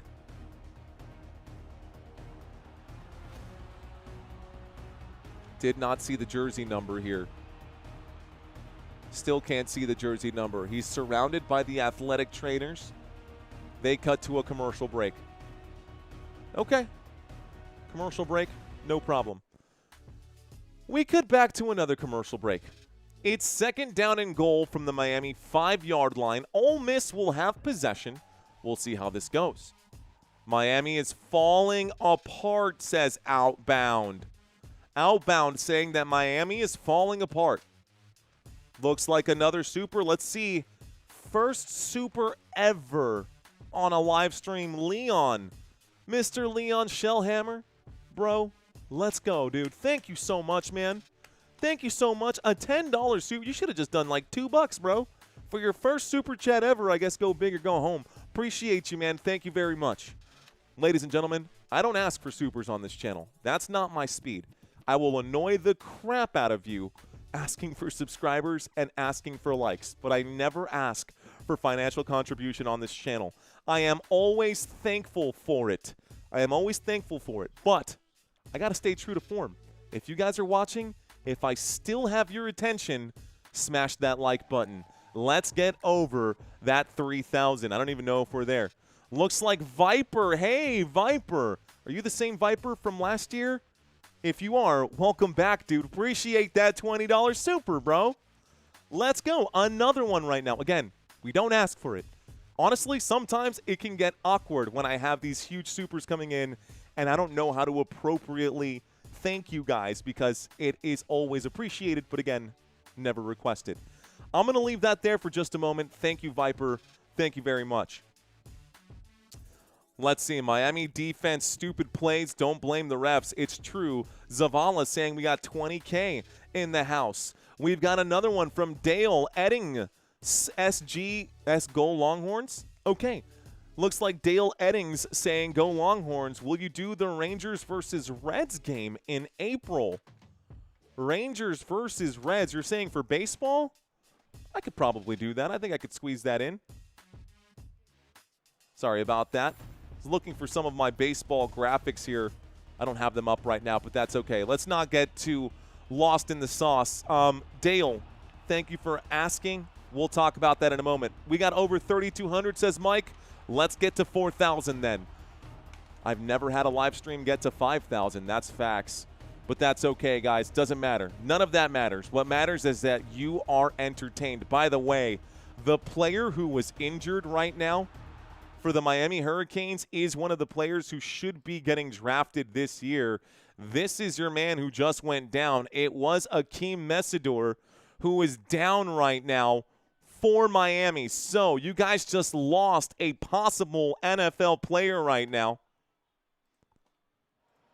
Big bro for show. It's okay, man. It's okay. We're not worried about that. I'm going to get locked in. Thank you guys for the chats. Thank you for the supers. Second down and goal. Chabliss keeps to the right-hand side. He cannot find the crease. It brings up a third down and goal. 7:30 left to go here, guys. We hit the midway point in this fourth quarter. Looks like another super came in right now from Paul. Thank you, saying go Irish. I mean Hurricanes, says Paul. Thank you, Paul. I appreciate that. We got a third down and goal from the 4-yard line. A shotgun formation. Kawan Lacey to the left and motion on the field here as Chabliss directs traffic. 7 minutes left to go. Chabliss takes it on third and goal. He fires this one incomplete. A big stop there by Keontae Scott. This brings up a fourth down. It stops the clock with 7:03. The field goal unit for Ole Miss will come out again. We're at the 4-yard line. A couple supers just dropped in right now. Got to take a look at these. Go Ducks, says Tim.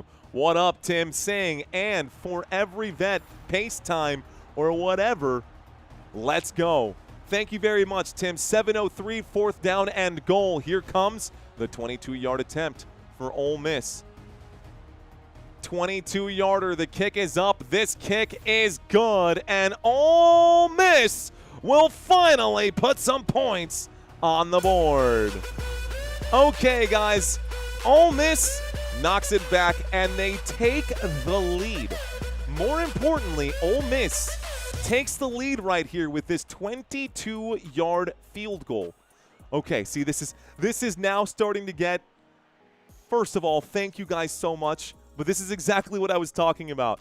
This is exactly what I was talking about. James with a $25 super chat. Thank you so much, man. I appreciate this more than you know. I've got a couple more super chats that I want to take a quick look at right now. Looks like John saying awesome game. Isn't it though, John? Let's go, brother. Let's go. Thank you for checking in, and thank you for that super. Hold on, I got to hit hearts on all of these supers that came in. I don't want anybody to think that I'm not appreciative of their support here. Okay, good, good. Hearts on here. I got another one that just checked in. Go Ole Miss, says JJ Farm. Thank you, JJ Farm. I appreciate that. And one more that came in. Fox Sports, ESPN, give this man a contract, says Spartacus Jackson. I'm Spartacus. Anyone else in the chat going to say I'm Spartacus? Oh, no, I might have just opened up a can of worms. Okay, folks. Thank you, guys. That was a rush of supers right now.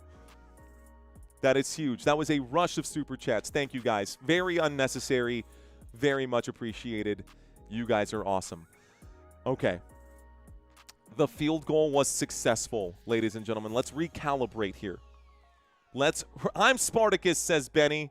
No, I'm Spartacus, says Spartacus. There we go. We need to see you on TV, says Manny the Daddy. Manny, soon enough, sir. Soon enough. Soon enough, sir. Honestly, you can put me on your TV now, man. You could put me on your TV now. Actually, interestingly enough, about 75% of the YouTube, I think it's 75% are watching this live stream on a TV, which is actually why our chat is not ridiculously insane. Because if we had more people on their cell phones, we'd have a lot more chats coming in right now. And we got a lot of chats right now. But because so many people are watching on their TVs, it makes it really hard to reply to these kinds of live streams. Okay. Whew. That was positively overwhelming. Those super chats came in fast. Thank you guys again. For now, let's just focus on the game. The super chats are huge, guys, but it does distract me from the calling, and we've got 20,000 people watching this live stream. So if you guys want to help support, I guess save it for the commercial break, or let's save it for the end of the game. Whatever works best. But right now, let's lock in. Miami has the football. Ole Miss has the lead. Miami with possession. They start this drive on the 25-yard line. Pistol formation here. Carson Beck with a couple receivers to the right-hand side. Waiting for the snap on the 25. He takes it. He drops, and Carson Beck airs this out. Full confidence. Deep shot upfield. There's got to be a flag. Every flag comes in. That's going to be DPI. That's going to be against Ole Miss. Clear as day. Pass interference on the defense. Now, if this was the NFL, this would be a spot foul. But it's college football. Pass interference. It's only a 15-yard penalty, so in that case, I'm actually not upset at Ole Miss for doing that. I'm actually not upset. It's a 15-yard penalty and not a 50-yard penalty or a touchdown, so that works out in Ole Miss's favor because that would have been a monster play. Okay, guys. 6:52 here left to go. It's automatic first down. We're now at the 40-yard line. Miami on their own 40. A throw to the left-hand side. The catch is made. This time it's C.J. Daniels. He will be wrestled down to the ground by Kapena Gushikin, the man who had the interception earlier in this game. It does bring up a second down. Second down for Miami. So second down and 2. It was a good gain here. They keep this on the ground. Finds the crease. Good run. Good strong run past the 40 to the 35-yard line across midfield. Mark Fletcher will pick up about 13 yards on the play. Maybe 15. That's good for a Miami. First down. Okay. Hurricanes now on the move. Hurricanes now inside of Ole Miss territory. 6 minutes here left to go in this football game. It's a 1st and 10 at the Mississippi 35. Miami Hurricanes on the run. Shotgun formation. 2 to the right, 1 to the left. He goes like this. It sends the man over. That's going to be a trap play. It's supposed to be a block. He will slip and fall, and Mark Fletcher going to go down and cost his team a down. Looks like Amzonius is gifting 5 Football Nation memberships. Thank you, Amzonius. Looks like Rocky Trout with a blessing here on a $50 super chat. Let's go, Rocky. Let's go, Rocky. I appreciate that, sir. Got the eye of the tiger here. Shotgun formation motion on the field at the top of the screen. From the 36-yard line, here's the snap. A look to the left, a throw to the left. The catch is made. A couple beautiful blocks. He breaks through. He's on the run. Touchdown, Miami. Touchdown for the Hurricanes. Oh, my goodness. Malachi Tony, a 36-yard catch and run. Miami is back up again. What a game, folks. What a game. That drive, 4 plays, 75 yards, just 2 minutes taken off the clock. We've got 5 minutes and 4 seconds left to go.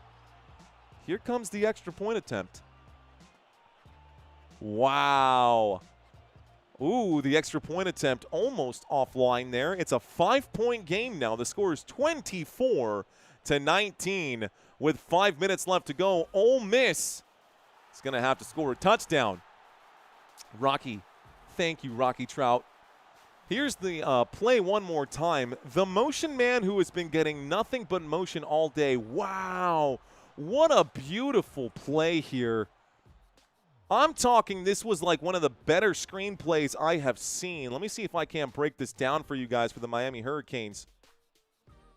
Okay, so if you can imagine, we had Tony start on this side. It's funny because Tony started on this side and worked his way all the way over to this slot spot. Beck took the snap and immediately threw it to Tony. And all of this entire line pushed to the left-hand side. So now we had a wall of defenders on the left side of the field, and you watch Tony just get through. He finds the final break and takes it out for a touchdown. What a fantastic play. I could not have drawn it up better myself. The Miami Hurricanes scored a touchdown, well-deserved touchdown.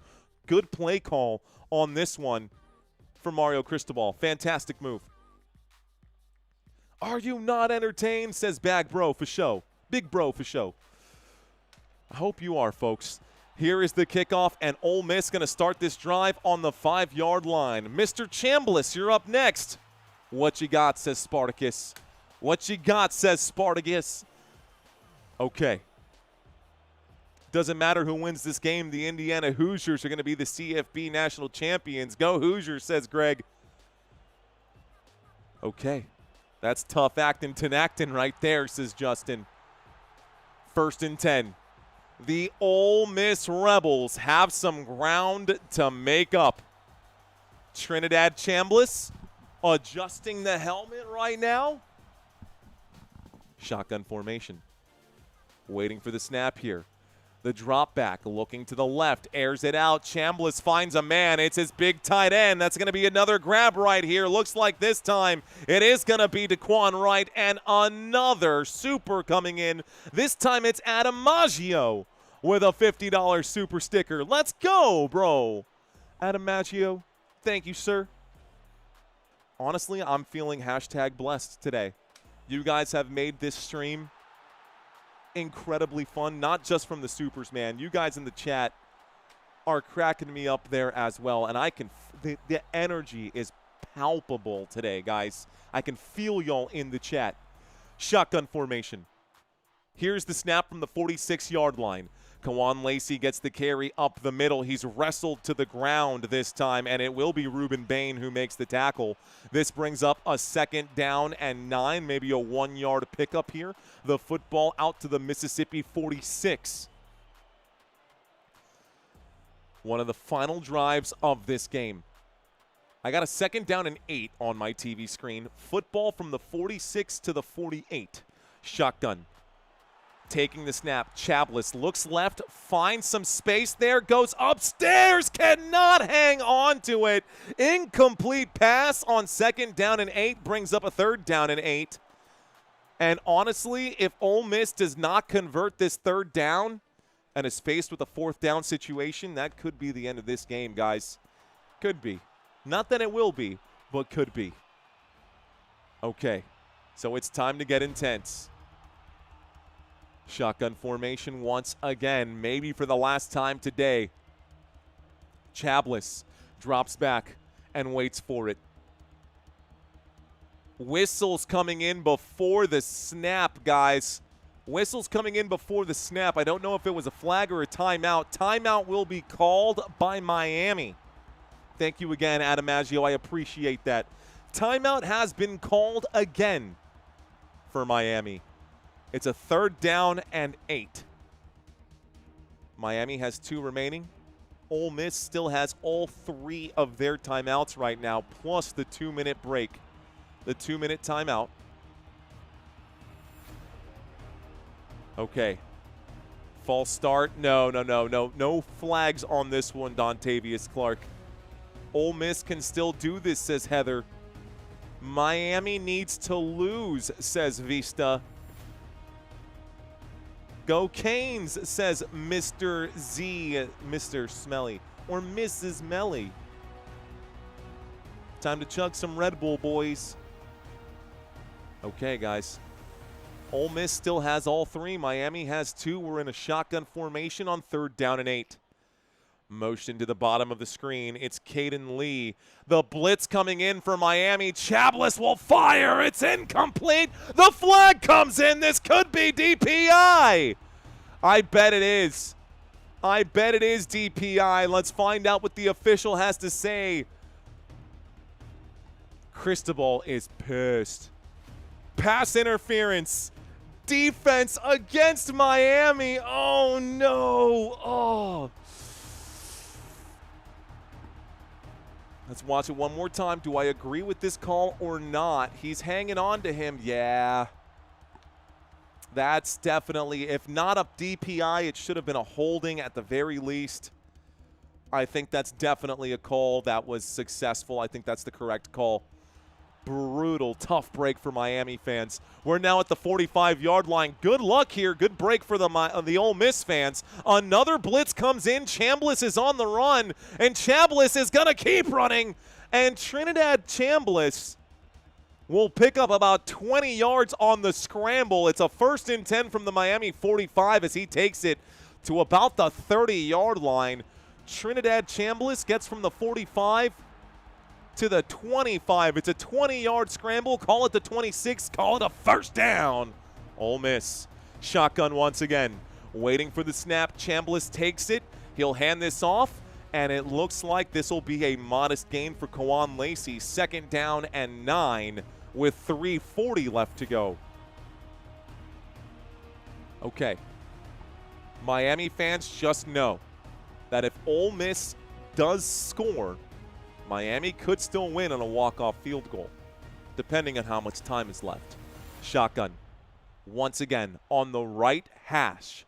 Chambliss takes it. A 4-man rush coming in. Chambliss fires. The catch is made. It's the tight end. Daquan Wright scores the touchdown for Ole Miss. Let's go. Ole Miss gonna score the touchdown this time. Daquan Wright, 24 yards. We'll put 6 points on the board. And if I'm Ole Miss, you might as well go for 2 to make it a 3-point game. What do you think? Do you go for 1 or do you go for 2? I would go for 2. If I'm Ole Miss, you got to go for 2 here. Make it a 2-point game because the walk-off field goal is going to send you home anyways. Here comes the 2-point conversion. They are lined up for it, and now we get Wildcat formation. No, we don't. Trinidad Chambliss is back into the single back spot. Chambliss takes the snap. He will throw to the back of the end zone. It's caught! It's caught for the 2-point conversion. Caleb Odom makes the play, and Caleb Odom makes it a 3-point game. It is successful, ladies and gentlemen. It is successful. And the score is 27-24. I heard another super come in right now. Weather alert, hurricane warning, says Nikki. Hurricane warning. Well, let's see if Miami can get her done. 3:13 left to go. And honestly, dude, this game is electric, bro. This game feels insane right now. Chambliss, you're my boy. Let's go, Chambliss, says Spartacus Jackson. Spartacus Jackson checking in right now, saying, Chambliss, you're my boy, Blue. Daquan was wide open on that first touchdown there. Daquan Wright, we were talking about him earlier. That is going to look good for his draft profile. You score a touchdown in a bowl game against Miami, you're going to be looked at by some NFL teams. Here is the kickoff, and this goes through the back of the end zone. Miami now has possession. They'll start on the 25-yard line with 3:13 left to go. That's 3 lead changes, guys. 3 lead changes in just the last 5 minutes of this game. That's the kind of game we have on our hands right now. Miami could tie this up and send this game into overtime. Ole Miss looking to foil those plans. Okay. Pressure is on right now. Shotgun formation. In between the hashes. Here comes the snap for Carson Beck.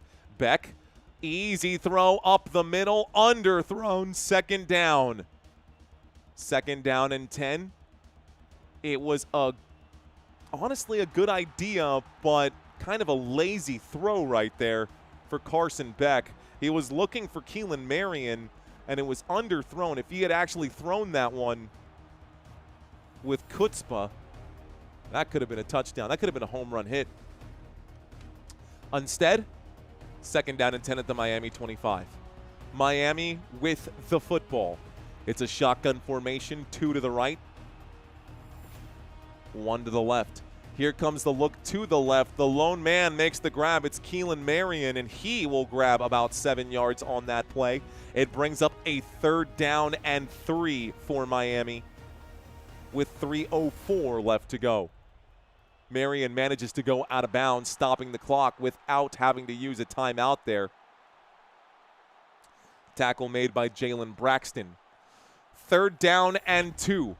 Here is the handoff. They keep it on the ground. That's going to be enough. They'll gain 4 on this one. It's good for a 1st down. Miami. 1st down for the Hurricanes, and the clock is ticking. You got to wonder here, is Miami looking to tie this game, or is Miami looking to win this game? Here is another play as it comes in. The blitz comes in, throws this one upfield. An impossible play. It is broken up. It stops the clock. It was close. Looked like he was looking for Alex Bowman. Bowman couldn't wrap it up. Good defense right there from Wadette Williams to make sure that he didn't hang on to it. You could see that he was fighting to hang on to it. That pass stops the clock as it's incomplete. 2nd down and 10. Miami on their own 37 still. 2nd down. 2 receivers left. 2 receivers right. Ole Miss showing a 4-man rush. They are only going to bring 4. Pressure comes in. Great job to get the stop. Tries to break away. Sharmar Brown not going to go down that easily. He does only pick up 2 yards. And it starts the clock again. This should take us to the 2-minute timeout, guys. Unless Miami really wants to squeeze out one more play, which seems dangerous to me. The official saying sub. He gets out of the way, but 2 minutes is up. And so, Miami faces a 3rd down. Miami faces a 3rd down. They're on their own 39-yard line. This could be the stop of the year for the Ole Miss Rebels if they can get the job done, or the conversion of the year if Miami can gain some yardage here. It's 3rd down and long, and we got a ways to go. So, still plenty of time. 2-minute warning. 2 minutes left to go. Adam Maggio saying, let's go. Let's go, Adam Maggio. Let's do this thing, man. Who is winning? Are you asking me who I think is winning? Or are you asking me what the score is? Okay. Picked off, says Ryan. Miami chokes, says Vista. Touchdown Miami, says Devincio. Defense. Doom, doom. Okay. We're close. By the way, we're only 14 subscribers away from 87,000, which means we might have actually picked up 1,500 subscribers on this live stream. Thank you guys for hanging out with us today. Thanks for watching Football Nation. It really has been a good day, guys. 87K on the horizon, guys. We're right around the corner. That's okay. That's okay. We'll get there. I feel confident about it. We'll get there. I'm going to step away. I don't even want to see it. I don't even want to see it right now. You are very welcome, Trojan Joe. Saying thanks for the play-by-play. Anytime, my friend. For those of you who are new to the channel, we do this a lot, guys. We are at the 2-minute warning ladies and gentlemen. That is the 2-minute break. So, if you are new to this channel, just so you know, if you want to see more, we've got another game tomorrow. I've got another game between the Oregon Ducks and the Indiana Hoosiers tomorrow. 2 games on Saturday, January 10th, not January 9th. The Rams and the Panthers at 3:30 p.m. Central Standard Time, and the Packers at Chicago, 7 p.m. Central Standard Time on Saturday. Then we've got 3 games on Sunday. 12 p.m. CST, Bills and Jaguars. Sunday, 3:30 p.m. CST, 49ers at Eagles. And Sunday, 7 p.m. CST, Chargers, Patriots. Then to finish off the wild card weekend for the 2025-26 year, Texans and Steelers. Looks like a new channel member and another super chat coming in from Coach Lenny. Thank you, Coach. Thank you, Coach. See you tomorrow. I'll be here, Coach. Okay. Big third down. Biggest play right now on 3rd down and 8. Fighting for it. No flag. There it is. A flag on the play. It's going to be another first down. Keelan Marion draws the foul. And honestly, the only thing Ole Miss had to do was not that. Personal foul. Face mask, not even a DPI. It's a face mask on the defense. Brutal penalty right here. Thank you, Coach. Oh, that's clearly a face mask. Oh, my gosh. So, face mask against Ole Miss. All you had to do was prevent that play. Bro, come on, bro. Terrible. Okay. 1:55 left to go. We're now at the 46-yard line in Ole Miss territory. Miami, quick throw to the right-hand side from the 46-yard line. They get it to the 42. That looks like a 4-yard pickup. 1st and 10 becomes 2nd down and 6. 1:43 left to go. Miami with a couple of timeouts. Ole Miss with a couple of timeouts. 2 left, 2 right.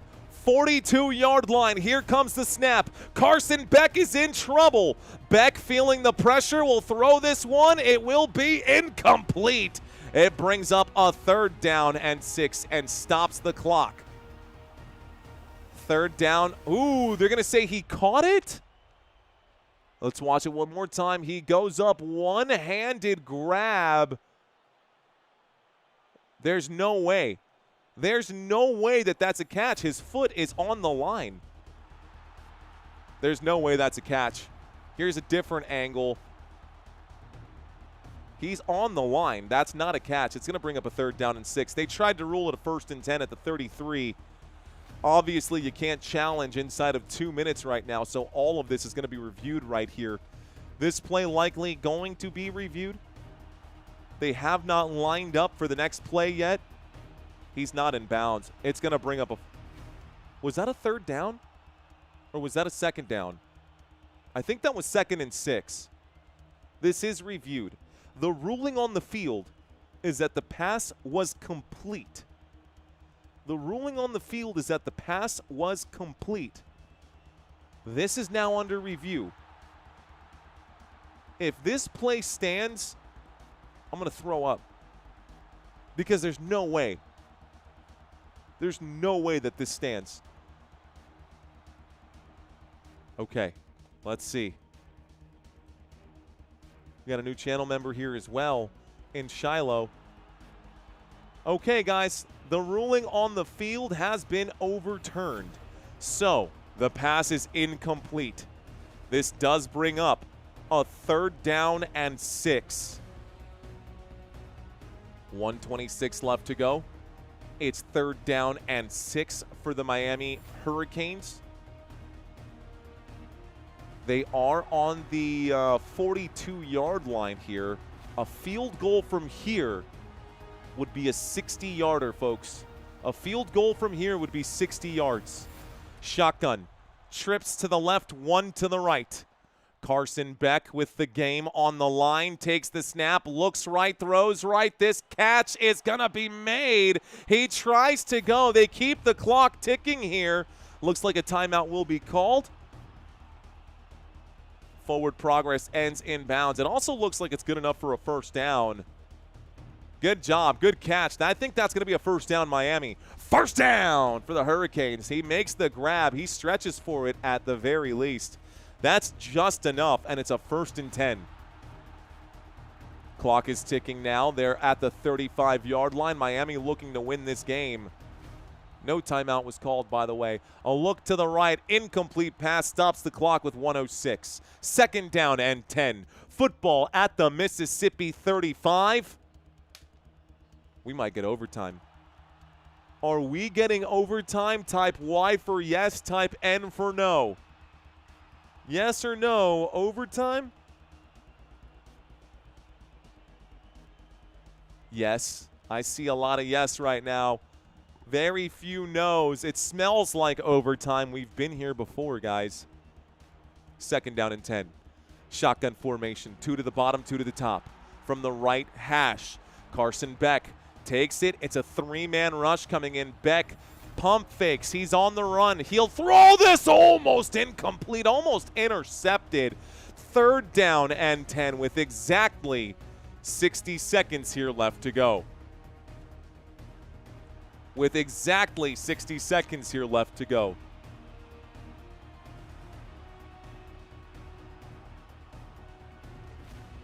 Okay.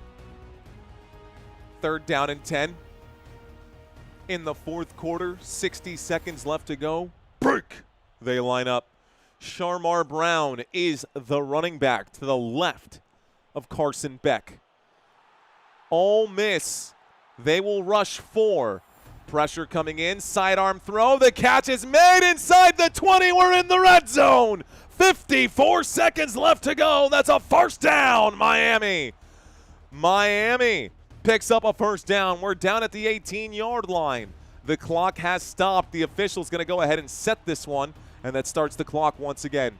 Steps up to the line, calls a quick audible, making a change right now. Carson Beck steps back up, takes the snap, fakes the handoff, stays on his feet, and then gets bumped to the ground. He'll lose a yard.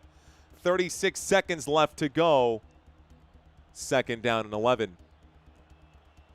So 2nd down and 11. The clock has stopped, which means one of these two teams have called a timeout. I have not seen which of the two teams, but unless there's an injury, the clock should be ticking. The clock should definitely be ticking. So someone had to use a timeout here. It was taken by the Ole Miss Rebels. The Rebels have used their first timeout. 2 timeouts remaining for Ole Miss. 2 timeouts remaining for Miami. Honestly, I don't know why Ole Miss used that timeout. I would have kept that timeout. I would have kept that timeout personally, but hey. Okay. 37 seconds here left to go. Literally, Ole Miss Rebels in prayers right now. The Rebels are praying for a win right here. And looking to hopefully crush those dreams is Carson Beck. Lined up on the right hash, 2 receivers left, 2 receivers right. A 3-man rush comes in. Beck will throw this, and it'll be caught inside the 10. It's 1st and goal. 1st and goal coming up right now with 31 seconds left to go. The clock will stop once again. Miami is looking. By the way, guys, this Miami football team inside of the red zone is one of the best teams inside the red zone. A 90% success rate inside the red zone. Let's see if they can score. Timeout called again by Ole Miss. 31 seconds left to go. Ole Miss uses their second to last timeout. Fastest chat in town, says Drago Balboa. Let's go Miami, says, oh, these are just coming in real quick right now.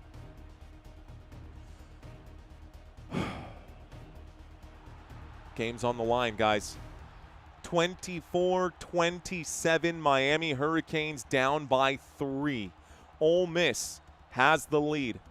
It's 1st and goal from the Mississippi 8-yard line, and right now, Miami is knocking on Ole Miss's door. In the huddle. Break! They line up. Carson Beck. Pistol formation.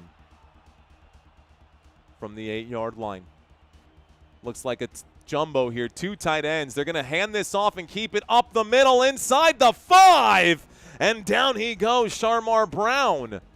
23 seconds left to go. Timeout called by Miami this time. 23 seconds left to go. Timeout called by Miami. It's 2nd down and goal. A touchdown here for Miami would probably win this game. A touchdown here for Miami will probably win this game. Ole Miss is looking to prevent that. A lot easier said than done.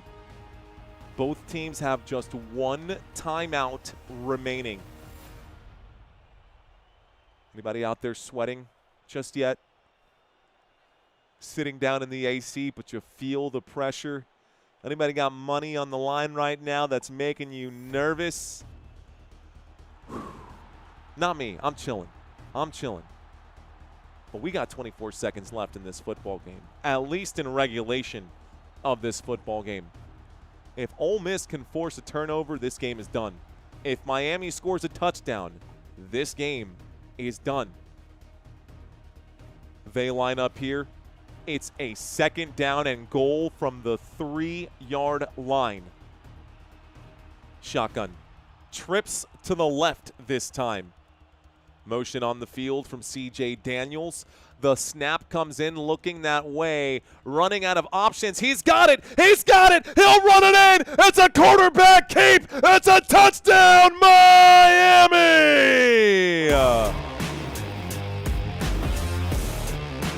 Oh, my gosh. 3-yard touchdown run. Miami will score.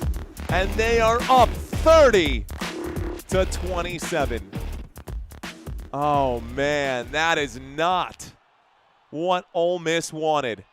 And that is a touchdown. 18 seconds here left to go. Looks like a $10 super chat.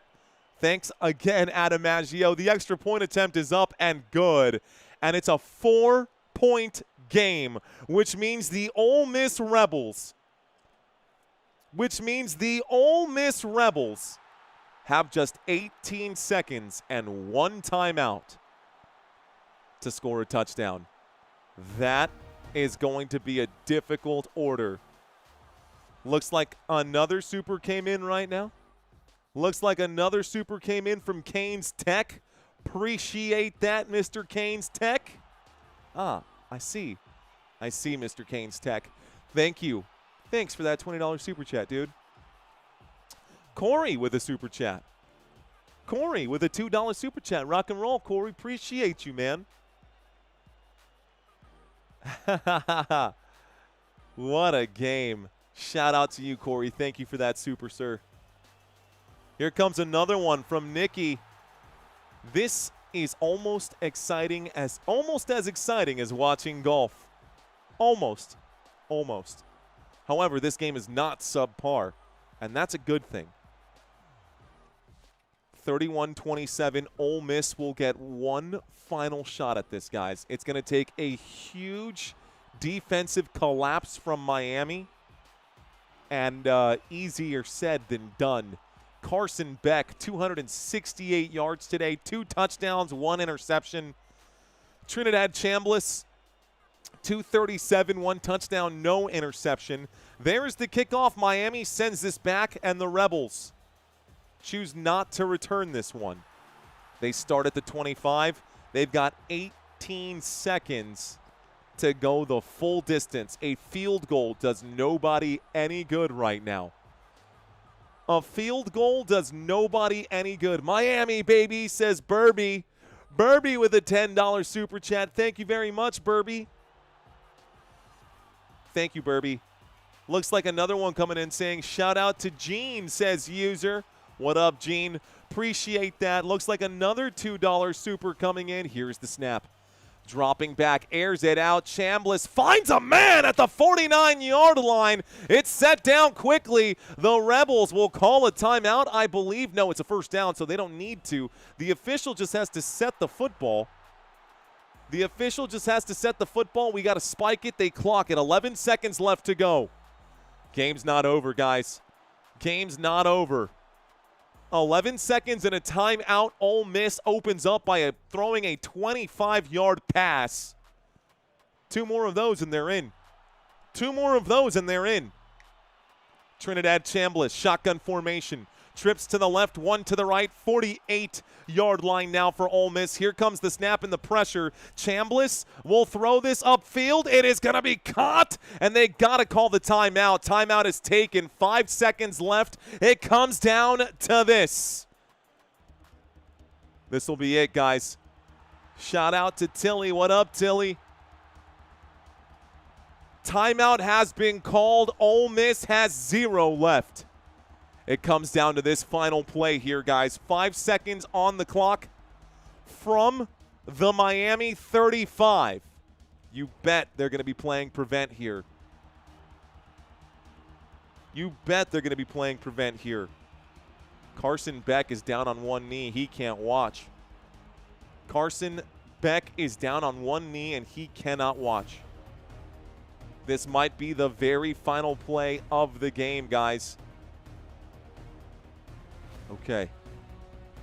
I see you out there, NSPR, saying IU Miami Natty. Let's go, brother. How far can you throw? How far can you throw? Hopefully he drops it in the basket because he could definitely overthrow it from here. He's probably going to be aiming. He's probably going to be aiming for somewhere on that back line.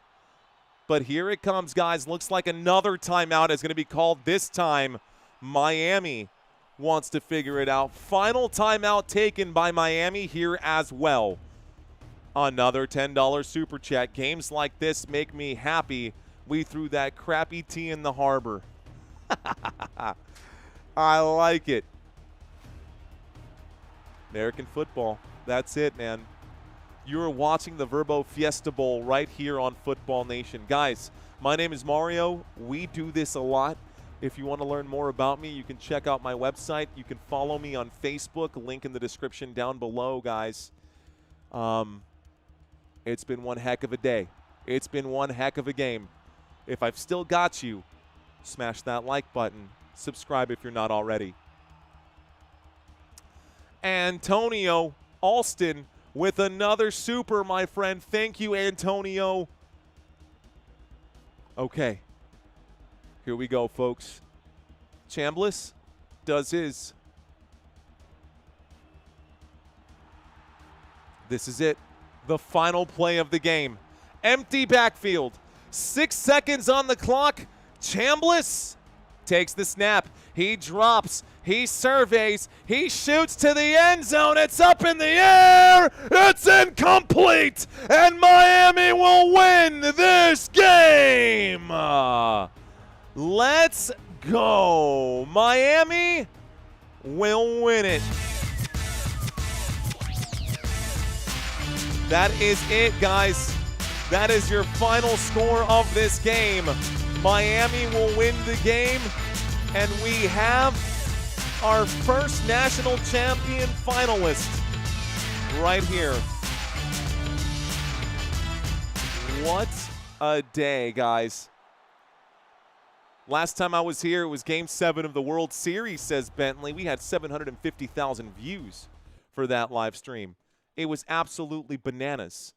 Man, we picked up quite a few subscribers today, guys. We picked up 2,000 subscribers today.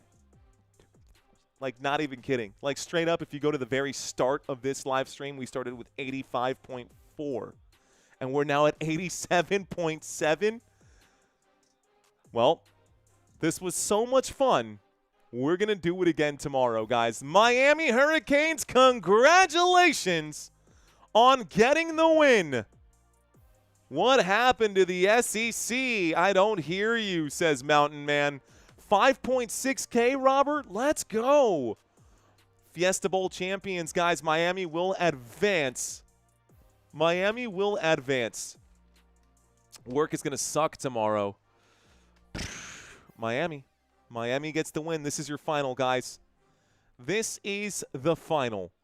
So, instant classic, says George. Honestly, kind of. Consistency wins, says Jinx. I see you out there. Another hypothetical win for the SEC. Ha ha ha. Big J Shep. See you out there, sir. Panthers on Sunday. That is correct. Who is Miami playing next? In my opinion, Jay, I'm going to go with the Indiana Hoosiers. It is possible. By the way, that was 100% pass interference. It kind of was, but then you get the 15-yard penalty and one untimed down. That could have made a big difference right now. Could have made a big difference right now. Let's see. I was shaking, but actually, it's my TTs. Looks like you guys were awesome today, man. This was crazy. This was insane today. Thank you to Canes Tech on that super.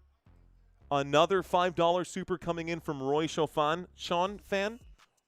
Roy, appreciate you. Let's go, guys. Okay. All right. So I've got a few minutes here, man.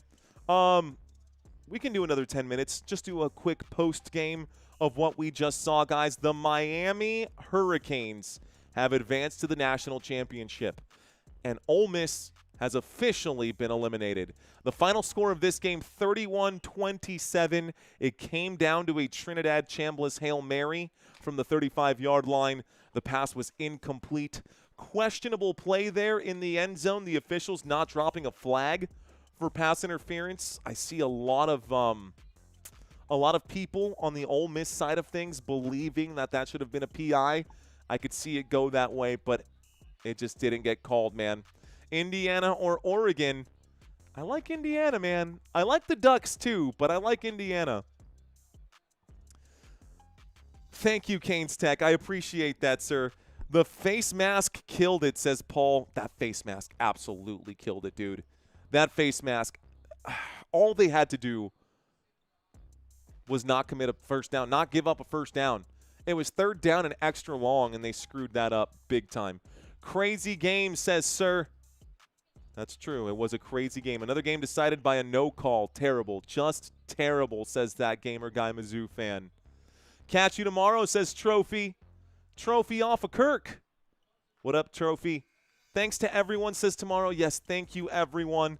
And if there are 30 more people out there who are willing to help change the odometer one more time, bro, if we can get to 88,000 on this live stream, well, okay, it doesn't matter. That was fun. Even if we don't get there today, we'll get there tomorrow. That was super cool. This was a very, very fun game. Those of you who are still with me, let's check the analytics of this live stream. Let's check the analytics for this particular game here. I'm going to jump in and tell you what the guts say. Analytics on this game, over 500,000 views, 584. We got 584 and a watch time of over 6 minutes. So that, good job, guys. We actually crushed it today on this one. Another great stream, says T Fishes. Thank you for that super, my friend. Thank you very much. Yeah, that actually changes a lot, dude. That was huge. Huge game today for us, man. Another Big Ten natty. You're welcome, guys. You're welcome. If you cry about penalties, you're pathetic. You're a pathetic millennial or Gen Z. Okay. I hate that you feel that way because they happen. By the way, we broke the odometer again. Thank you, guys. We got to 88, Robert. We got to 88, sir. We got there. Not a fan of either team, but that was PI. Gambling has ruined sports, refs, players, coaches, and everybody in it, says Grace. Fair call. What a game, says Janet. What a game. Yo, you look like a pilot, says Albert. Well, this plane has landed at 88,000. Looks like that'll be our cruising altitude for the next week or two. Ladies and gentlemen, buckle up. We are going to hit some turbulence here before the end of the season. We got a lot coming up before the end of the year. Quick look one more time, guys. These are my next few games from your friendly pilot right now. By the way, Quagmire is a pilot. Giggity, giggity, giggity, goo. Tomorrow, Oregon Ducks versus Indiana Hoosiers. I will be live covering that game. Then on Saturday, 2 wild card games. Saturday the 10th, not the 9th. We've got the first game, Rams versus Panthers, and the second game, Packers versus Bears. Those will be the next 3 games on this channel, but we do have football all day on Sunday and on Monday in case you guys want to come back for more. Another $10 super chat from Margar. Thank you, Margar. Thank you very much. Thank you. Thank you very much. Mr. Pilot, you all right, says Albert. I got you, brother. Thanks for checking in, sir. Thank you for checking in. All righty, folks. I got about 4 more minutes. I'm here to answer any questions if anybody's got one. I'm just going to sit down in my chair. I actually didn't have to use my chair once today. We only covered 1 game. So, I think this will be – no, I can't wear a red tie tomorrow. Any final questions, man? Love the energy. See you tomorrow. Thank you for checking in, Bill. Thank you, Bill. Bill Terrell checks in right now. How many subs today, says Steve. Steve, we started this game with 85.4. So we picked up 2.5K on the subscriber count. That might be the most I've ever picked up on one single live stream. I think that is hands down the most I have ever picked up on one single live stream, and it happened right now. Who is your pick for tomorrow, says W Wilson. Why is there no blue food? Wait. My pick for tomorrow, I like Indiana, man. I like the Ducks as well. I just remember seeing what happened to the Ducks against, obviously it was a different quarterback in the situation there, but I remember watching the Ducks against Ohio State last year, and they got completely crushed by the Ducks. The Ducks got completely crushed by Ohio State last year, and I feel like the Hoosiers might deliver that same crushing blow this week, but I could be wrong. Let's see. Hope you get to 100K, says Burby. Do you have playoff pick'ems? I do not, Todd. I do not have playoff pick'ems. Let's see. Any more questions in the chat? Do you like fireworks? I enjoy fireworks. I do not like watching my money literally explode. I'd rather not light my money on fire. That's how I feel about fireworks. Any final questions? Anything. Whatever it is, man, I'm here. I'm going to end this stream in the next 30 seconds unless one of y'all hits me with something good. Ronan Rascal, that's a good one right here. Ronan Rascal saying, are you only on YouTube? YouTube is my main platform.